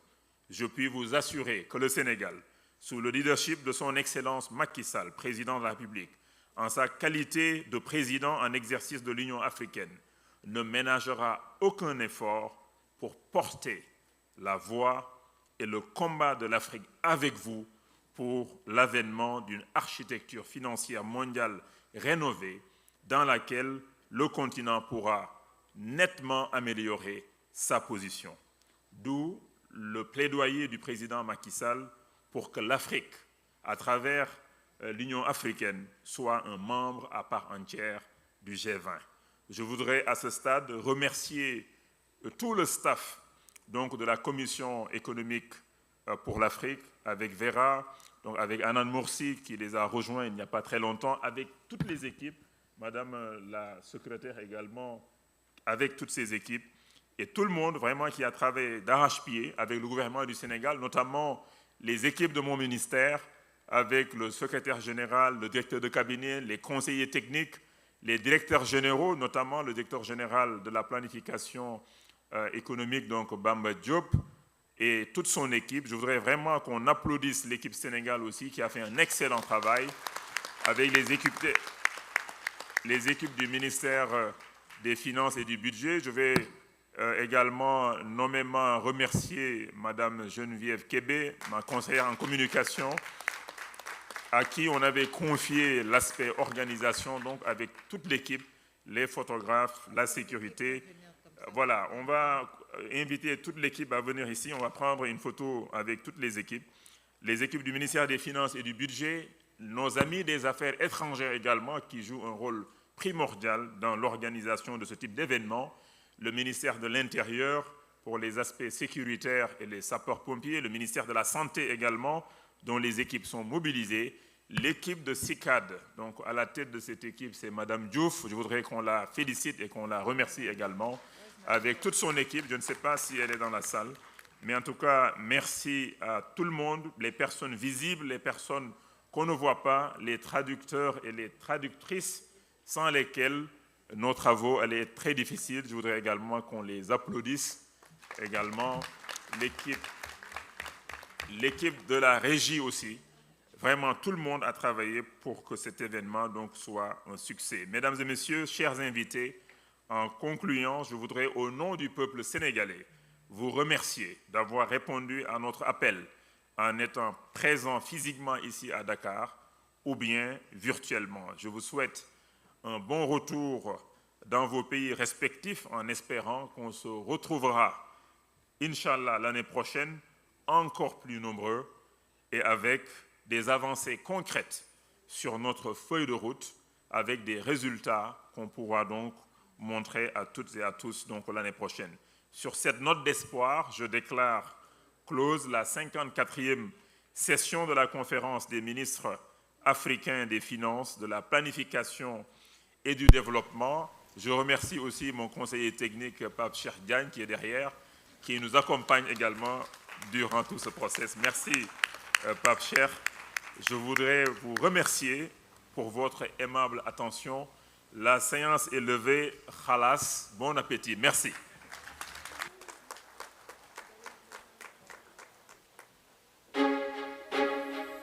Petite annonce, allez-y, allez-y. Uncle, can we have all the support staff just come in the front and take a picture? Avant de partir, nous, on a un point de presse très rapide. 10 minutes. Sinon, Yuki a une annonce à faire.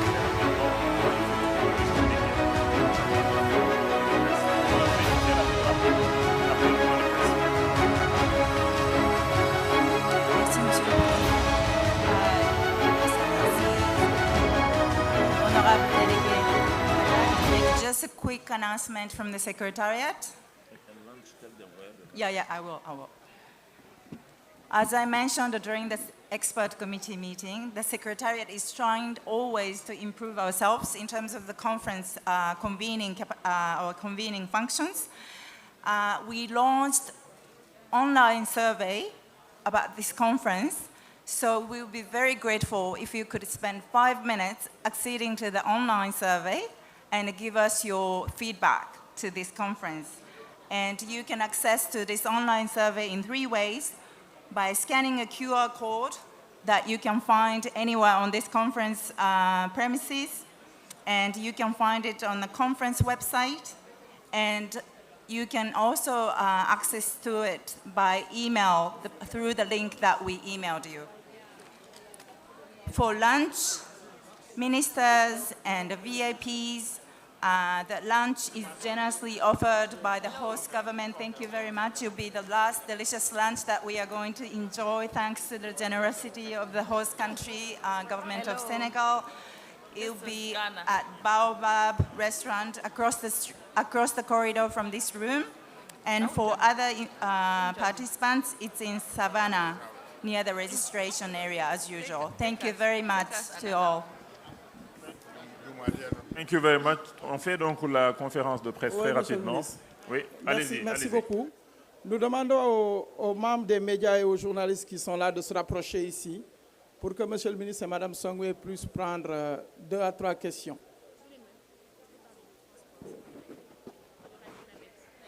Nous demandons à la régie donc d'afficher le QR code pour le survey, please. Et en même temps, nous demandons aux journalistes de se rapprocher du podium pour qu'on fasse la conférence de presse. Rapidement, s'il vous plaît. Merci. S'il vous plaît, rapidement.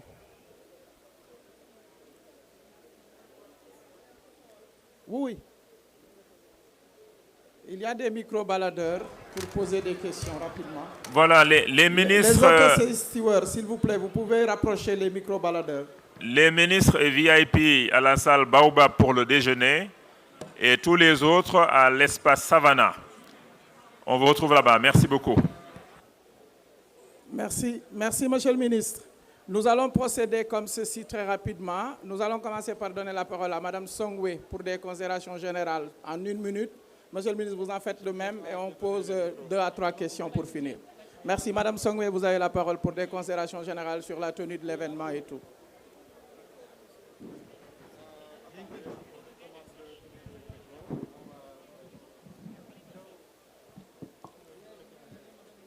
Vous avez la parole, Madame Songwe.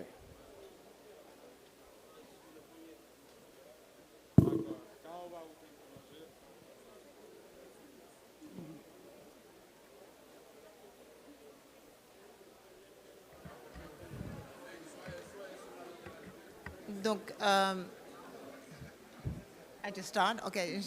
Bonjour, je pense que nous sommes en train de clôturer 1 semaine de travail. J'aimerais d'abord commencer évidemment par remercier le gouvernement du Sénégal, le ministre des Finances et le ministre de l'Économie, du Plan et de Coopération internationale pour leur accueil chaleureux dans ce pays de la Teranga où je me retrouve toujours. Je crois que nous avons parlé nous avons débattu de 4 ou 5 grands thèmes. Évidemment, ce qui est sur la tête de tout le monde, c'est la reprise économique, comment refinancer cette relance africaine comment est-ce que nous pouvons trouver des solutions et des outils innovatrices financières pour à cette reprise. Évidemment, nous avons parlé de l'accès au marché des pays africains.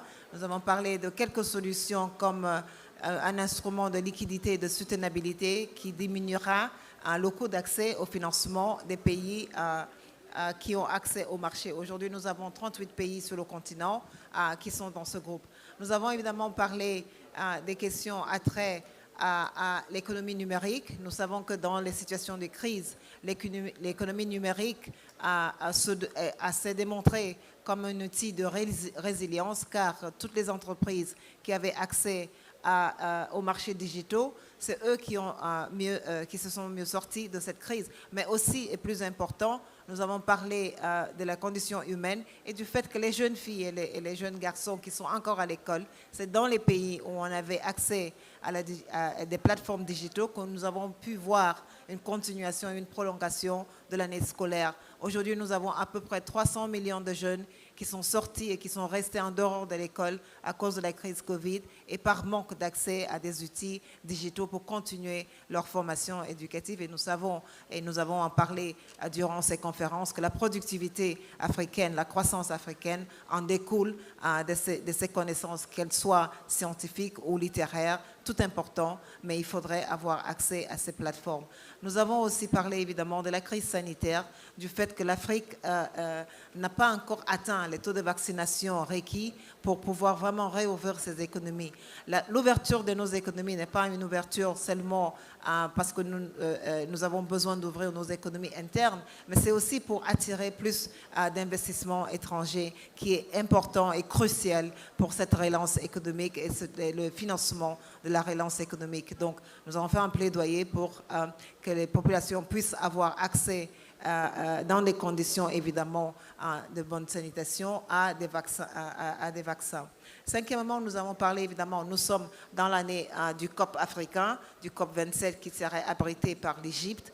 En allant vers ce COP, nous savons, comme a dit beaucoup des intervenants, comme a répété son Excellence le Président Macky Sall, l'Afrique a subi un choc énorme, Covid, pandémie sanitaire, évidemment avec la crise d'Ukraine, une crise sur les prix d'engrais, des entrants et du fuel, mais la crise climatique reste avec nous.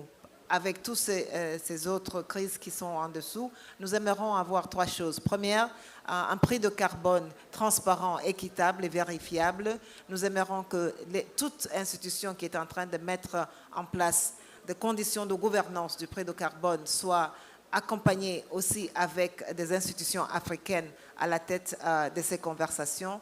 Deuxième chose, nous avons ce que nous appelons le loss and damage. Ça veut dire ce que l'Afrique subit en temps de perte à cause du changement climatique. Il faudrait que nous avons une formulation et une solution pour répondre aux demandes des Africains qui en subissent. Et finalement, encore sur la question de changement climatique, un plaidoyer, au fait, une demande que l'Afrique fait, c'est cette demande d'utiliser le gaz comme énergie de transition. Nous savons aujourd'hui qu'à peu près 20 pays sur le continent, y compris évidemment le Sénégal, deviendront des pays qui vont produire du gaz. Nous savons que le prix et le coût du gaz deviendraient abordables si nous ne pouvons pas parler d'une transformation de nos économies sans passer par l'industrialisation. L'industrialisation implique nécessairement une diminution du coût de production.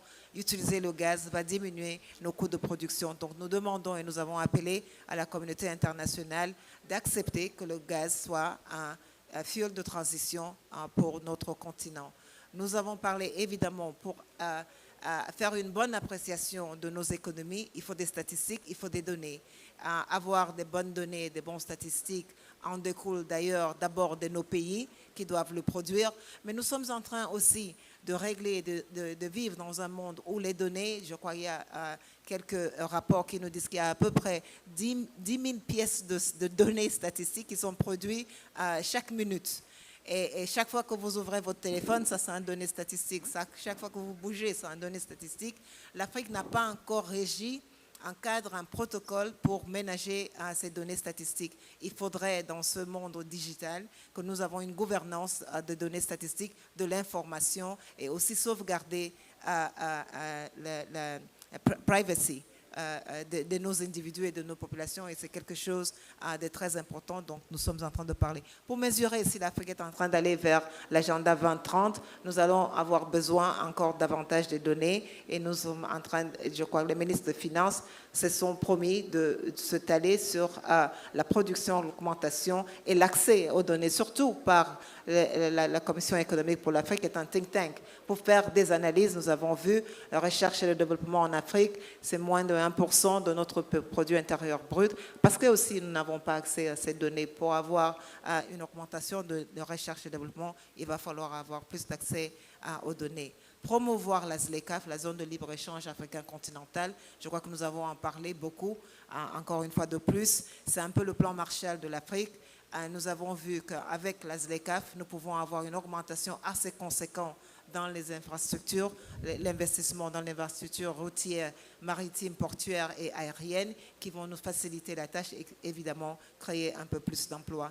Et finalement, nous avons parlé de toute la gouvernance interne. D'abord, la mobilisation de ressources domestiques intérieures du continent. Nous savons qu'aujourd'hui, le taux de fiscalité et la pression fiscale africaine est largement en dessous de la moyenne. Il va falloir que nous fassions un peu plus d'efforts, d'abord en commençant par augmenter, améliorer l'efficience de la collecte, augmenter la gouvernance de la collecte, mais évidemment aussi avoir un peu où est-ce que nous pouvons avoir d'autres leviers fiscaux.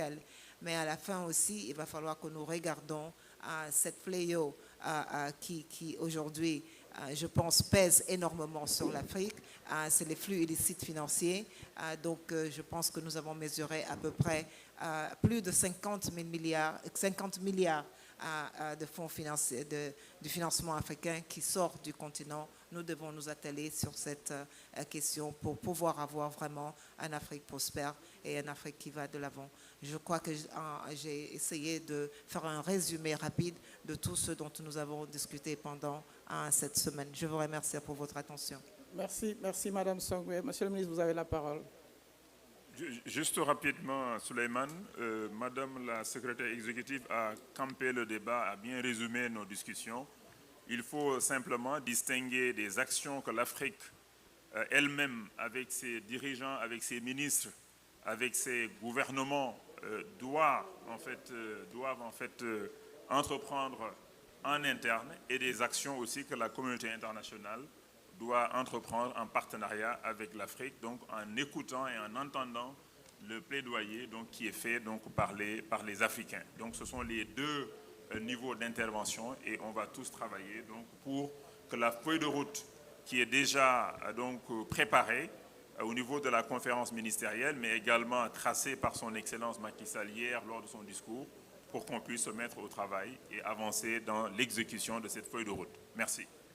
Merci, Monsieur le ministre. Nous avons déjà une question ici avec Mbayang Kor de Trade FM. Mbayang, juste une question. Merci. Bonjour, Monsieur le ministre. Bonjour, Madame Songwe. Alors, merci pour ce résumé qui a pris en charge une bonne partie de nos questions. Mais moi, c'était par rapport à la mobilisation des ressources pour financer même aujourd'hui la relance économique. Vous avez surtout insisté sur aujourd'hui l'exigence de trouver des financements innovants. J'aimerais vraiment savoir sur quelle niche vous allez vous baser pour, en tout cas, les niches auxquelles vous pensez pour ce financement innovant. Et aujourd'hui, le volume de financement dont a besoin l'Afrique pour la relance effective de nos économies. L'autre question, c'est par rapport aux agences de notation. Aujourd'hui, il y a aussi une autre exigence qui est sortie de ces panels, c'est aujourd'hui d'avoir votre propre agence de notation. Déjà, personnellement, je ne sentais pas trop l'impact de ces agences-là de notation sur, en tout cas, nos économies ou bien le quotidien même des populations africaines. Quel serait aujourd'hui l'enjeu même d'avoir une agence de notation africaine? Merci. Merci, Mbayang. Madame Songwe ou Monsieur le ministre, c'est à vous. Allez-y, Monsieur le ministre. Merci beaucoup pour ces deux questions. Donc, la première sur les financements innovants, nous les avons évoqués en fait lors des différentes sessions et dans le communiqué également de clôture. Comme nous l'avons dit, ce sont les partenariats publics-privés, ce sont les financements verts, mais aussi c'est l'innovation dans la mobilisation des ressources internes. Parce que la mobilisation des ressources internes qui permettra d'élargir en fait l'assiette fiscale nous permettra d'augmenter nos niveaux de ressources internes. Avec une augmentation du niveau de ressources internes, nous aurons plus de crédibilité pour lever de l'argent sur les marchés, mais aussi améliorer nos notations. C'est un travail colossal qu'il faudra donc également faire. Sur les agences de notation, elles ont un rôle important, parce qu'en fonction de la notation du pays, ou bien d'un émetteur, ou bien d'un emprunteur, qu'on définit en général le coût de l'argent, donc le loyer de l'argent, l'intérêt donc que vous payez. Et donc ce coût-là affecte le service de la dette dans nos pays. Plus que le coût est important, plus ça affecte nos budgets, ça mange entre guillemets de l'espace budgétaire, donc plus ça nous empêche d'investir dans d'autres domaines qui affectent directement les populations. Donc c'est extrêmement important. Avoir une agence de notation africaine, c'est pour vraiment avoir aussi un autre benchmarking. Avoir une agence peut-être qui comprend mieux les réalités africaines, qui prend en compte davantage l'impact du secteur informel dans nos PIB, qui va donc peut-être prendre en compte davantage la résilience de nos économies et qui fera donc peut-être des rapports qui vont inspirer également les agences de notation internationales. Merci. Merci, Monsieur le ministre. Dominique Mabika de Financial Afrique. Bonjour à tous. Ma question, elle est posée à Mme Songwe. Alors, malgré la Covid, les transferts de la diaspora sont restés constants. Quels sont les secteurs dans lesquels les États peuvent orienter ces fonds pour mieux financer la relance? Merci. Merci. Merci beaucoup, Madame, pour votre question. Je crois que votre question est pertinente.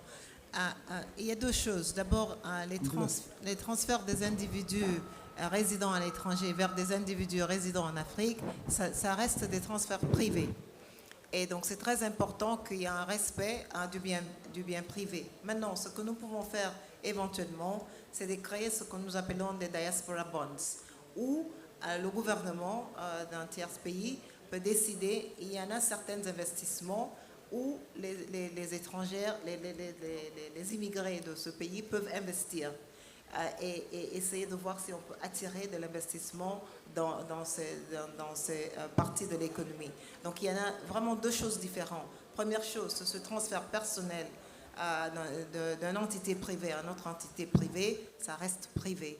Mais maintenant, dans certains pays, le Nigeria l'a déjà fait, c'est de dire, nous sommes en train de créer une autoroute qui serait une autoroute importante, qui serait rentable, et nous appelons le diaspora à investir dans cet investissement. Et maintenant, évidemment, il faudrait que cet investissement remplisse les critères importants de transparence, d'avoir évidemment une gestion qui est assez internationalement reconnue, et donc le taux de retour de cet investissement est supérieur à l'investissement que cet individu mettrait dans les banques. Donc je pense que c'est cette différence. C'est vrai que très souvent nous parlons toujours de taux de revenus remittances, mais nous devons toujours se rappeler que ces remittances sont des biens privés.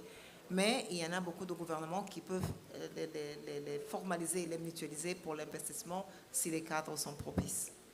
Merci, Madame la secrétaire exécutive. Nous allons terminer par une marque de teranga sénégalaise en donnant la parole au dernier intervenant, who is from the Nigerian National TV. All right, good afternoon, yes. My question actually is from the economic report on Africa that was launched at one of the side events that stated Nigeria and Ethiopia topping the list of the new poverty index on the continent.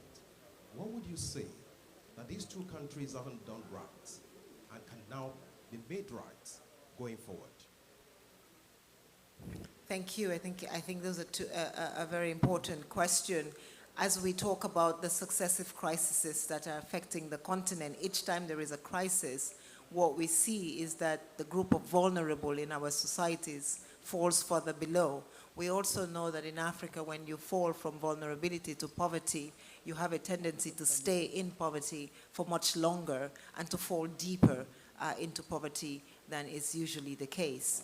Now, what can Nigeria and what can Ethiopia do to improve on their rates? I think there are two things. The first thing is when we talk about growth, we always talk about the quality of growth, which means we need to grow, but we need to grow in an inclusive way. The first thing that we can do is create more, better, and efficient safety net programs. And Ethiopia has quite a number of safety net programs that it has already put in place, but it needs additional resources. Hence, the theme of this conference, Financing Africa's Recovery, is to then see how we can pull more people out of falling out of poverty. But then again, there is trade and how well we can do the trade. In Nigeria, it's a question also about the structure of the economy. If the economy is in the hands of a very, very few, then we start talking about inequality and the rate of inequality. If you look at Ethiopia and Nigeria, they are not the same on the inequality index. Ethiopia has a much more equal society than Nigeria does. So there's the redistribution effect in Nigeria that is not trickling down to those who do not have and who need to be pulled up. That comes a little bit also from the structure of the economy. If you have monopoly situations, if you have an issue of, access to financial markets with high interest rates, then you begin to face those problems. So yes, the diagnosis ends up with the same problem, but the policy recommendations for both countries are quite different. Merci. Monsieur le ministre, vous voulez ajouter quelque chose? Thank you very much to everybody. Excellent après-midi et bon retour dans vos pays respectifs. Merci. À l'année prochaine, Inch'Allah.